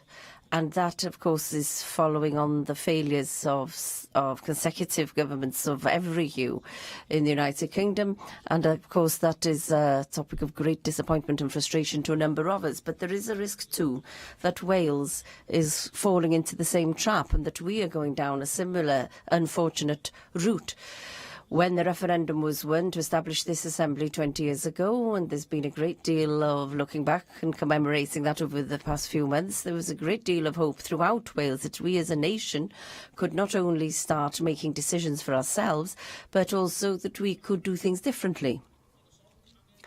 But you only need look at the government's figures themselves on capital expenditure per capita per region in Wales to see the inequality. Since 2003, residents in North Wales have received over £360 less per capita than those of the south east of Wales, and the residents of North West and East Wales have missed out on over £520 per capita in comparison. I'm sure that some people will try and portray the picture in this manner, but it's not our intention today or in any other place when we highlight the failures of the government to spread the wealth more equally. It's not to try and create divisions between regions and areas of Wales. I do not rue having investment in South Wales or the M4 or anywhere else, but there is frustration when I don't see equivalent investment, or sometimes even relatively equivalent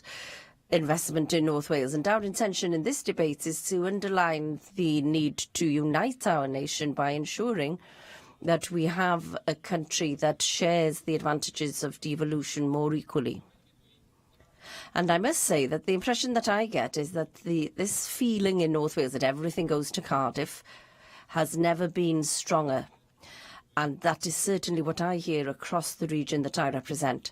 And, you know, I don't think that this is unique to the national situation. There are microcosms of that existing in local authorities throughout the whole of the country. I live in Denbighshire and I hear people on a daily complaint saying everything goes to Rhyl and the rural side of the county is losing out. And you have to be broad-minded enough to accept that there is an element of perception aligned to that phenomenon, but I also have to acknowledge that there is more than an element of reality existing on a national level in this, and we need to change that. But in order for that to happen, of course, we must ensure that investment does reach every corner of Wales in order to put the infrastructure in place so that the whole of Wales can prosper. Since the Industrial Revolution, North Wales has been an economic powerhouse, a successful one. We have a very able workforce in North Wales, a very productive one, with specialisms such as aerospace, engineering, food and the environment, and it all comes together and works extremely effectively with our colleges, our excellent universities and colleges. The tourism sector is one which has changed significantly in North Wales over the years. We have to acknowledge that, and by now North Wales has overtaken other areas and countries such as the Lake District and Cornwall, and all of these are very exciting developments, and that shows the innovation of North Wales and the potential that exists in realising that.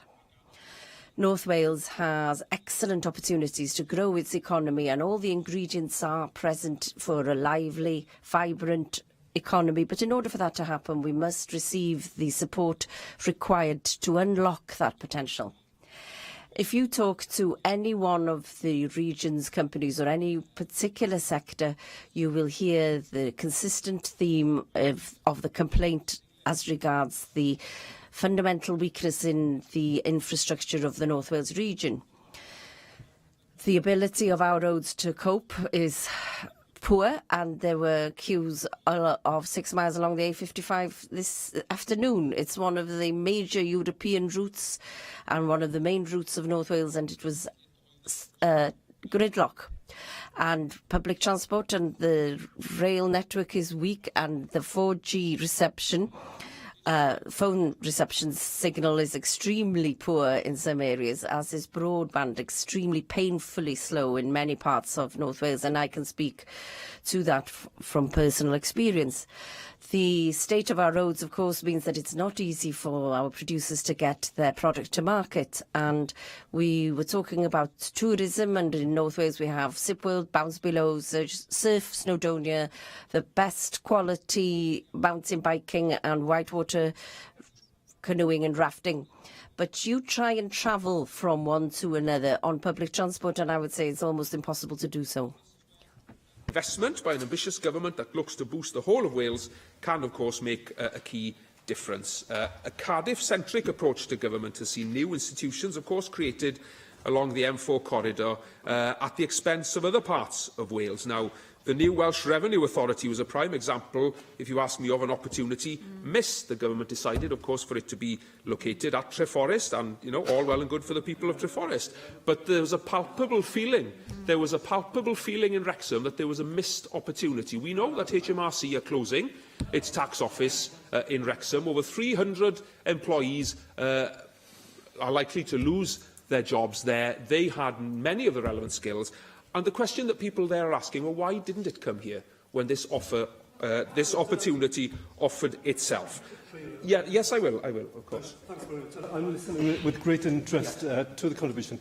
I was at the briefing this morning for the pre-launch of the Development Bank for Wales, and I was delighted, I have to say, as a South Wales Assembly member, that they've chosen to headquarter in North Wales and to more proportionately represent their staffing around Mid Wales and North Wales, as well as the headquarter in North Wales.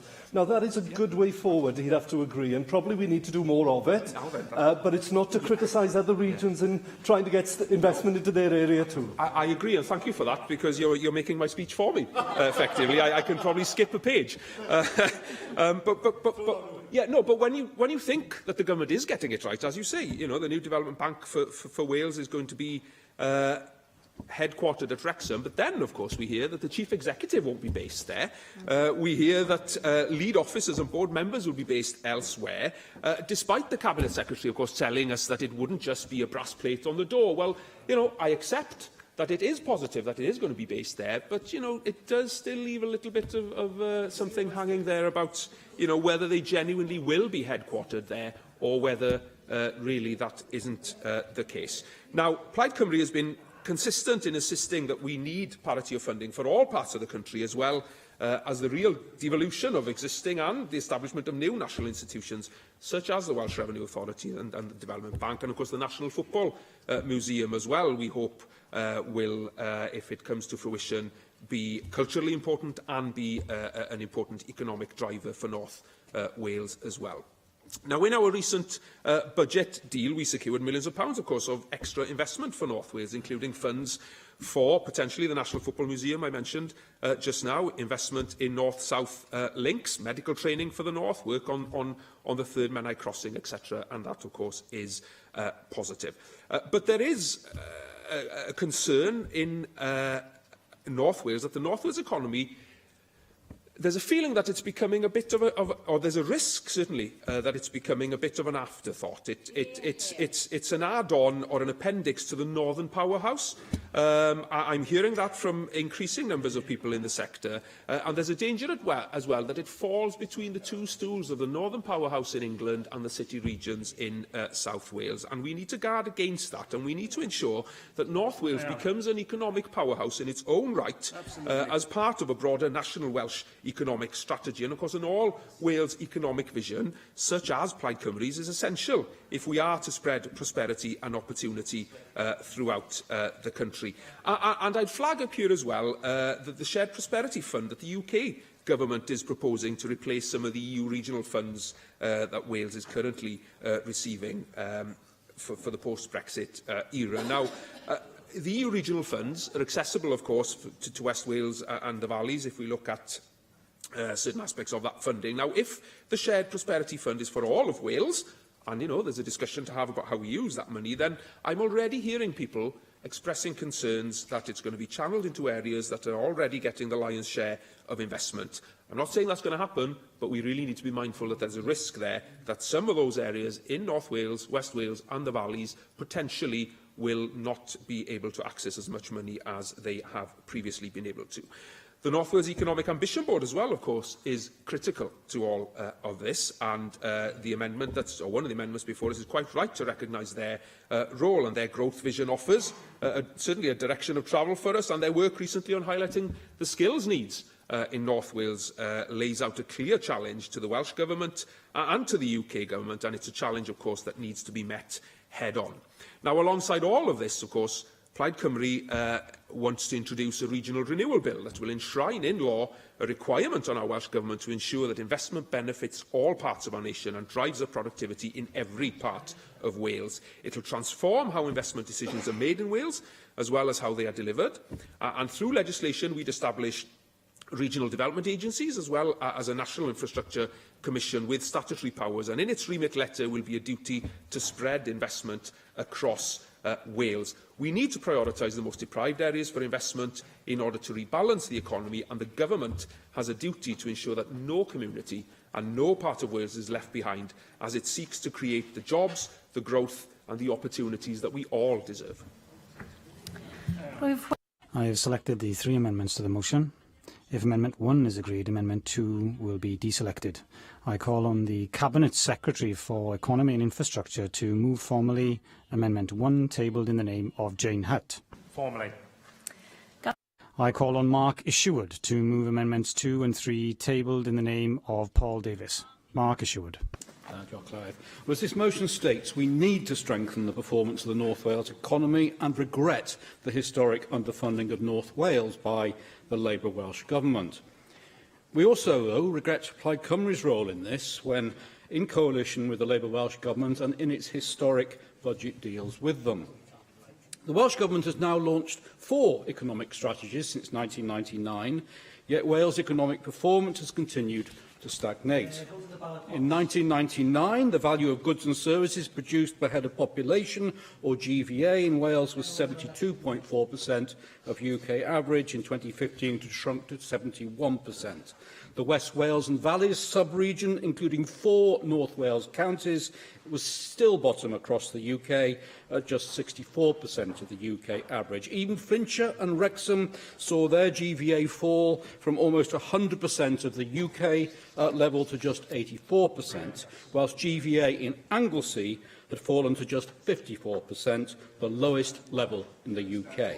Yet this Welsh Labour government only gives Anglesey, the poorest part of the UK, the 11th highest level of local government revenue funding per head of population after 22 Welsh local authorities, with Conwy 15th, Wrexham 18th and Flintshire 19th. The North Wales Local Health Board is in special measures and overspent because Labour Welsh Government dismissed our warnings on behalf of patients and staff over very many years. The Labour Welsh Government amendment claiming that it has played the cross-border leadership role in developing proposals with partners for a North Wales growth deal is laughable. In its March 2016 budget, the UK Government announced that it was opening the door to a growth deal for North Wales and it would be looking for the next Welsh Government to devolve powers down and invest in the region as part of any future deal. At least the UK Government has the courtesy to say that officials from both itself and Welsh Government have been working with local partners to develop the vision and understand where a growth deal would sit within it. The UK Government encouraged local partners to prioritise their proposals, which is precisely what the growth vision for the economy of North Wales did. When it called for the devolution of powers by the Welsh Government over employment, taxes, skills and transport, saying that this would boost the economy, jobs and productivity, create at least 120,000 jobs and boost the value of the local economy from 12.8 billion to 20 billion by 2035. By taxes here, this means project delivery via tax increment finance borrowing funded by future growth in business rates receipts resulting from growth deal projects. Well, people in North Wales look south and conclude that different sets of rules are being applied to different parts of Wales.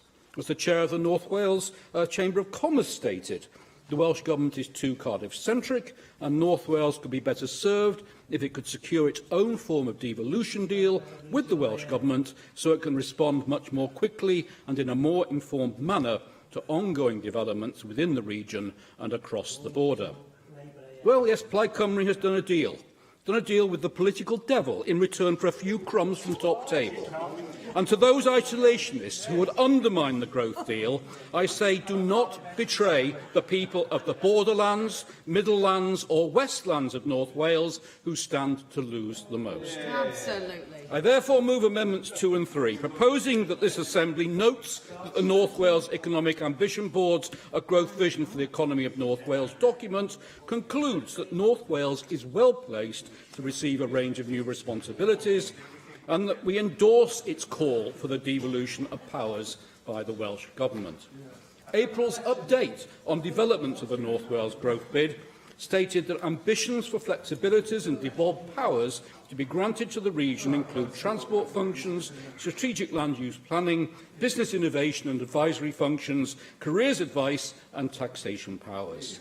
And evidence submitted by the North Wales Economic Ambition Board to the Economy, Infrastructure and Skills Committee's City Deals and Regional Economies of Wales inquiry stated, Wales as a polity needs to ensure that North Wales can both compete with the North West of England and participate effectively in the planning for growth in the north of England via the Northern Powerhouse.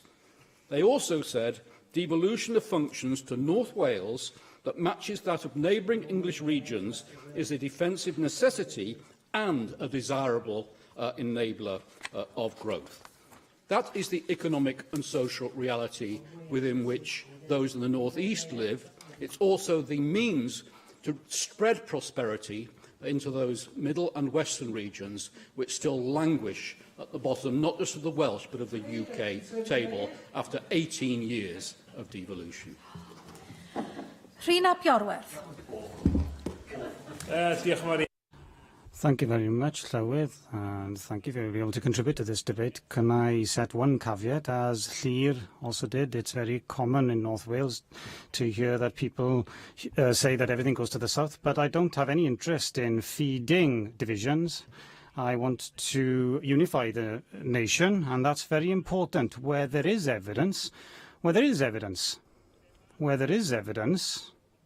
of a lack of action by the government to spread prosperity fairly and to ensure that every region has the best possible opportunity to get the best, most sustainable public services and investment in economic development and transport, and it doesn't appear to be equal across the country. It's important to stand up for those regions wherever they are and where there are ideas, and I'm very happy to give way to Alan Davies.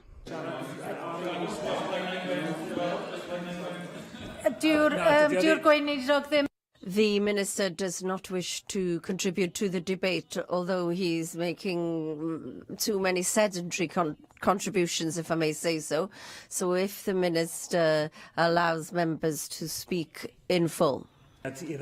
The Minister never wants to make contributions to debates, but is very happy to hear his voice here in the chamber while he is sitting down. And I will continue where there are ideas or plans, as we have in Plaid Cymru, as we've outlined this afternoon, to strengthen the north, to encourage investment and to get rid of the lack of the regional imbalances in many areas, and doing our work on behalf of our constituents and hold the government to account. I want to look at two areas that we gave attention to in our discussions to have a budget deal with the government.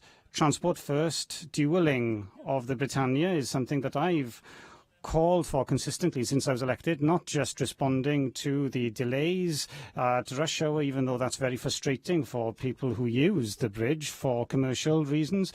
Rather, this is a step towards building resilience between the mainland and Anglesey. Only this week, the Britannia Bridge was closed because of wind, with the Menai Bridge the only link open, a bridge that will celebrate its 200th anniversary within the next decade, and the bridge, the most beautiful bridge that you'll ever see, but taking the pressure off, not adding to the pressure. That's what we should be doing in the future, and there is an opportunity here to ensure a link that will ensure the traffic flow and give certainty to emergency services that they're pressing me for, and an opportunity to give certainty to trade, and also an opportunity now to look for grid investment for electric high voltage cables across the Menai, rather than spending £150 million on building a tunnel. They can make a contribution and have reserves to invest in undergrounding the cables in Ynys Môn, and every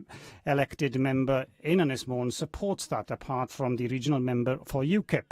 That's why we were very pleased to see the budget deal setting aside funds to develop the crossing further. And while I'm in the area of transport, let me refer to the links between North Wales and other parts of Wales. Britain suffers from centralising of all railways and every roads leading to London, and the east-west is the main transport routes in Wales, and it's important that there are strong links between between North Wales and London, and that there are important cross-border links. But remember the need to investment and in the transport connections that will bolster the indigenous Welsh economy, the kind of economy, as Llyr said, that can be a partner with the Northern Powerhouse and a partner with our partners also to the west in Ireland.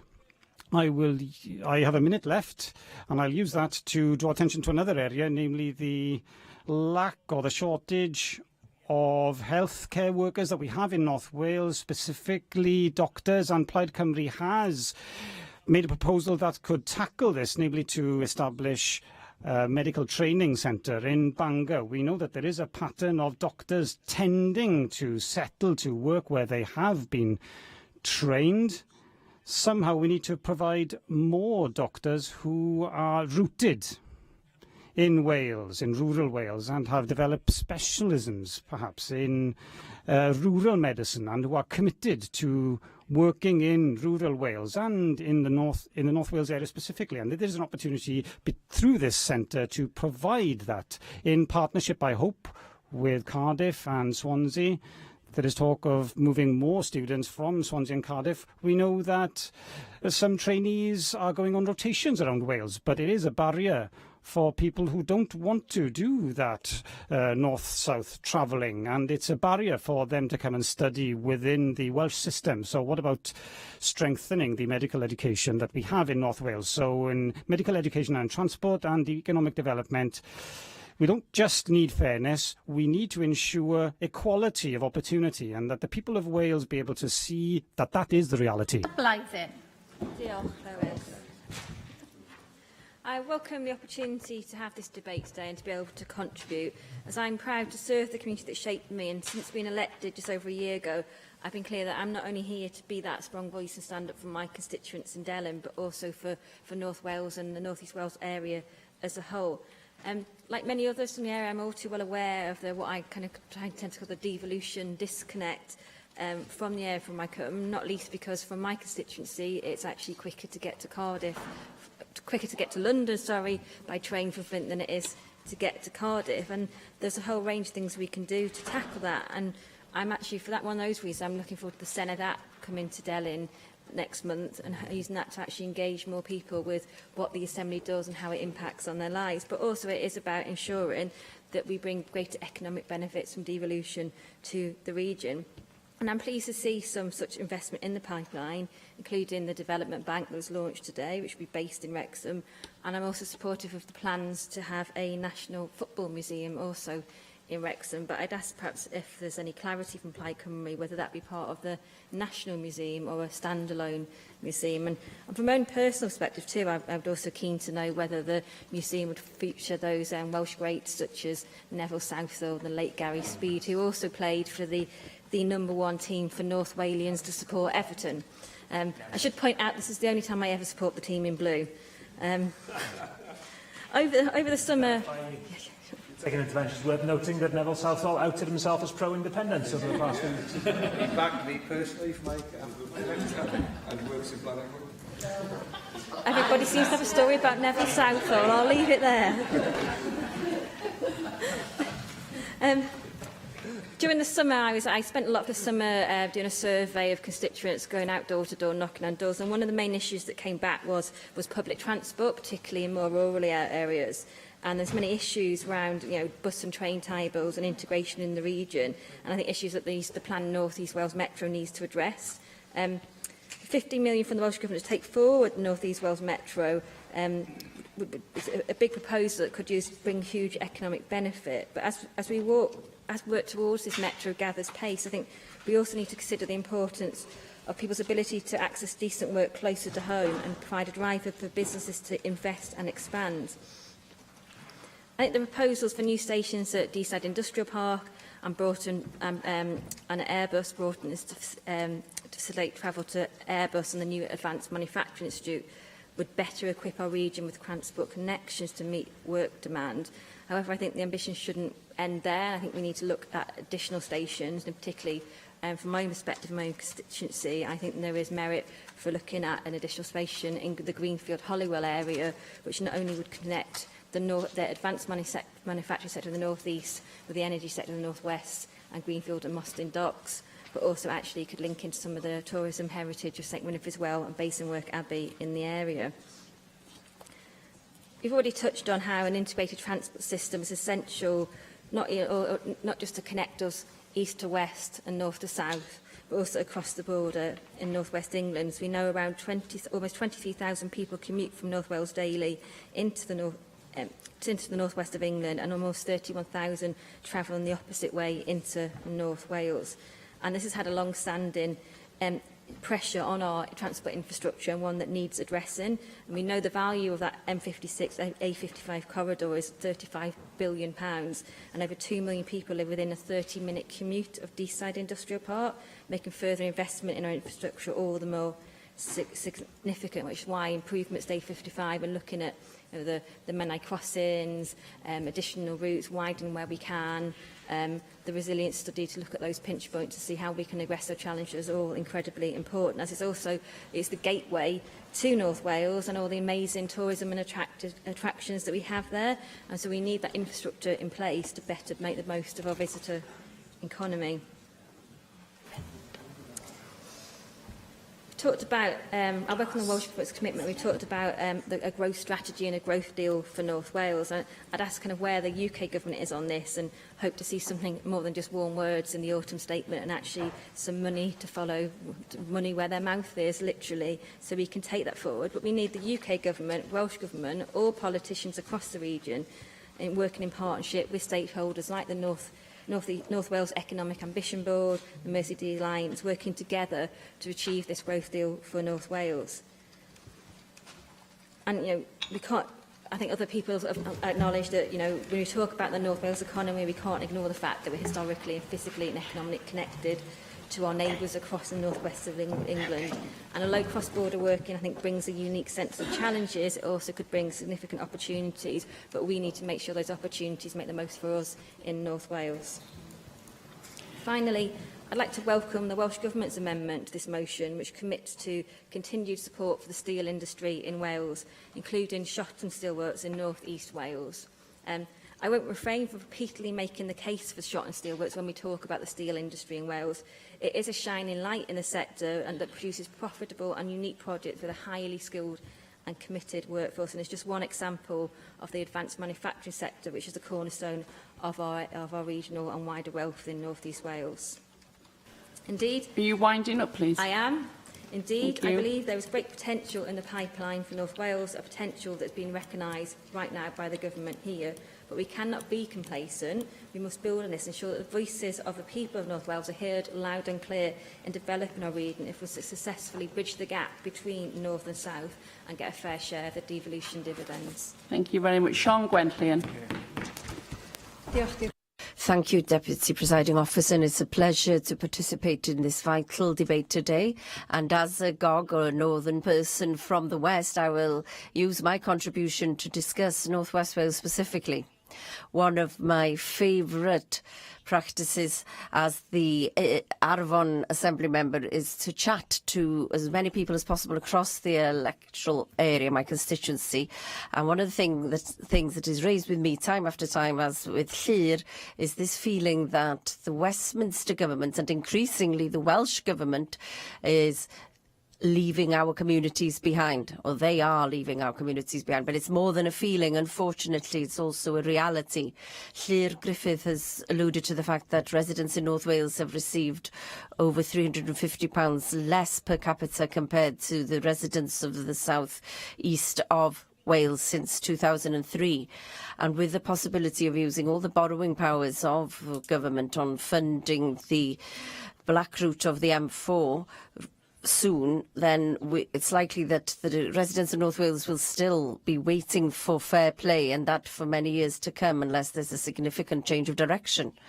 Forcing the government to invest significantly in our corner of Wales very often feels like trying to get blood from a stone, as the plans for the bypass in Bontnewydd demonstrates.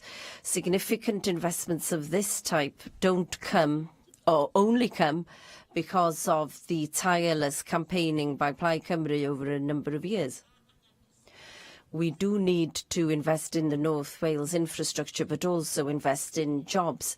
And here there is an opportunity for the government to show its commitment to the distribution of wealth by ensuring that jobs in the public sector and national institutions are distributed throughout Wales. But even having published the location strategy with the aim of creating and sustaining jobs out with the M4 corridor, they failed to actually meet that goal, particularly in the West. In 2010, 127 jobs were located in the town of Caernarfon. By now, there are only 84 jobs in Caernarfon, and there is greater uncertainty on the horizon for workers in the Welsh Government offices in the town. The government is going to sell the current site in order to lease part of a smaller building in another part of town. Leasing, not acquiring or purchasing a new building with the right to give up that lease in 5 years, and this gives great uncertainty about the security of those jobs in the long term. I was very pleased when Welsh Government listened to the Plaid Cymru demands to give funding in order to promote collaboration amongst the local authorities. We have an opportunity across the West to share good practice and an opportunity to work strategically and to begin attracting new investment to the West, because Brexit, or leaving the European Union without any kind of deal, would be no less than a disaster for these poor Welsh regions, and so we must redouble our efforts on behalf of the area.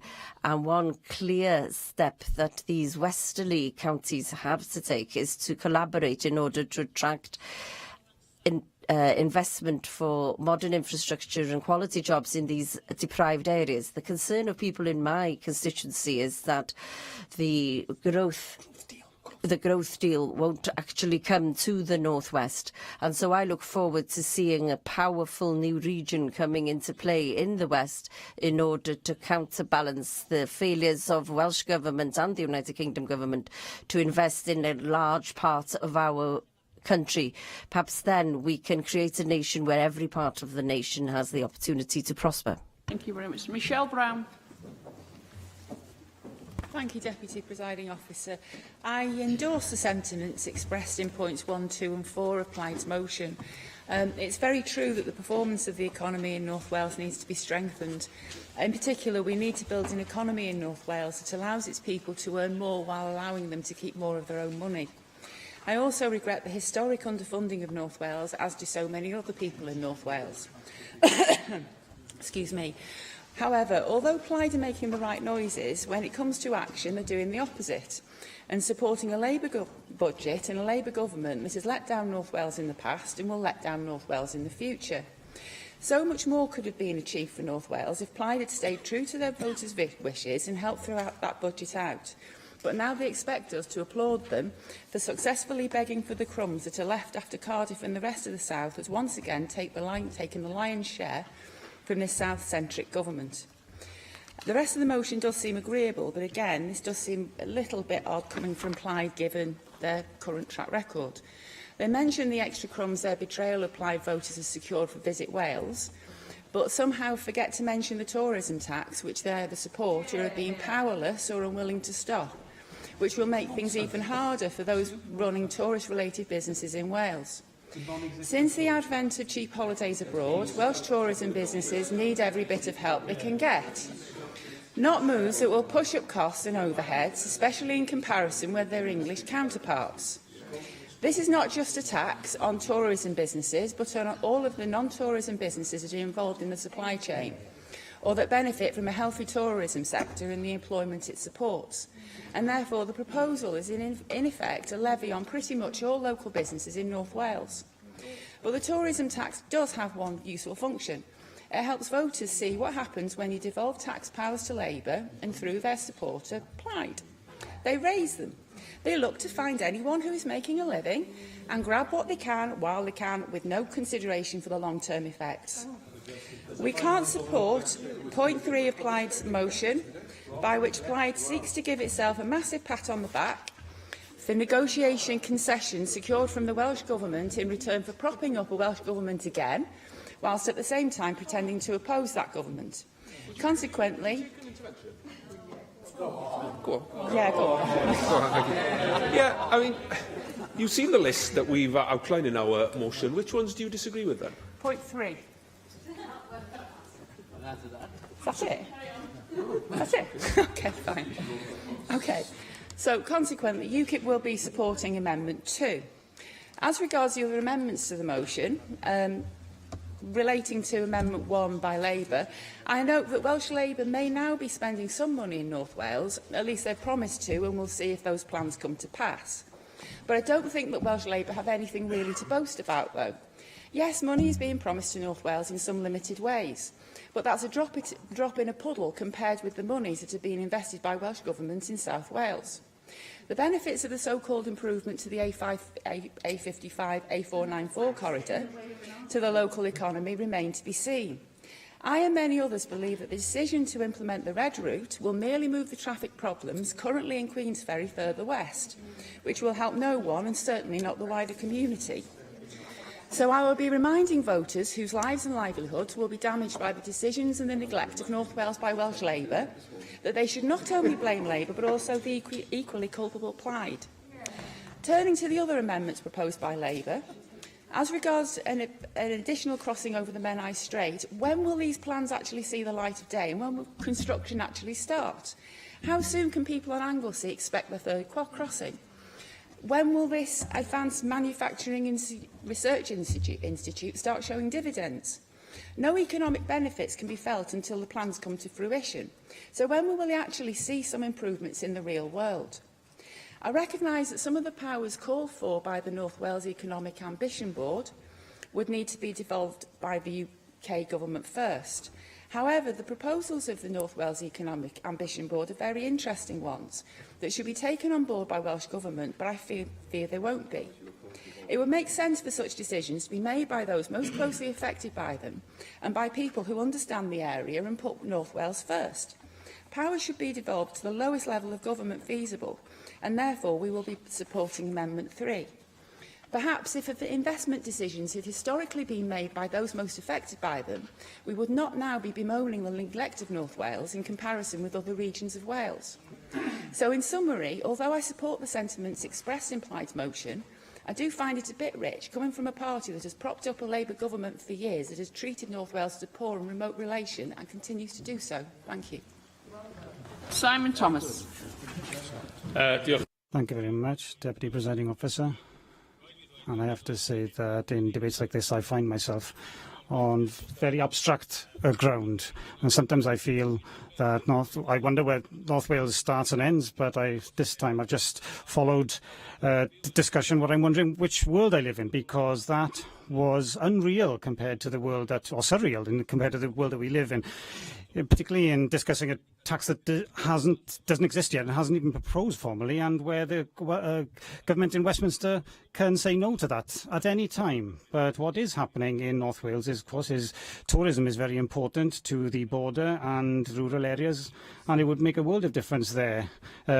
If VAT was cut to 5%, as Plaid Cymru has campaigned for, and where the Conservatives, who have been so fluent on the subject of tourism over the last few weeks, but have kept VAT to 17.5% and 20% in tourism, and after promising in an election that they wouldn't do that to North Wales or the rest of Wales. And that's the truth about that party. But there is one thing that can be seen as a link that links North Wales, wherever you think it starts. Some people feel that the language starts to change above Aberystwyth, and then other people feel that you have to go past Dolgellau. I'm not really sure where exactly North Wales starts, but I do know that there is something common in that area, namely rural and farming and agriculture and natural resources, particularly hydro and the wind. And I just want to talk about the opportunities that we should try and take advantage of to establish a stronger economy using our natural resources in those areas and ensuring a prosperous future for rural Wales.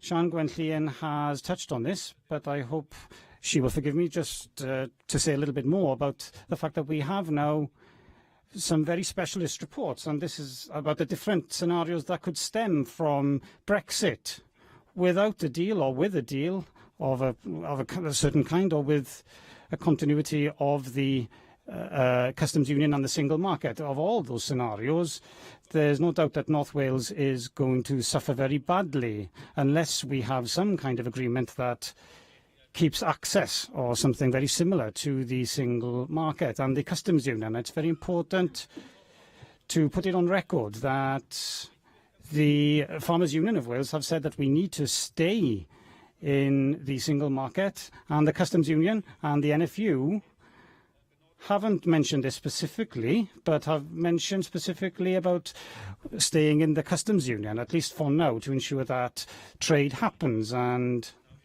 one of the scenarios that have mentioned by the report by the Agriculture and Horticulture Development Board has said very clearly that those are less favoured and who have more agriculture in North Wales are not only going to lose money, but are going to be in a negative position if that agreement does happen. It is important, therefore, and we're not going to apologise to anyone for putting in a Plaid Cymru motion some of the things that we've succeeded to secure from the Welsh Government, and among them is £6 million for new farmers and new entrants into the agricultural industry, and support, I hope, through discussion with the Welsh Government, that we'll be able to see a prosperous scheme to ensure that we do send out the right message to people as we leave the European Union, that there are opportunities for new blood in the industry, and there are opportunities for young people to enter the industry, and more than anything else, there are opportunities for new ideas to enter the agricultural industry. And we need that revolution, of course, in order to deal with the challenges of the future. And of course, we have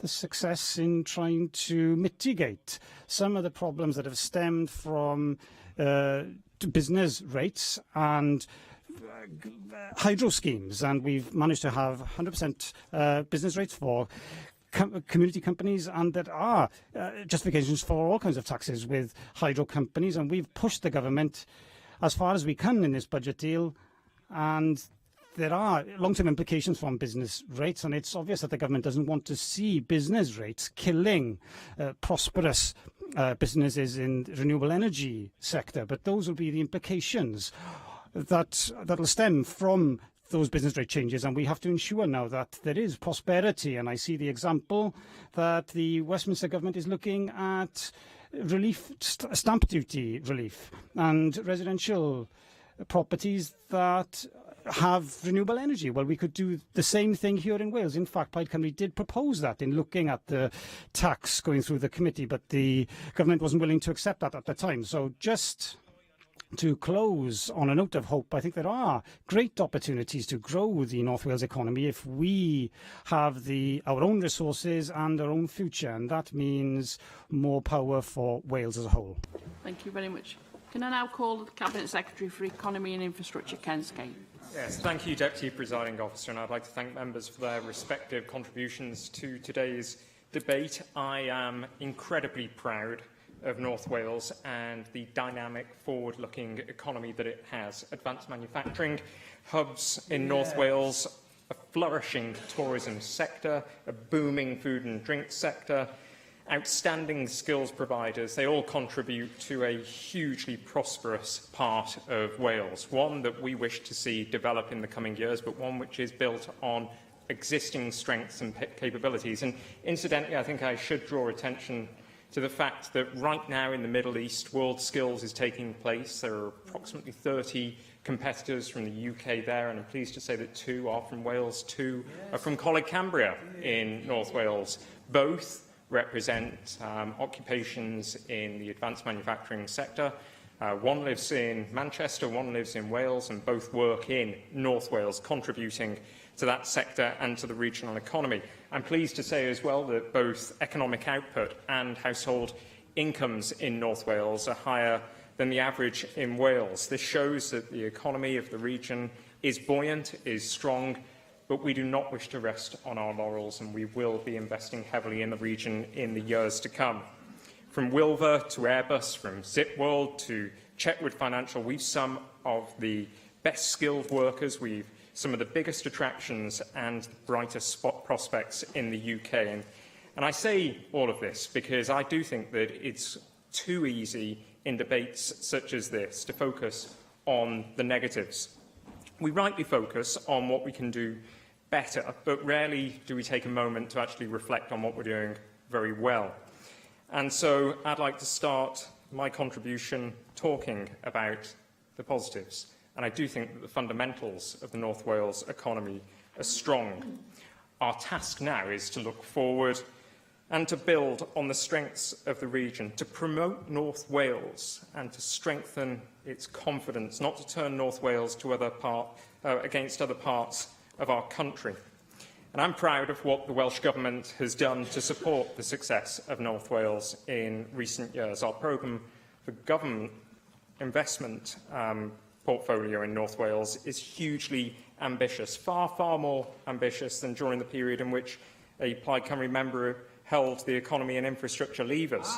Across the region, we have plans for investment in 78 schemes, totalling a capital investment of more than £1 billion for North Wales. That certainly is no small fry. We're investing £250 million in the Deeside Corridor, or Flintshire Corridor, as my colleague Hannah Blythen rightly calls it, to address the chronic congestion that I'm afraid was only worsened when a previous minister decided to cancel the project. We're creating an advanced manufacturing and research institute to deliver game-changing support to key manufacturing companies, which will potentially grow the regional economy by £4 billion. And we're investing £50 million to take forward the first phase of the North East Wales Metro. We are creating, as members are aware, MSpark in the North West. We are locating the headquarters of the Development Bank of Wales in the North East. And the Welsh Government has led the way in pressing the UK Government to ensure that high-speed rail 2 has regular and accessible links into North Wales to support the economy. And I would ask opposition members whether they have done as we have, which is to urge the UK Government to support Scenario 3. As I outlined in March, we are progressing with developing a third crossing of the Menai Straits. And I do think, as Hannah Blythen said, there is a need to take a mature view of the position of the North Wales economy and develop a strategic agenda for the region that develops the significant cross-border opportunities we have to ensure that the region plays a bigger role in the Midlands Engine and the Northern Powerhouse. Yes. It's a fact that the GVA of the North Wales and MGA region is more than half of the entire Welsh economy. And Hannah Blythen was right to state that it's difficult to travel from Delyn to Cardiff in less time than it is to travel from Delyn to London. But the reality is that it takes less than an hour now to travel from Delyn to Liverpool, Delyn to Manchester or Delyn to Chester. And so cross-border collaboration is a necessity, and it is surely desirable for our improved economic well-being. For that reason, the Welsh Government has played a leading role with our partners in North Wales and on both sides of the border to develop proposals for a North Wales growth deal that gets added benefit from deals that are being formed across the border in the North West and the Midlands of England. And I've been very clear that any growth deal must be used to bring together the UK Government and the Welsh Government with a shared purpose to capitalise on the strategic potential of the region, with a relentless focus on improving productivity, raising skills and improving infrastructure, with Growth Track 360 asks at the very heart of any deal.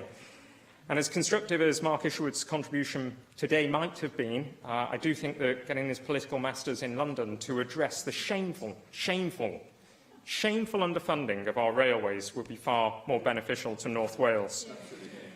As great as North Wales is, though, there are challenges that we have faced in recent times. Last year, we intervened to support our steel industry, including the important site at Shotton, by making available over £60 million of support to Tata to keep steel jobs and steel production here in Wales. Our investment is helping the Shotton plant develop a sustainable future, and in turn is helping that community to make a vital and vibrant contribution to the local economy.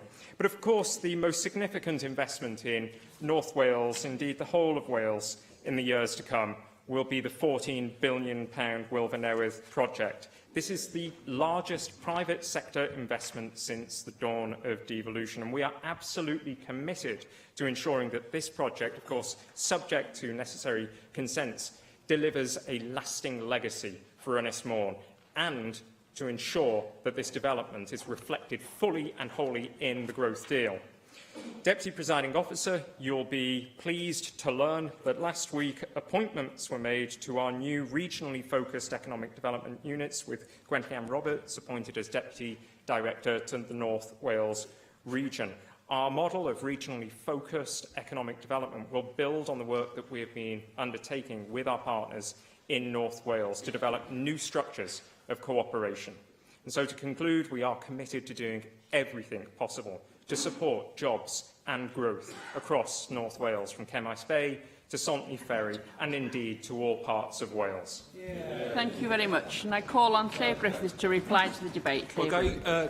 Well, may I thank Deputy Presiding Officer, may I thank everybody who's contributed to this debate. I believe that I spoke too long at the outset to be able to respond to every point made. And thank you for making those contributions. The member for Delyn, of course, mentioned concerns about the devolution disconnect, and she was asking about clarity around the proposed National Football Museum. Well, my wish, certainly, is that it would be part of the network of national museums that we have in Wales. Certainly, when you look at the map, there is a gaping hole in North East Wales in terms of having national museums in all parts of our country, and you know, there has been reference to the lack of national institutions in North East Wales generally, and I think maybe that over the years has fed a little bit of the devolution disconnect that some people feel. So that's my response to your point there. And I have to say, the contribution that we had from the UKIP member for North Wales, you confirmed to me that you don't support the third point of our motion today. That means that you don't support better links between North and South Wales, you don't support improvements to the Menai Crossing, you don't support additional support for young farmers in your region, more medical training in your region, business rate relief for community hydro schemes in your region, additional funding for Visit Wales in your region. You heard it here first, and that tells us all we need to know, I think, about your party. Can I thank Simon Thomas for his contribution as well. Certainly there's a lot that we can build on in terms of the rural economy, but also the point that was made about tourism. Clearly, if parties in this Assembly want to do something to support the tourism sector in Wales, then certainly they can start with VAT, and the Tory Chancellor of the Exchequer can start next month in his budget. And I look forward to seeing Conservative members of Parliament voting his budget down if he doesn't walk the walk. Or even supporting Plaid Cymru amendments, and I trust that there will be amendments to that effect in relation to VAT. In the meantime, this party is getting on with being an effective opposition, securing millions of pounds of additional investment for Visit Wales last year, millions of pounds of additional investment for Visit Wales this year, millions of pounds of additional investment next year as well. That's what effective opposition is about. Just to address some of the amendments, which was something that I didn't do in my opening remarks, I see that the Welsh Government has once again opted for one of its delete all and replace with amendments in an attempt to highlight some of their successes, many of which, of course, I support. I just wonder how long the list would be for other parts of the country when I look at that list. We won't be supporting the second amendment from the Conservatives, which again seeks to delete recognition of the numerous victories that we've secured in this budget, and indeed victories for some of the people that you represent as a party as well. The third amendment, we're happy to support, the third amendment, in favour of devolving beyond Cardiff. You could argue that, of course, if we had a government that truly did represent the whole of Wales and ensured equity of investment to all parts of the country, you might not need that amendment, but we are happy to support it. So with those comments, and having been told I have 3 minutes 25 seconds to sum up, I thank you all for contributing. Thank you very much. The proposal is to agree the motion without amendment. Does any member object? Object. Right, thank you. We will now defer that voting on this item until voting time. And unless 3 members wish for the bell to be rung, I will proceed directly to voting time. Okay. So we're now going to vote firstly on the motions to elect to committees. Can I just inform you that the first 3 votes we take they have to have a 2/3 majority to pass. So I now call for a vote on the first motion to elect Neil McAvoy to the Petitions Committee. Open the vote.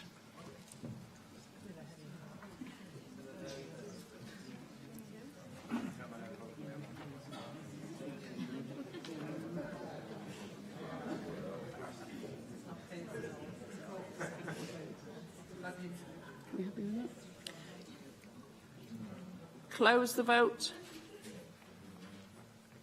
For the motion 39, 10 abstentions. Therefore, that motion is carried. The motion to elect Rhys ap Iorwerth to the Petitions Committee again requires a 2/3 majority to carry. Open the vote.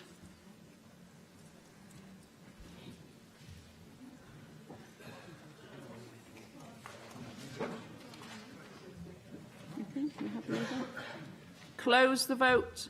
For the motion 39, 10 abstentions. Therefore, that motion is carried.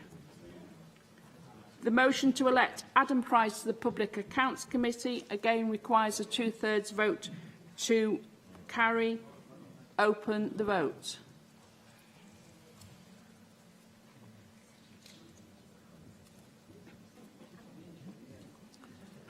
Close the vote. For the motion 40, 10 abstentions. Therefore, that motion is carried. We now move on to the Welsh Conservative debate on concessionary bus and travel for young people, and I call for a vote on the motion tabled in the name of Paul Davis. If the proposal is not agreed to, we will vote on the amendments tabled to that motion. Open the vote.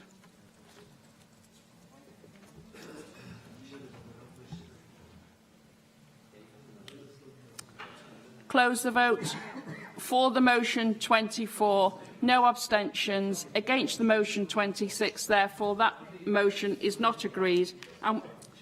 Can we have some quiet while we're carrying out the votes? And the person saying "hear, hear" is probably the one who's the most noisiest in the chamber. Thank you. So that was for the motion 24.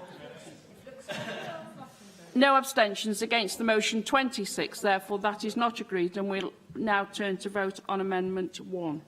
So I call for a vote on Amendment 1, tabled in the name of Jane Hutt. Open the vote.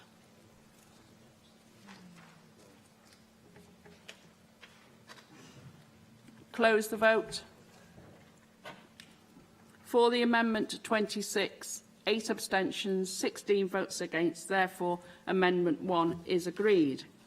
I now call for a vote on the motion as amended. Open the vote.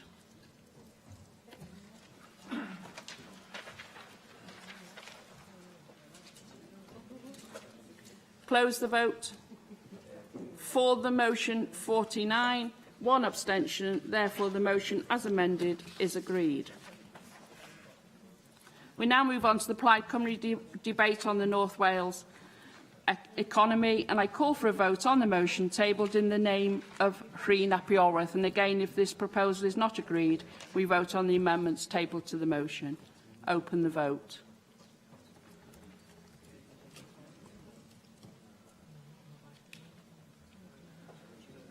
Close the vote. For the motion, 8, no abstentions, 42 against. Therefore, that motion is not agreed, and we proceed to vote on the amendments. Now turn to Amendment 1. If Amendment 1 is agreed, Amendment 2 will be deselected. So I call for a vote on Amendment 1, tabled in the name of Jane Hutt. Open the vote.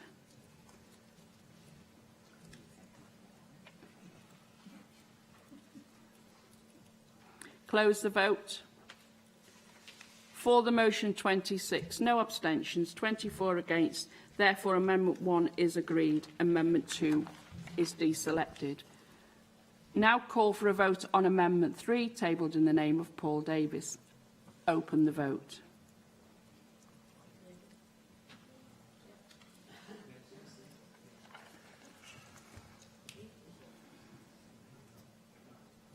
Close the vote. For the motion, 50, no abstentions, no against. Therefore, Amendment 3 is agreed. So I now call for a vote on the motion as amended. Open the vote.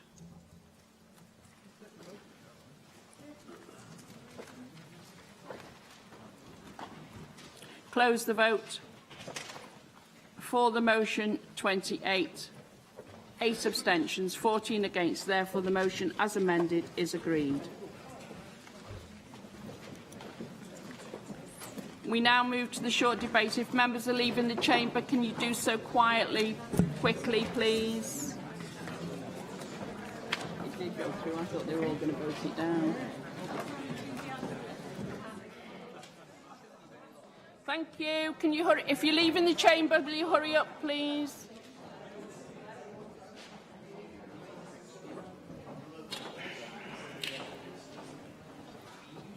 Now move to the short debate, and I call on Bethan Jenkins. Thank you. If you leave in the chamber, will you do so quickly, quietly, please? If not, please sit down. Thank you. Sorry, Bethan. I now call on Bethan Jenkins to speak on the subject that she has chosen. Bethan. Thanks, and I've given a minute to Angela Burns. When approaching this debate, thinking about the issues it poses, including patient rights, how we support and trust victims of crimes or mistreatment in the NHS, how we safeguard against future incidents, and how the NHS handles problems and major incidents when they do arise, I felt it was important to use current events as a prism through which to look at these problems. The Chris Wade case is, of course, one which people will know here I have taken a particular interest in, not just because ABMU Health Board is in my region, but I have taken an interest because the case has demonstrated clearly, despite the review and the promises and assurances, Wales is still in a situation where a major health board has failed again to properly live up to the expectations people have of their NHS. And, more fundamentally, women have been failed, victims of sexual abuse by a sexual predator in an alleged safe environment. I must put this case on the record, have a proper discussion about it, and assess what went wrong and the issues that have arisen as a result. The desktop review Lessons Learned, published by ABMU in August, was something of a contradiction in terms. I think we would agree that in order for a proper review into a major incident to be thorough and to demonstrate that lessons have in fact been learnt, that such a review would acknowledge the gravity of a situation such as the one under discussion before anything else. But in fact, what we saw was something quite different. The report itself was inexplicably late. We were informed initially that the review would be ready in January. It was not published until August. No explanation has been given for this. The review being led by the former Chief Executive, Paul Roberts, did not materialise, and instead a desktop review was published with redacted authors, a far cry from the thorough and wide-ranging process which was expected and deserved. I have been told that repeated requests by a consultant and former clinical director to give evidence to the desktop review was repeatedly denied. The report came to conclusions for which there was absolutely no basis, such as the claim that there was no link between the failure to prosecute or dismiss Mr Wade and his murder of Christine James. This is something which, unfortunately, others, including the Welsh Government, have repeated. How can this claim conclusively be made when Mr Wade clearly committed a series of sexual assaults against vulnerable women, aggressive actions which are often recognised as precursor behaviours to more serious crimes? In the opinions of many, including some legal opinions, there is a casual link between the decline to prosecute and the fact that Mr Wade faced no legal issues at the time he committed the murder of Christine James. There was scant information over how Mr Wade came to be employed as a health support worker, working with vulnerable people in the first place. Mr Wade started with the predecessor authority, Bro Morgannwg, as an IT technician. He was also not subject to any advanced CRB checks, which is a requirement for the role he was later employed in. And shockingly, ABMU still have told my staff and other staff of AMs that they still have outstanding CRB checks to do on current staff. The report skirts over any potential conflicts of interest of nepotism within management of ABMU. It simply says the point is neither here nor there. It failed to draw conclusions one way or another. This did not strike me as good enough at the time, and it is an aspect of this which deserves greater attention. Chris Wade was, after all, employed as a health support worker in the Learning Disability Service without the mandated checks, when his father, Stephen Wade, had been the clinical director responsible for the service. One of the most critical parts of this case, and one which is barely reflected upon at all in the review, was why Mr Wade was not dismissed sooner than he was. Why were there so many delays in disciplinary hearings over his actions when there were allegations from 3 people?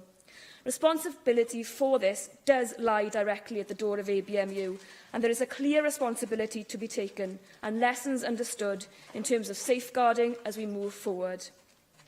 Although it's shocking, there is a recognised risk within the NHS of vulnerable people, particularly women, being abused. In fact, Rowan House stands on the site of Ely Hospital, at which the inquiry into failures of patient care for people with learning disabilities took place in 1969.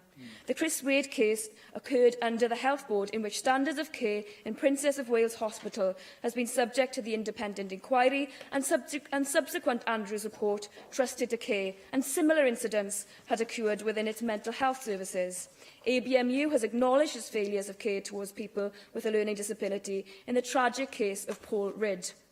Even without the local examples, the failures and abuse witnessed in other health boards across the UK and in care facilities should have been a clear warning to the health board to take allegations of this nature seriously. That, in cases of this kind, employment has to be weighed against risk, and there was a clear risk and a pattern developing with this case. Also omitted from the review were the problems with governance at ABMU. A former consultant from ABMU, who I met, told me, and I quote, "I had personally raised concerns with the medical director in 2012, following the second allegations of abuse and its implications recognised. Concerns around the internal governance and leadership of the director were highlighted in internal reviews of governance and performance, but not acted upon, and a comprehensive range of concerns raised by myself and others about the failures of governance and actions of the clinical director, either ignored or more actively suppressed by the executive of the Health Board. There is clearly major accusations to make here, and one which wasn't raised in the Lessons Learned report, in no small part because his request to submit evidence was rejected." He goes on to say, "The culture within ABMU Health Board left the clinical director a free rein to run without proper oversight an isolated service which operated without accepted governance practices. This cannot be acceptable." Clearly, despite it not being part of the desktop review, governance at the Health Board is a key issue here. There has been no clear accountability or responsibility from management over what happened, no formal apology.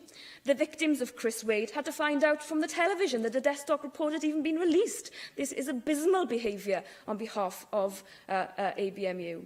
The BMA recently said that the Health Board should not be allowed to review themselves, and I think Angela Burns has said something similar, and I quote, "The Francis report starkly betrayed the catastrophic effects when concerns are not dealt with effectively, and post-Francis, we believe it is unacceptable for a health board to investigate serious concerns about itself." It becomes crystal clear from this case and from the desktop review that there needs to be a better and more robust framework in place to oversee the management of health boards. If a doctor made a serious mistake, or a number of them, then there are professional disciplinary bodies which would have the authority to deal with any of these cases. But no such body exists in the case of managerial breakdowns of responsibility. The boards can't keep getting away with this. They must be held to account. While we can never say for certainty that what happened in this Chris Wade case will never happen again, there is sadly likely to be allegations of abuse and crimes committed against patients in future. So we must prepare health boards and the NHS to deal with incidents more effectively and more timely than what has become apparent in recent events. The police, I believe, must bear some responsibility in terms of what happened in the Chris Wade case. This is not a matter for the Cabinet Secretary, but there should be, in the upcoming Health Inspectorate Wales assessment, a thorough as possible investigation into why the police did not bring charges initially in relation to the first allegation and why the CPS did not bring charges with regards to a later allegation. There is also a question to answer as to why, in one of the allegations, the police recorded a crime had been committed, yet no charges were brought in relation to it. Alan Collins, a solicitor representing one of the victims in the Wade case, told me this: "Police inaction is a concern in itself. I do not necessarily criticise the police because none of us actually know why Wade was not prosecuted for the 3 sexual assaults, and that is because the information is not in the public domain. Moreover, the review authors were in the dark too. The fact is that 3 vulnerable patients were sexually assaulted by a man who posed a serious risk to women. He went on and killed. The public are entitled to know why this man was not prosecuted for the 3 assaults. Clearly, on the face of it, the police thought crimes had been committed. The victims and the public are entitled to know why this dangerous man, because that is what he was employed in public service and not prosecuted. We are also entitled to ask, are there lessons to be learnt from what we do know? Would, for example, the police approach these cases differently if reported today? I would hope that you would support me in calling for HIW to thoroughly investigate this police matter and that they give their full cooperation. The HIW report will of course be pivotal and will stand as a test as to whether or not we can have faith in the review and oversight processes we currently have. I have met with HIW and I was reassured to an extent that the case will be looked at in its entirety. However, to what extent witnesses and evidence can be compelled from outside the Health Board or from those no longer employed by the NHS remains a grey area, and I would leave open the option of calling for a full independent inquiry under the Inquiries Act in future, if necessary. More broadly, I would hope to see a proper and humble apology from health boards after these events. I would hope that HIW fully investigate health board management structures and how they work across Wales. In particular, accountability and who takes responsibility when clearly there is an incident to be responsible for. How health boards cope with major incidents and what happens if safeguards and procedures are not followed or failed. There needs to be inquiries made regarding how we have better oversight of NHS management structures, recognising that it isn't only doctors who make decisions which have a real and lasting impact upon a patient or NHS user. For me, one of the bigger negatives which has emerged as a result of this case is that there is clearly a culture of secrecy in some parts of the NHS where a light needs to be shone. There is an unfortunate tendency in some sections of the NHS where the reaction to a major incident, or a number of them, is to put up the barricades and hunker down, rather than to open doors and resolve to openly and transparently find out what went wrong. I would hope HIW and the Welsh Government work together diligently moving forward to solve these problems once and for all. I'd like to end on a quote from a consultant from ABMU who told me, and I quote, "The lessons to be learned are ones of relevance not just to ABMU, but all other health boards. In brief, lessons cannot be learned if the Welsh NHS refuses to take the class. I hope moving forward that this isn't the case and that the victims and their families get the justice they deserve." Diolch yn fawr iawn. Thank you. Angela Burns. Thank you, Deputy Presiding Officer. I'd like to thank Bethan Jenkins for bringing forward this debate on safeguarding and patients' rights in the Welsh NHS. And the reason why I wanted to make a contribution was that in January 2012, I did a short debate which was entitled, "Does the Welsh Government have a moral responsibility to seek to protect whistleblowers in all walks of life?" Because one of the incidents, and you talked specifically about the Chris Wade case, is that there were people there who were trying to blow the whistle, and they couldn't and didn't. And the question is why?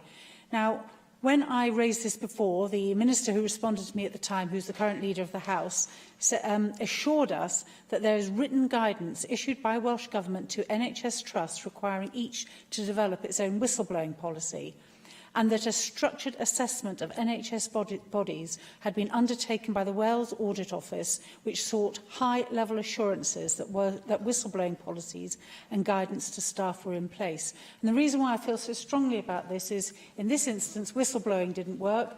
In Powys, we've talked about earlier, people tried to whistleblow and that didn't work. And currently, I'm being ticked off by a major health board because somebody's tried to whistleblow, got slapped down by the health board, who then came to me, and I've raised those concerns. And I've got a letter which I will share, but I won't publicly shame them, but I'm very happy to share with you, Minister, that basically tells me that because they haven't gone through the policy, the procedure, then tough luck. The reason people can't whistleblow is because they are frightened. The reason they don't whistleblow is they are scared they're going to lose their jobs or their lives are going to be made an absolute misery. And when good people walk on by and do nothing, it allows things like the Chris Wade incident to get away, to happen without having proper punishment. We must start having a robust system in place that everybody in the NHS and other public service bodies absolutely cleaves to in terms of being able to point out something that they feel is morally or factually incorrect and have a manager who is outside of that system looking at it and examining it. And above all, somebody, and I know I'm just discounting all the malicious people. And you're going to wind up now because you've gone well over your minute. Sorry. No, it's fine. But that these people should have that right, because without them to act as a check and balance on our public services, we will have more of these awful, appalling instances in the future. Thank you. Now call on Cabinet Secretary for Health, Wellbeing and Sport to reply to the debate. Vaughan Gething. Thank you, Deputy Presiding Officer. I'd like to thank both members for their contributions in today's debate, which is, of course, a significant and generally serious issue for all members in all parties and all of the constituents that we are here to serve. And I think there is genuine cross-party support for ensuring that all patients using our services receive safe, high-quality care and are protected from harm. And much of what we discuss is where that doesn't happen in this place. It is, of course, the nature of our business that we're less likely to talk about the things where things go right, but actually talk about things have gone wrong and to try to understand why. And for patients, that's why we've put in place the Putting Things Right process, to integrate those and to try and ensure that those issues are investigated and addressed.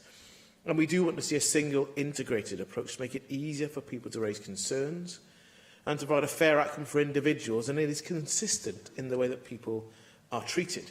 And in doing so, we expect to make the best use of our time and resources and to make sure that people really do learn lessons from where things go wrong.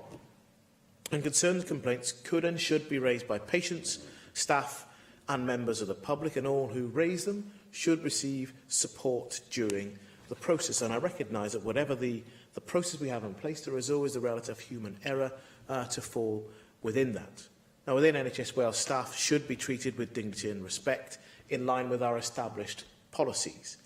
All NHS organisations, as employers, must take action to address any concerns raised by staff in a prompt and timely manner. And there is an All Wales procedure for NHS staff to raise concerns, as agreed in partnership with the Welsh Partnership Forum, and that's reviewed on a regular basis to ensure it is fit for purpose. I just want to respond directly to some of the points that Angela Burns has raised, because in my previous life, when I was an employment lawyer, there's the challenge of the rights that people have in theory and in law, and actually the really difficult part of how you assert those rights in practice. Because even in an organisation like the NHS, it's a privilege to stand up and to be a minister for the health service, but within the 76,000 staff, we reckon there is imperfection. There are times that people make mistakes. There are times that people don't just make mistakes, but actually it's a rather more deliberate approach. And that isn't to attack the service, to recognise in a human service that will happen. And our real challenge is how we support people in practice, because we ask people to raise their heads above the parapet, and that is not always easy. And I'm always interested to understand where somebody raises a concern, a complaint. It may not always be something where there is, on a full investigation, a real founding to. But they should not suffer a detriment from doing so. And that is a challenge about the cultural part and the vision and the values. That's really lots of work with the BMA on the vision and values for the service. And that's still relevant now as it was when we actually introduced and agreed that work. But for children and vulnerable adults, the NHS has been actively improving its approaches in recent years. The National Safeguarding Team works across NHS Wales with stakeholders and partners to help local delivery in health boards. And as well, of course, is our regional safeguarding children and adults boards. Designated professionals provide a source of independent, expert health advice from an All Wales perspective. And in addition, there is an NHS Wales safeguarding network that connects organisations across NHS Wales to try and collate that collaborative environment to recognise common issues, develop solutions and achieve healthcare standards that better safeguard the welfare of children and adults at risk. And at its heart is the evaluation of the efficiency and efficacy of child protection and adult safeguarding arrangements and interventions, as well as trying to reduce the variation in practice within the NHS. Examples of the network has done already are the NHS Wales Quality Outcomes Framework for Safeguarding Children, the Child Sexual Exploitation Prevention Strategy and Action Plan for NHS Wales, and quality standards of medical advisors' roles in adoption and fostering.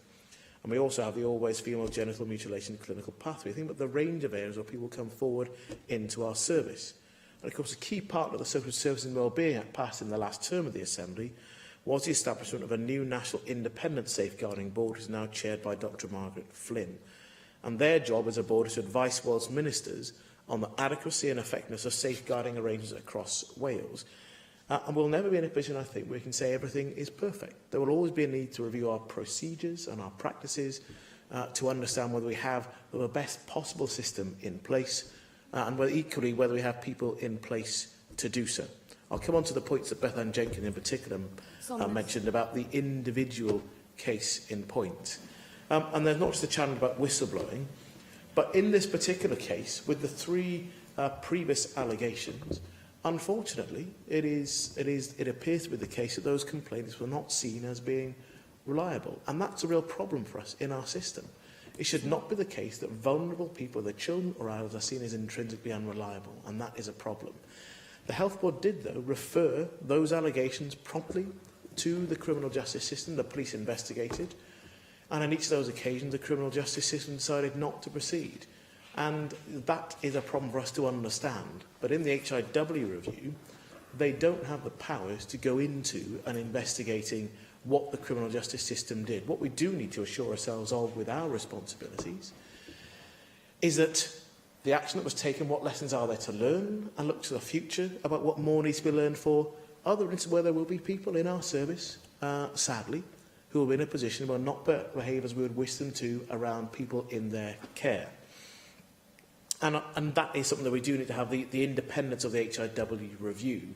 But of course, I expect them to have a conversation with the criminal justice about what happened in this case. And there is definitely learning for the criminal justice system from the Chris Wade case as well. But I depart company with Beth Ann Jenkins and a number of others in the very stark view that health boards should not investigate serious concerns. I think health boards have to investigate serious concerns where they have responsibility. There will always be a challenge about when is it appropriate then to have an independent review in addition, because we expect health boards to look at serious concerns, and they already do. We regularly have Ombudsman's reports where they actually look at what the Health Board has done, and in some of those they don't always get it right. There's still this process about understanding what they've done and properly learning and improving. And in this case, we've decided that there should be an independent review, which is why we've charged HIW to undertake that review. I will take an intervention. On this particular report, however, the authors were unredacted.